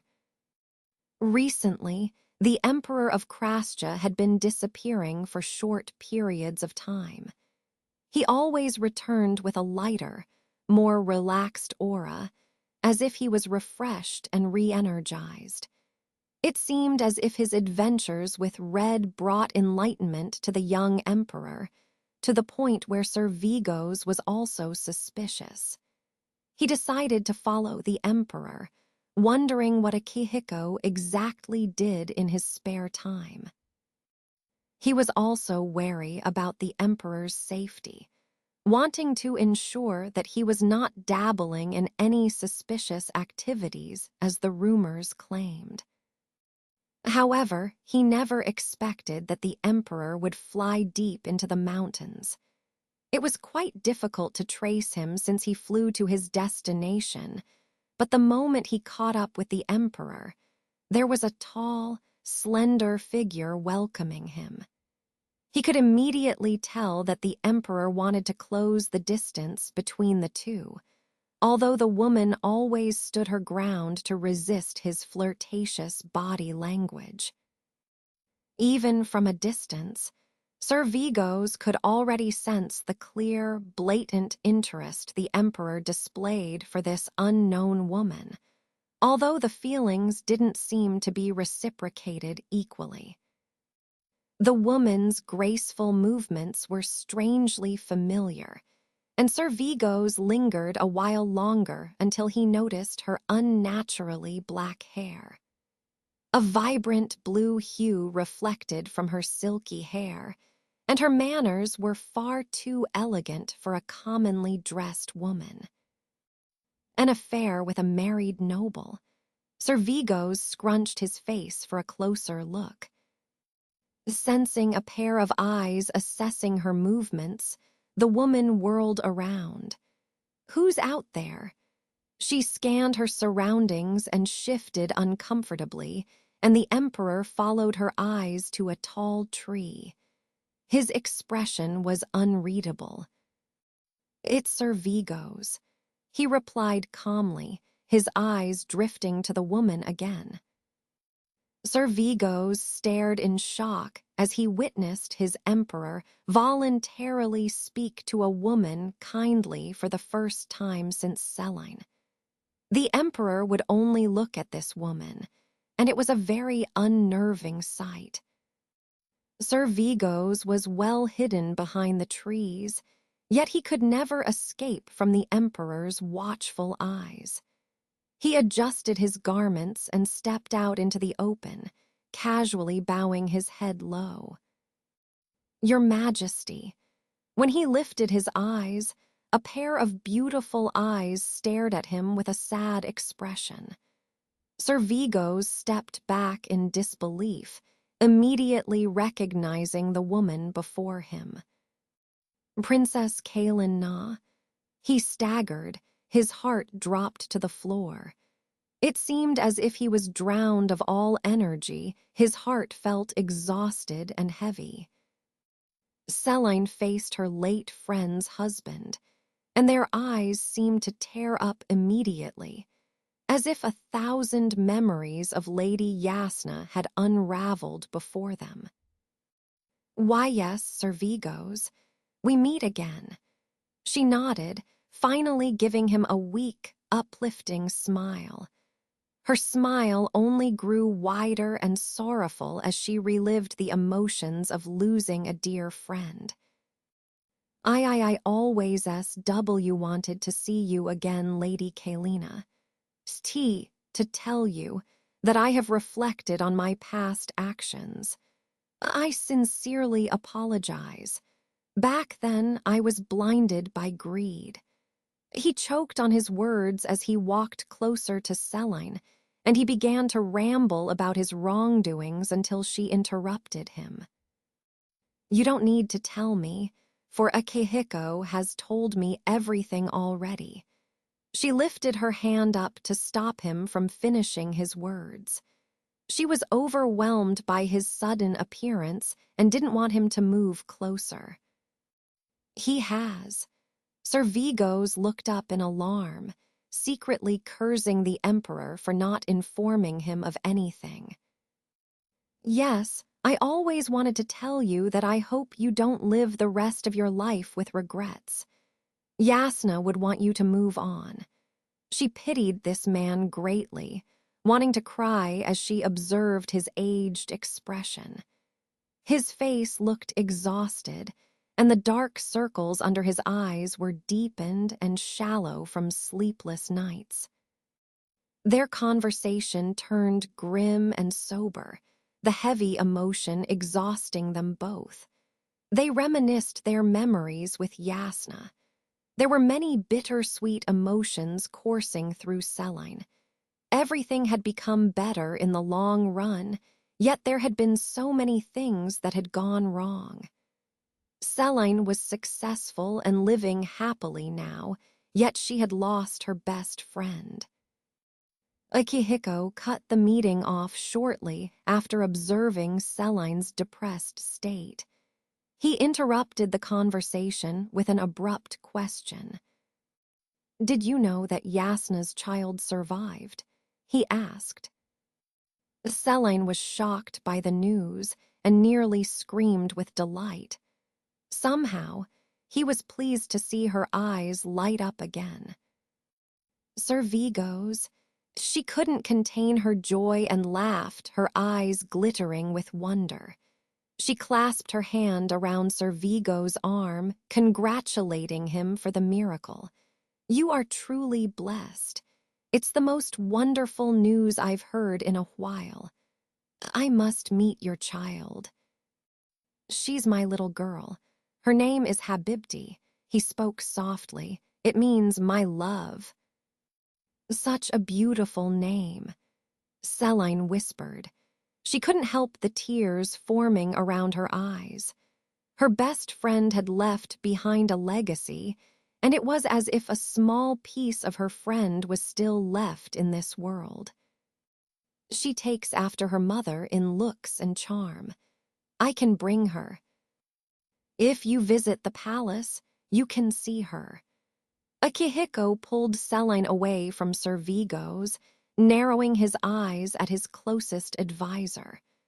Both were startled by Akihiko's sudden mood swing, staring at him in wonder. What if I invite you over for dinner in exchange for the meeting with Habibti? Selene asked, looking at Vigo's again. Yay. No. Akihiko cut Sir Vigo's off again. You can only meet her at the palace. Habibti doesn't reside in the palace. Sir Vigo's wanted to expose the truth, yet he sealed his lips in fear of Akihiko's wrath. Sir Vigo's and Selene exchanged glances, further irritating the emperor.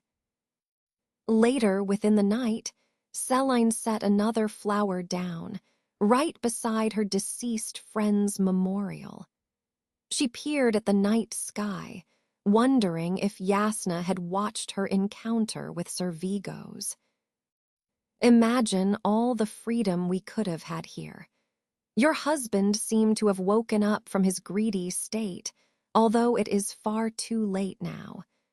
But he seems to be a great father now. She smiled fondly as Draco rubbed against her arms. Should I enter the palace?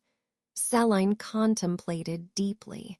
Entering the palace would mark her entrance into court politics. She knew that once she involved herself, there would be no going back. Selene did not want to break the peace and privacy of her personal life, nor did she want to inconvenience her family. I do want to meet Habibti, though. Then she shifted her focus on Draco, who was currently in the form of a cat. Her contemplative thoughts increased. It's so weird that familiars only exist for the nobles in the Zionate Empire. Is there some type of event hidden from the history books I've read?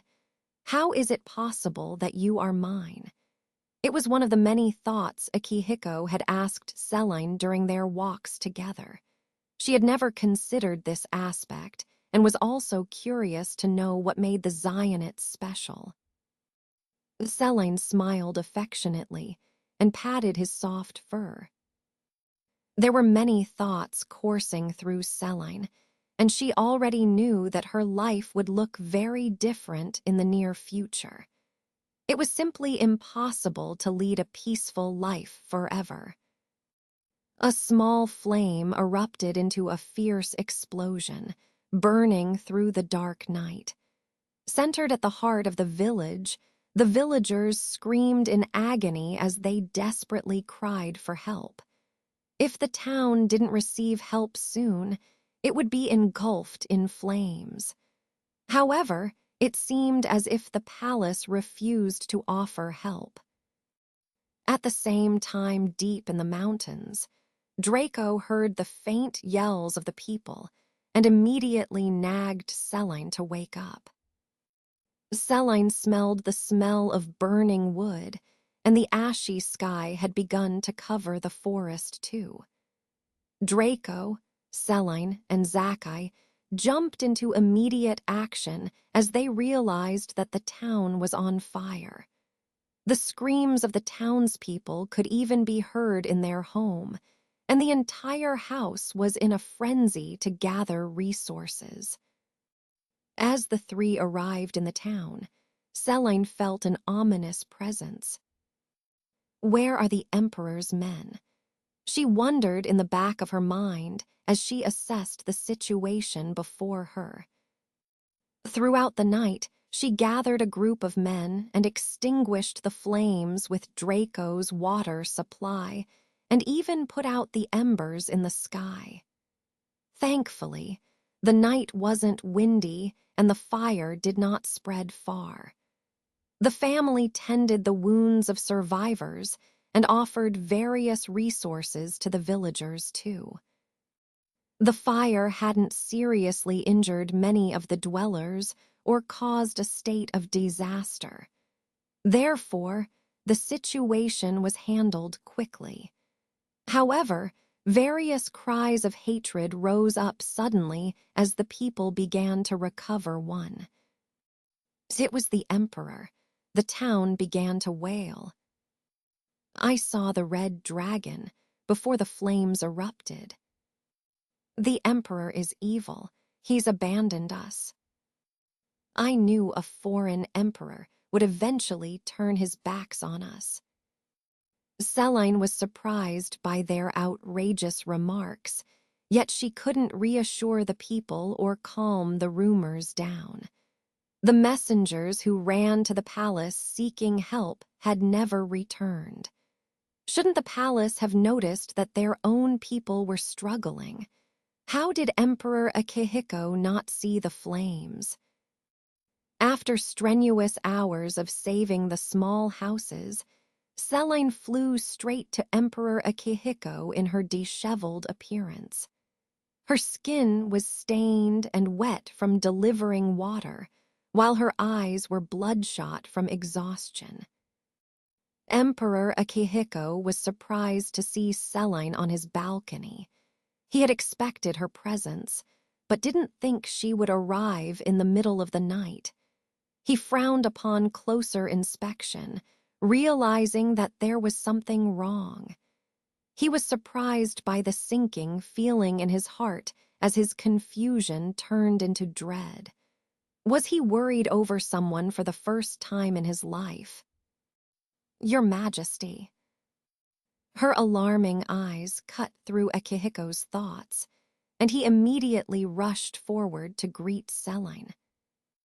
Before he could ask if she was injured, Selene already jumped off of her familiar's back.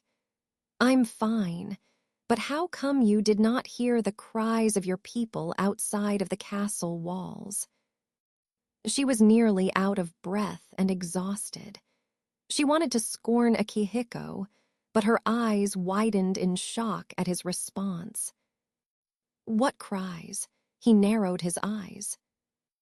Then, Selene realized that the entire palace was eerily quiet, and that the sounds of the wails couldn't be heard. An invisible veil had covered the palace, creating the illusion of a calm, serene night. The ashy fire could not be seen by the guards of the castle, and the palace continued to sleep through the chaos in the village. After thorough research, it was confirmed that black magic was used to initiate a fire, and that the bodies of the messengers were found in a nearby forest. I believe that this act was done to defame your highness. Sir Vigos declared with knit eyebrows. He stood next to the emperor in his private quarters, too engrossed in his thoughts to greet Selene.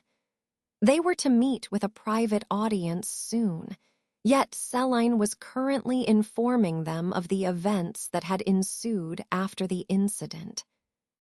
She still couldn't process that black magic existed in this realm, yet she was too exhausted to show any signs of shock.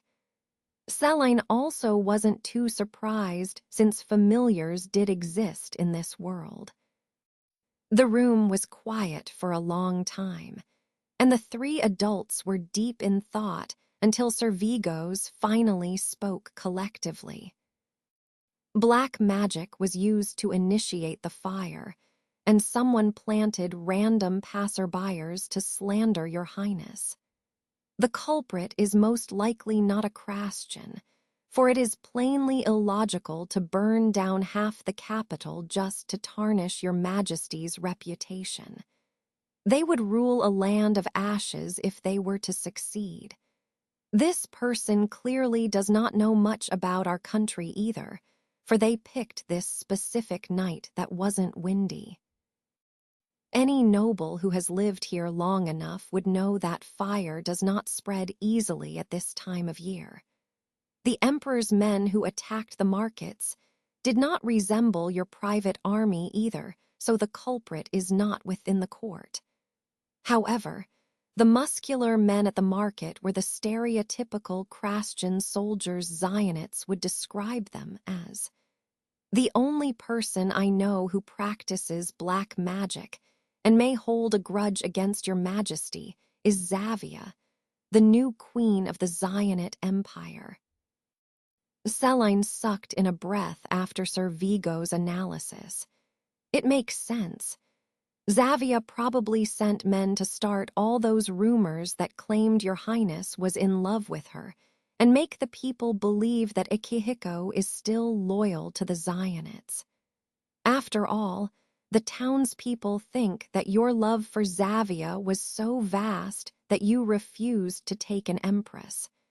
How can such an absurd rumor reach this country? While Vigos was deep in thought, the emperor remained silent and expressionless. It was impossible to know what he was thinking. Celine pushed harder. But what does Zavia want to gain from all this? Emperor Akihiko, who had remained silent as the two went back and forth, finally stood up. These are all speculations, and there are many black magic users in Krascha too. I am also an enemy to many Kraschans because I only possess half of the Kraschan blood. A crazy man will burn the entire world just to sit on a throne, and we know that this is true. However, it is possible for lowly Kraschans to plot with Zavia. I don't know Zavia's motive, and perhaps I would know if my memories were intact, but I am sure she is the culprit, along with my brother too. She is the reason for your memory loss. I am sure of it. Sir Vigos' eyes flashed with hate. Then what is your next move, Emperor Akihiko? Celine asked carefully, noting how emotions may have clouded Sir Vigos' logic. We will go to war. No, Celine immediately rejected the Emperor's proposal. She looked at Sir Vigos, who bowed his head in agreement. She opened her mouth in shock. Are you both crazy? This country is not as developed as the Zionite Empire. They will crush this country. Even if you won the previous fight, it does not ensure your win.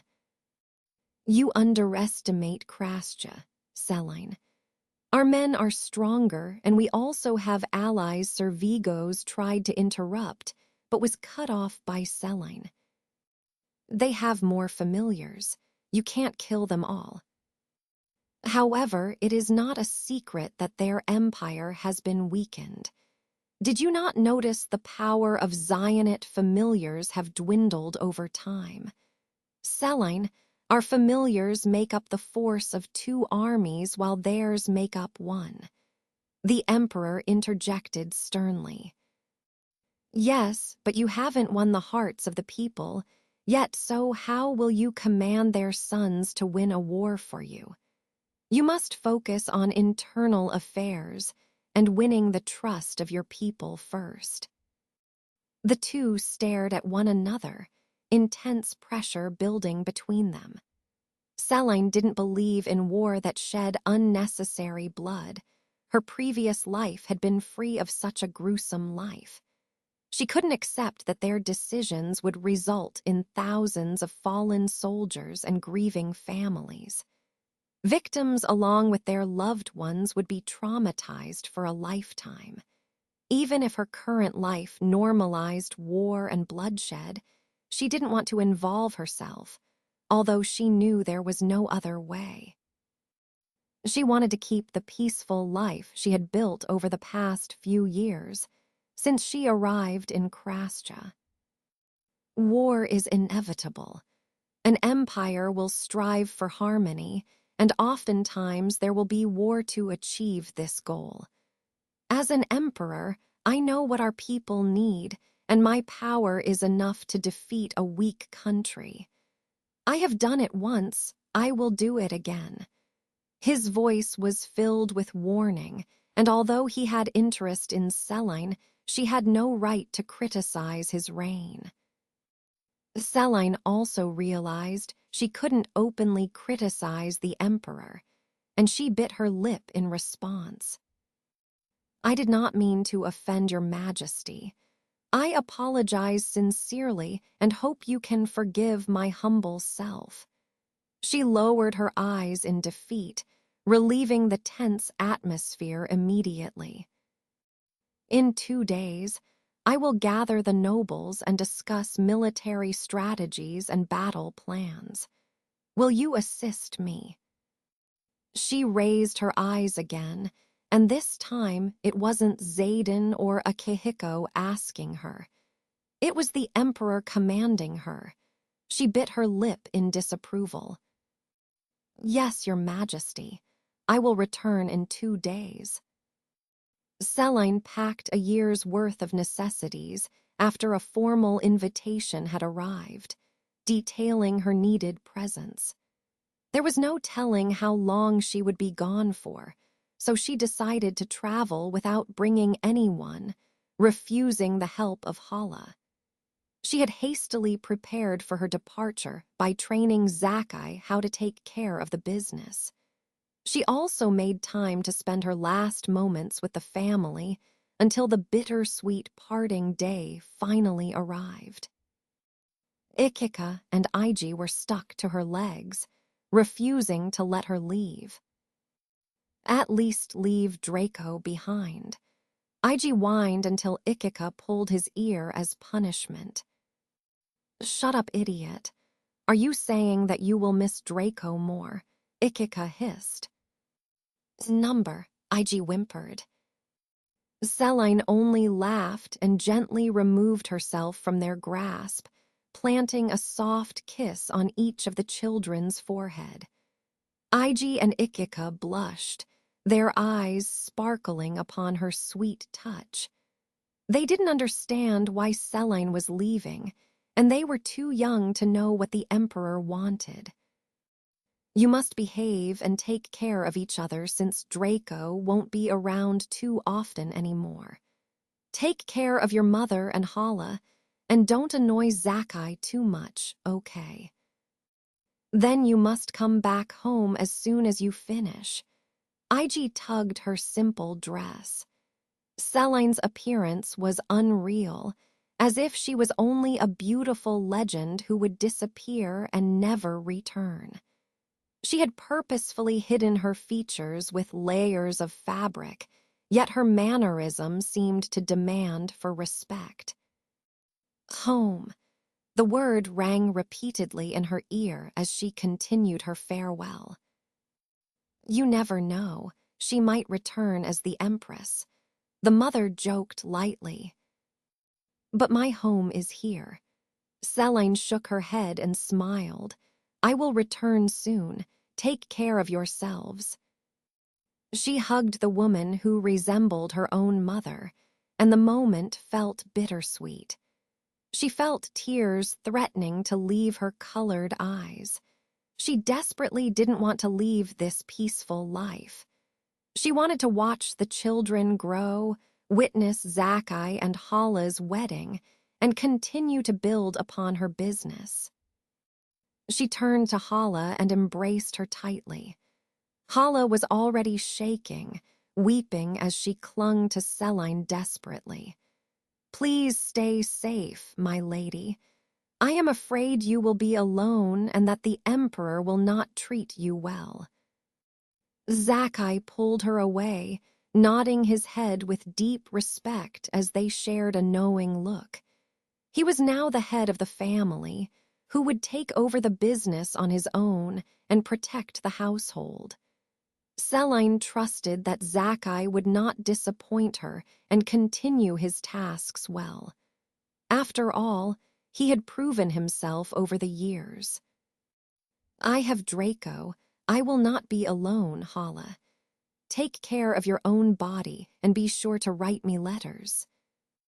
Their parting lasted for a long time, for the family loved Selene dearly, and they did not know when she would return. However, they didn't doubt that she would return safely. Their last conversation was filled with promise and hope, just as a family would send their own child to war. Selene was scheduled to reside in the palace for however long the Emperor needed her assistance. As she journeyed towards the front gate of the majestic palace, she wondered what her life would look like in the near future. Draco was curled up on her lap in cat form as she stroked his soft fur. She watched him rest as they traveled with the escort. Her heart felt numb and unsettled. Selene had been given such a short amount of time to digest all of the events that had taken place. It felt unreal. She was walking on such an unknown path, and for the first time, she truly didn't know what would happen. She was curious to know if Xavia was the true culprit, what Sir Vigo's child looked like, and she also wanted to see how Emperor Akihiko handled his court or political affairs. Hence, she looked up into the sky to free herself from such tedious, earthly thoughts. Her hair had returned to its original glory, and she had dressed like a noble Christian woman before her departure.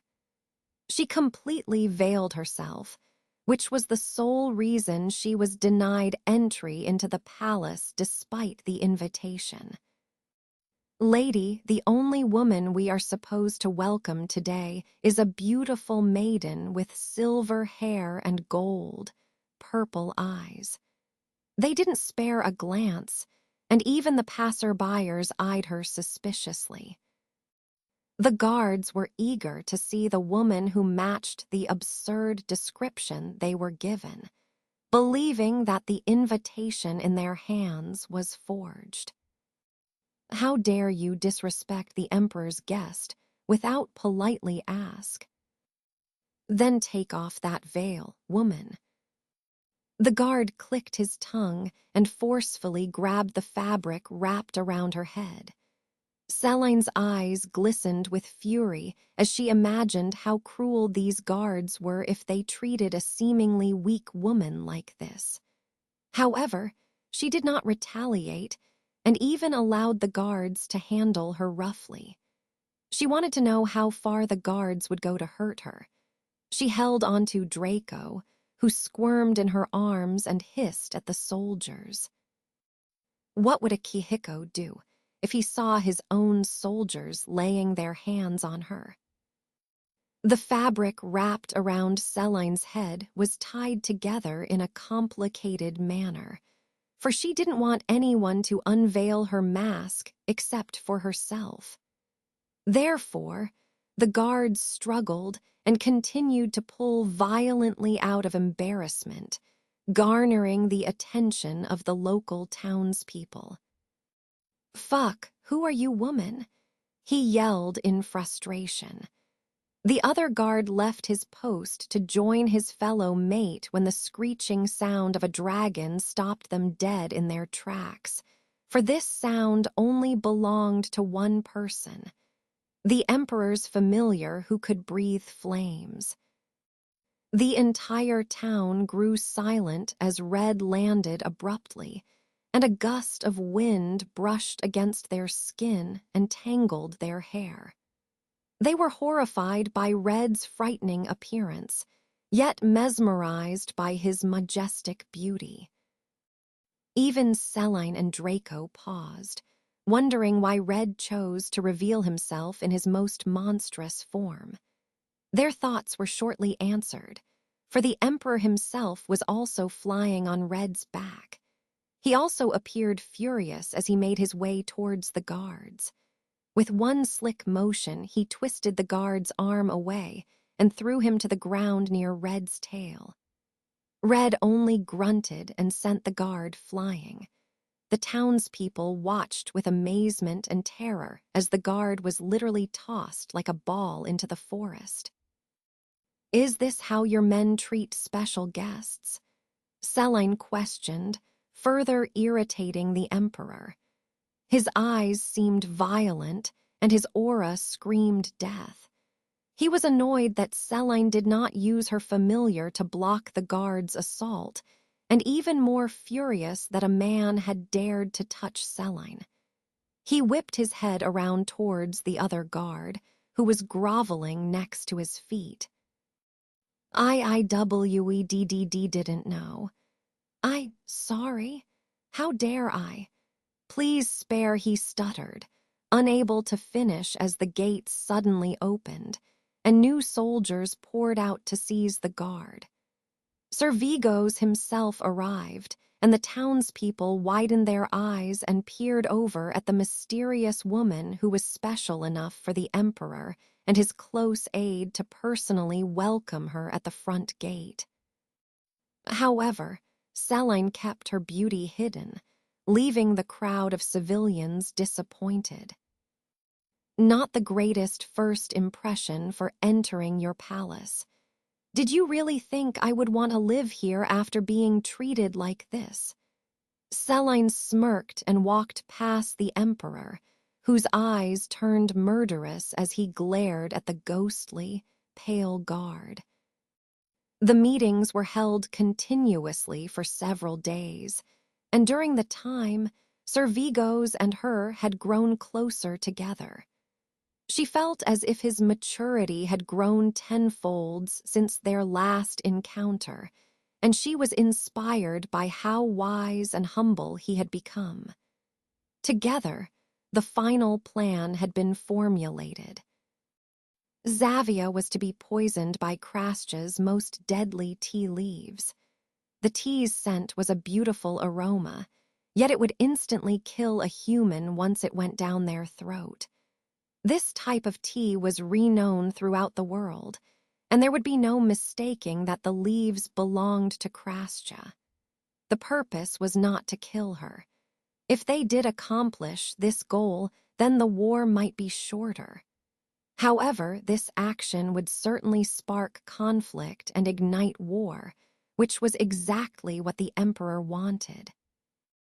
Because Selene was more involved with the tactical and weaponry aspect of the military, she barely remembered how they would accomplish the plan.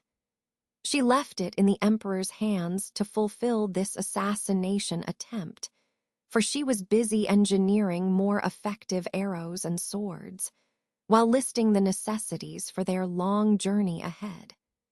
The men also didn't question Selene's knowledge, for they were too afraid to lift a finger in the presence of Draco, who currently posed as a dragon who was as monstrous as Red. If they dared to insult Selene, they might as well offend the Emperor, Red, his closest advisor, and this ferocious new dragon. Selene also kept her appearance well hidden, so the nobles really didn't have much prejudice to begin with. A dragon was the most respected being in their culture, and this mysterious woman had gained every man's respect by showcasing her familiar. She was finally able to rest after the plan to poison Xavia had been set out. She felt as if she had been suffocating the past few days as she entered the newly built bathhouse. The steam from the water filled the wooden bathhouse, and she sat leisurely, enjoying a moment of peace as the smell of bamboo trees filled the room. Celine had once again engrossed herself with work, and her input was especially important this time. She felt exhausted and the need to unwind herself. Celine had also eaten dinner with the Emperor quite frequently, which was a weird experience on its own. His hard appearance had softened during their time together, and she sometimes glimpsed Xaden in his actions, which made her smile unknowingly. Even then, she realized that Xaden had changed over time, and that he had also become a wise emperor striving to help his people despite his own misfortunes. It made Celine wonder whether she had also changed. Was Celine incapable of personal change because she possessed the mind of an adult since she was born? It felt as if she had never mentally grown over the years. She had continued to remain steadfast and work towards her business goals, while also providing for people she considered family. Celine considered herself to be mentally strong. She had constantly taught others, but had she truly learned from them in return? Mind if I join? Celine was dumbfounded by the sudden intrusion. She could only stare at him blankly as the familiar voice belonged to the one and only Emperor of Krascha. The Emperor slowly strided in with only a small piece of cloth covering his privates. His tall, lean body had grown over time. He had multiple scars covering his stomach and chest, yet his face was still youthful and handsome. "What are you doing here?" she asked bluntly, unfazed by the sudden situation. Akihiko had heard that Celine was visiting the bathhouse that he had designed himself. He didn't think he would enter, yet he just wanted to see her face after working for a long time. Even now he was embarrassed and guilty, but the mist covered most of their bodies, including his red ears. In fact, their faces were both flushed, although one wouldn't be able to tell if it was from the steam rising from the hot water. "I also wanted to wash myself and relax," he replied as calmly as he could. "It is a big bathhouse." Akihiko was slightly taken aback by her indifferent expression, especially since there was another naked man walking towards her.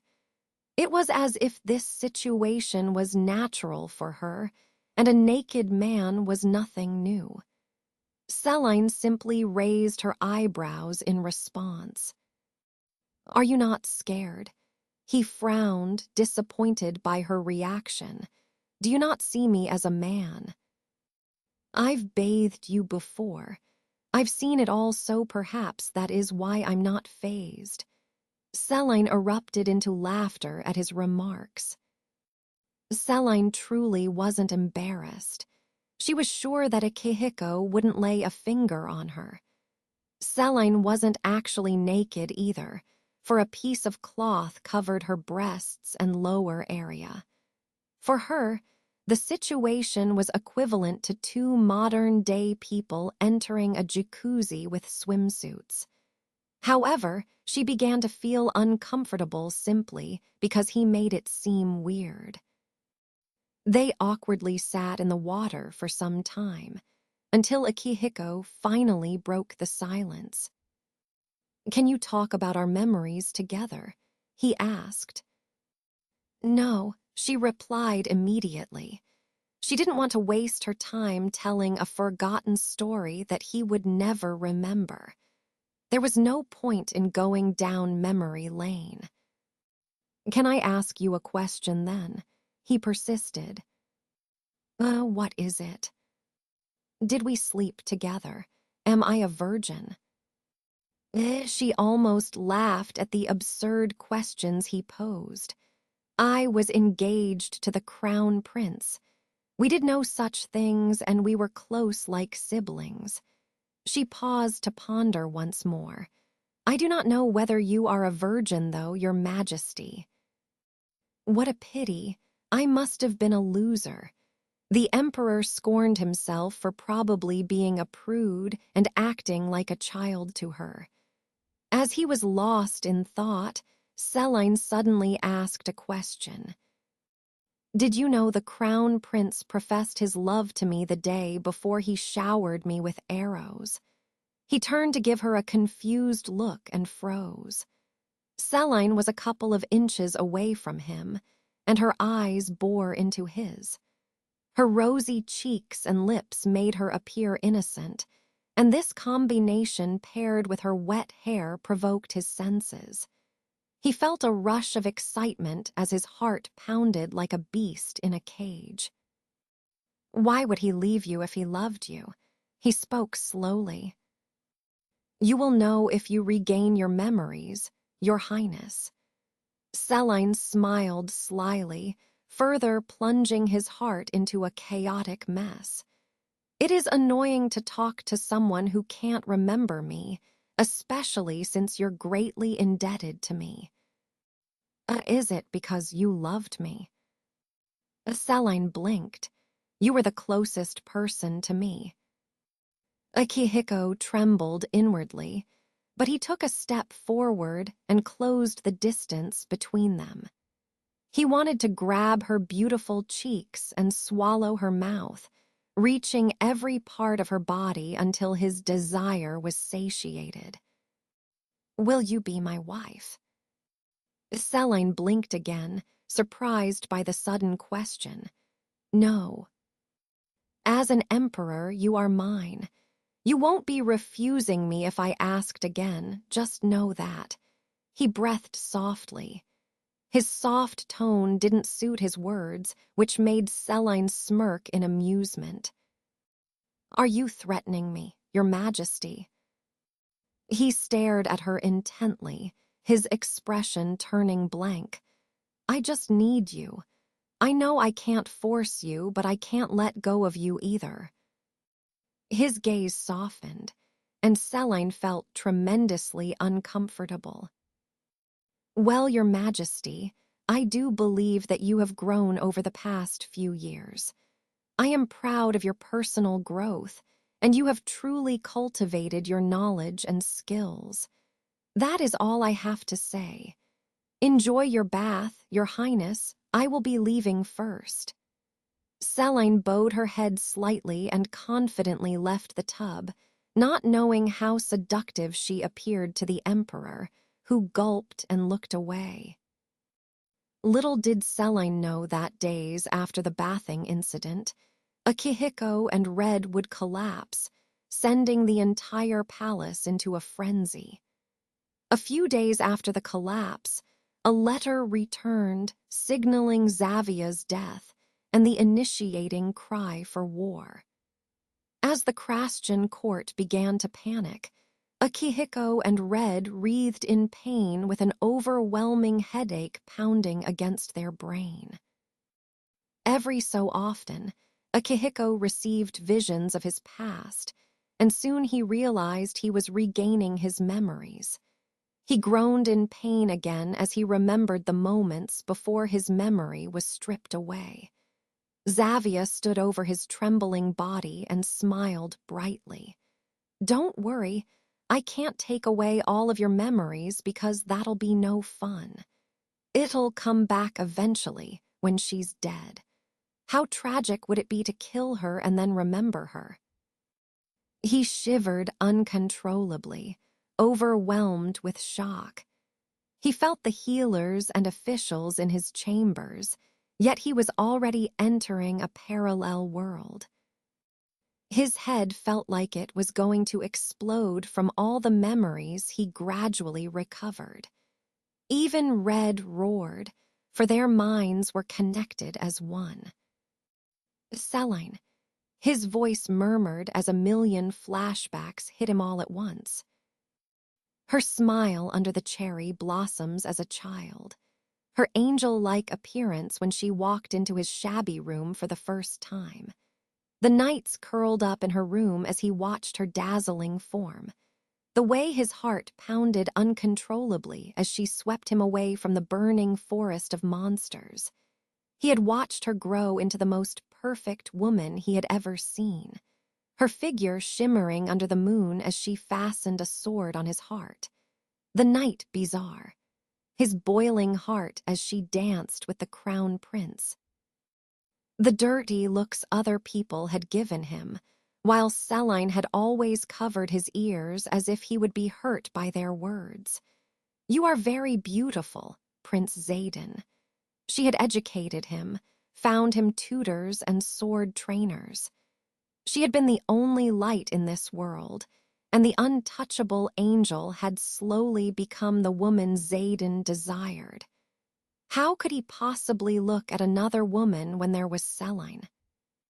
However, the past wasn't over. He received another set of memories, memories that were similar yet completely different from what had truly happened. The visions didn't seem real, yet he clearly felt the same heavy emotions and the heart-wrenching pain. After he regained his memories, he regained the memories of his past life, all because it was connected to his current life. Xaden's eyebrows furrowed in pain and confusion before he passed out. "Akihiko," Selene cried as she clung to the emperor who was sweating profusely in his sleep. Selene wiped the emperor's entire face again, shocked at how fragile and vulnerable the emperor appeared to be. He was ghostly pale, and she was afraid Xavia had somehow cursed him from a different country. She had been by his side for many days now, refusing to rest as she closely observed and took care of Akihiko. Selene couldn't help but feel extremely anxious and worried. She felt restless, and the thought of Akihiko disappearing from the world suddenly made her nauseous and heavy. Even when she had left Xaden a few years ago, she had secretly suffered from many sleepless nights. She constantly worried for Xaden, yet she refused to accept such a weakness. She ran away from whatever emotions she felt for him, whether it was a family love or something more. She didn't want to think about such a life, and especially didn't want to love during this time period where happiness was never guaranteed. However, the world seemed to be crashing down, and she couldn't avoid her emotions forever. It's because Xavia has passed. Whatever curses she placed were released, so he is only suffering from the repercussions. The Zionite Emperor also seems to have collapsed. They will recover soon, Your Grace. Sir Vigos reassured Selene, although he was also worried for his dear friend. "Why is he suffering so much?" Selene whispered, patting the Emperor's forehead again. Panic was written all over Selene's expression, which she rarely revealed. She felt as if Akihiko was slipping away from her grasp, and the sudden thought of his death made her heart stop again with dread. It was as if her heart was breaking all over again, and Selene could barely breathe. She desperately wanted him to live. Kalina and Xaden were destined to fall in love. From the beginning, Kalina was a curious child. She did not look like a Zionite, and she always felt as if she didn't belong in this world. She had been abandoned by her father, yet the light in her did not diminish. When Crown Prince Leith told her about his newborn brother from a Christian concubine, she felt a sudden urge to meet the second prince. When Leith was forced to leave for war, Kalina set out to search for this second prince to alleviate her loneliness. When she found him in the abandoned palace, young Kalina found his unique features to be breathtaking. If the crown prince was the son of the empire and the second prince was a moon who guarded the night, then she was the star who helped the moon shine brighter. She was immediately drawn to Xaden as she slowly intertwined their fates. Kalina reached her hand out and protected him from harm. When he was sick, she cared for him. When he was wounded, she treated his injuries. Using their familiars, they saved one another multiple times. However, they were both uneducated, and Kalina wasn't aware of her familiar's ability to morph into other beings, and so Draco was never cultivated to his full potential. Xaden's power was also built on the foundation of hatred, for his father's cruel abandonment in the dangerous forest changed him greatly. Kalina herself snuck out to retrieve Xaden, saving him from a terrible fate. That night, Xaden slowly transitioned into a cruel, twisted human, although he was still the sweet, young boy Celine first knew him as. This was because Xaden was indebted to her. She also gave life to the late concubine's garden, and it became their safe haven. The garden welcomed her, and Prince Xaden knew that his mother would also welcome this woman. Without realizing it, he had fallen madly in love with a beautiful soul that embraced his broken self. They continued to grow an inseparable bond, protecting one another from the Emperor. Their story was sweet and filled with the most gentle yet fervent emotions. Their story was like a lit candle in a tunnel of infinite darkness. And just like a candle, their love was bound to diminish. One stormy night, Kalina was taken to the Emperor's chambers. In this life, Kalina was an unlucky woman who couldn't save herself from the Emperor's sexual advances as he tore her apart. She was bedridden for many months, and the second prince was powerless to avenge her. He wanted to run away with her to his mother country, take her away from his own father. Many nights were spent where Kalina woke up crying in agony, and Prince Xaden could only embrace her crumbled form. However, cruel events continued to unfold. The crown prince had returned from war with a concubine, and Kalina begged him to make Xavia empress and allow her to marry Xaden so they could leave the palace. Strangely enough, the crown prince refused. In truth, the crown prince loved Kalina but brought home a concubine so he wouldn't be the pathetic emperor who lost a beautiful woman.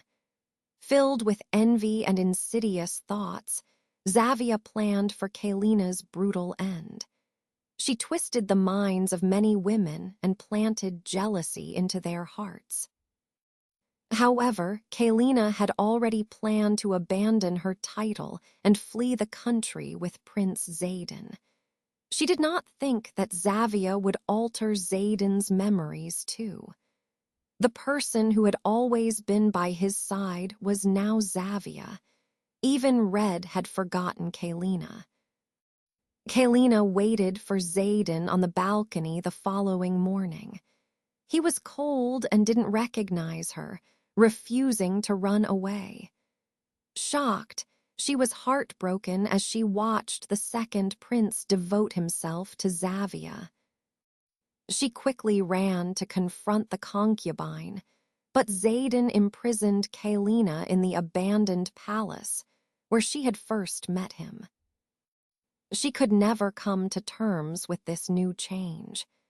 She blamed Xavia and persisted to convince Xaden, who fatally stabbed her in annoyance. "Aki," Kalina gasped and spit out blood, tears streaming down her cheeks as she reached out for him. He kicked her hand away and left her alone in the dirty room. Still, Kalina remained steadfast, filled with hope that her man would eventually return and save her. She succumbed to her injuries many days later after painfully struggling to remain alive. She waited for the second prince until she took her final breath, calling for the boy who had loved her more than words could ever explain.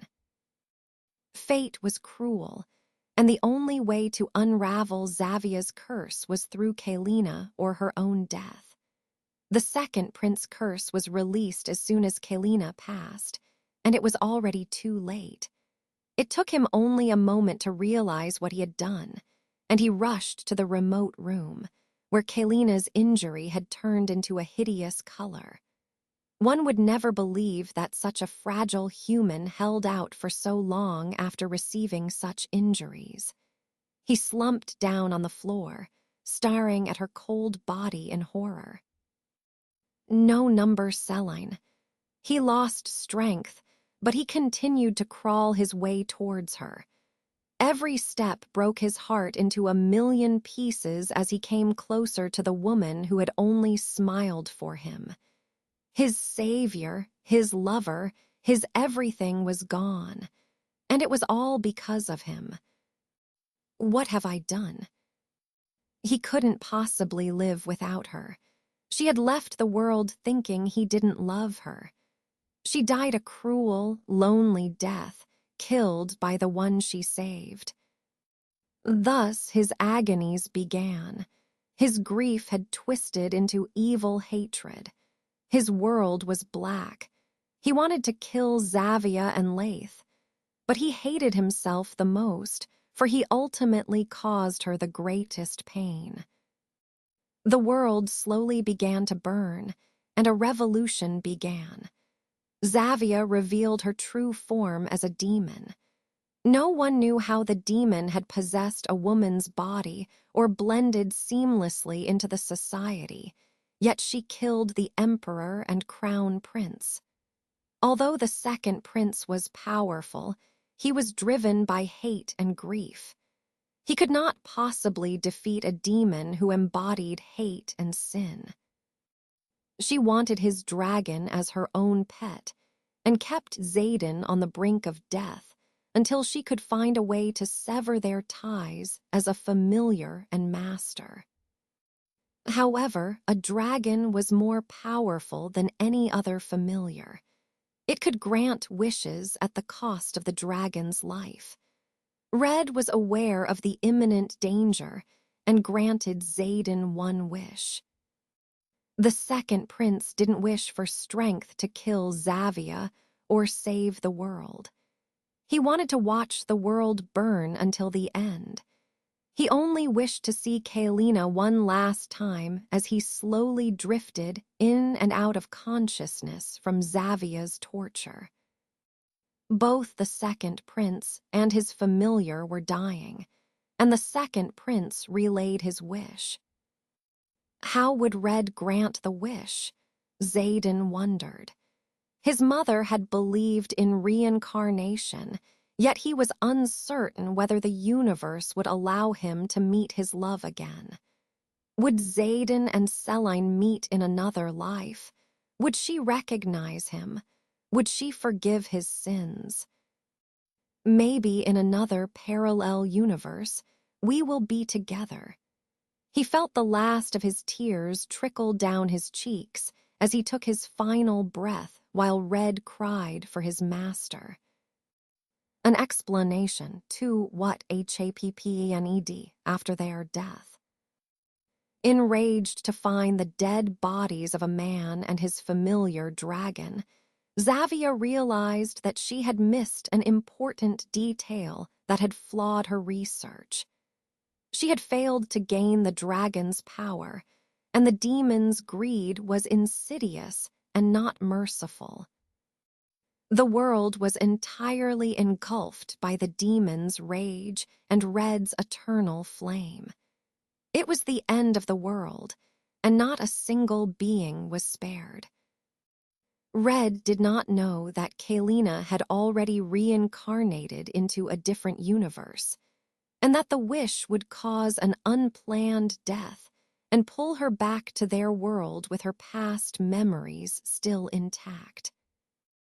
However, the creators saw that the world would end without their intervention, and that evil would destroy this universe. Therefore, time was reversed, and a second chance was given for Kalina to go back in time and change the course of history. It had been a couple of days since the Emperor had woken up from his coma. Celine was playing with Sir Vigo's child while chatting aimlessly away. Ever since Sir Vigo's had brought Habibti to the palace, Celine's mood had lifted tremendously. The child greatly resembled Yasna, which brought a smile to Celine's grim expression at the uncanny appearance. She felt lighter, especially since the Emperor had woken up again. His collapse had shaken Celine more than she thought it would. The mere thought of his death scared her, and her heart seemed to twist in a way that was unfamiliar to her, even though he wouldn't have died. She was sure that her mind had already differentiated Xaden and Akihiko as two different people. One lived in her past memories, while the other was almost a blank slate, a stranger to her. So why was her heart even more shaken? Why was she so nervous? She had felt an overwhelming sense of relief when the Emperor had opened his eyes, yet the emotions were replaced by embarrassment soon after. For the first time, her cheeks were stained red as she realized everyone had seen her devotion to the Emperor as she clung to his bedside for many days and sleepless nights. It was only logical for Celine to run away. Celine couldn't bring herself to look anyone in the eye, so she spent the days with Habibti instead and hid from the Emperor. As if on cue, Akihiko barged into the room, making everyone jump in surprise. When Kalina quickly set down the surprised child to greet the Emperor, he nearly ran to embrace her, and Kalina's eyes widened. "It's been so long, Kalina." The Emperor breathed into her neck, tickling her entire body. Celine felt goosebumps run down her back as she shivered. The way he called her name was hauntingly sad and filled with unspeakable sorrow. She forgot about her own embarrassment and smiled warmly. "I hope you are feeling better, Your Majesty. We were all worried for you." She gave him her brightest smile, for Celine genuinely missed the Emperor. She had wanted to see him, yet her embarrassment kept her from visiting. "Did you regain your memories?" she slowly asked. After hearing no response from him, Celine trembled. So it's true. Her spell was broken after her death. There was no more power to uphold the curse. He explained. No one would know how much pain and suffering the following words entailed as he held her for a long time. He pulled her into his arms even more, desperately clinging to her and burying his face into the nape of her neck. There was no sign that he would let go anytime soon, and Celine didn't push him away because she felt her shoulder dampen from tears. She wrapped her arms around him in return and gently patted his back, understanding how overwhelmed he must feel. His next few words shocked her to the depths of her soul as he momentarily pulled her away to speak. His eyes were filled with years of longing, a look that Celine was not familiar with. "From now on, I am only looking at you," Akihiko promised softly, inching his face closer to hers.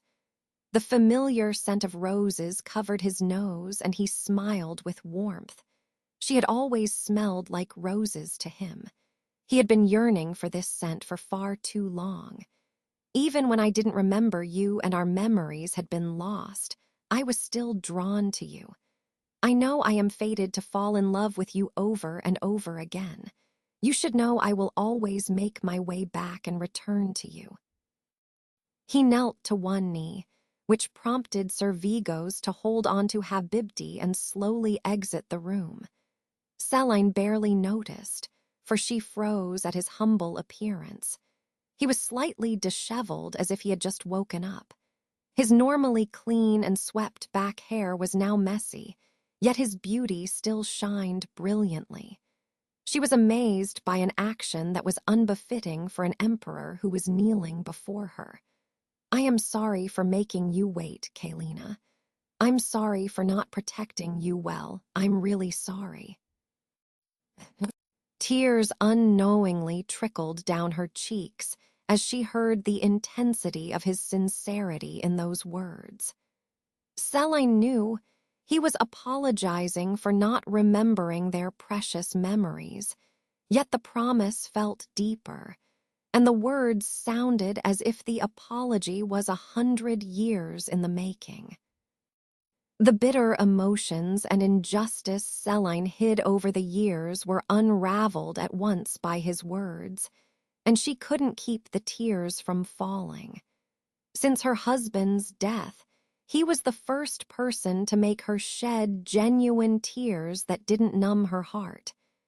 She was surprised by his words, but his confession was hauntingly beautiful. Akihiko wiped the tears away with his thumb as his heart ached. "Wouldn't my love truly be impenetrable since I ended up falling in love with you even after losing my memories? It would be like fate." He smiled at her with the deepest affection, and she immediately knew what kind of love he had for her.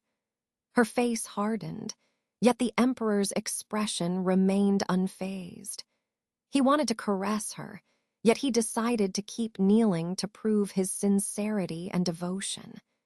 He was also shaking nervously, and it was so noticeable that Celine also became anxious. "You're making everything sound too romantic right now. I know you must be overwhelmed from all those memories you received, so don't rush your words and rest some more, Your Majesty." She pushed him away lightly, disregarding his feelings as a fleeting moment of weakness. In truth, she was at a loss for words, shocked that Xaden had come back to her and that their memories were aligned once again. She had so much to say, yet her tears kept falling and the words couldn't be organized into normal sentences. Her hands trembled, not knowing how to react or stop the rush of emotions coursing through her. "It was all you. You gave me confidence and helped me grow as a person. When everyone believed that I was unworthy and ugly, you looked at me as if I was the most special being in this world. You are the greatest blessing for me. How can you expect me not to love you? How can you deny that I love you?" The Emperor refused to leave and intensely stared at the iridescent colors within her eyes as if in a trance. He felt as if he was dreaming, and that Celine was an angel who had returned just for him. Celine wasn't sure how to handle or respond to his emotions, yet one fact she knew for sure was that his words melted her heart. The sweet words were like honey to Celine's ears as she widened her eyes. It was as if the man before her was someone who was deeply connected with her entire being, and she felt her body screaming to get closer to the Emperor. A faint blush began to form on the apples of her cheeks like a rose in bloom. They stared at each other for a long time, standing in comfortable silence and admiring one another's presence. The Emperor had many words to say, yet he also kept silent and just appreciated her existence, making silent promises that she would always be safe and happy from now on. Celine would forever remember this particular day, where she felt a strong force stirring within herself. It was drawing itself towards the Emperor, and Celine had no choice but to stay frozen in time. She spent the rest of the day reminiscing about the past with Akihiko, and the cherished memories were eagerly exchanged, entangling their fates together once more.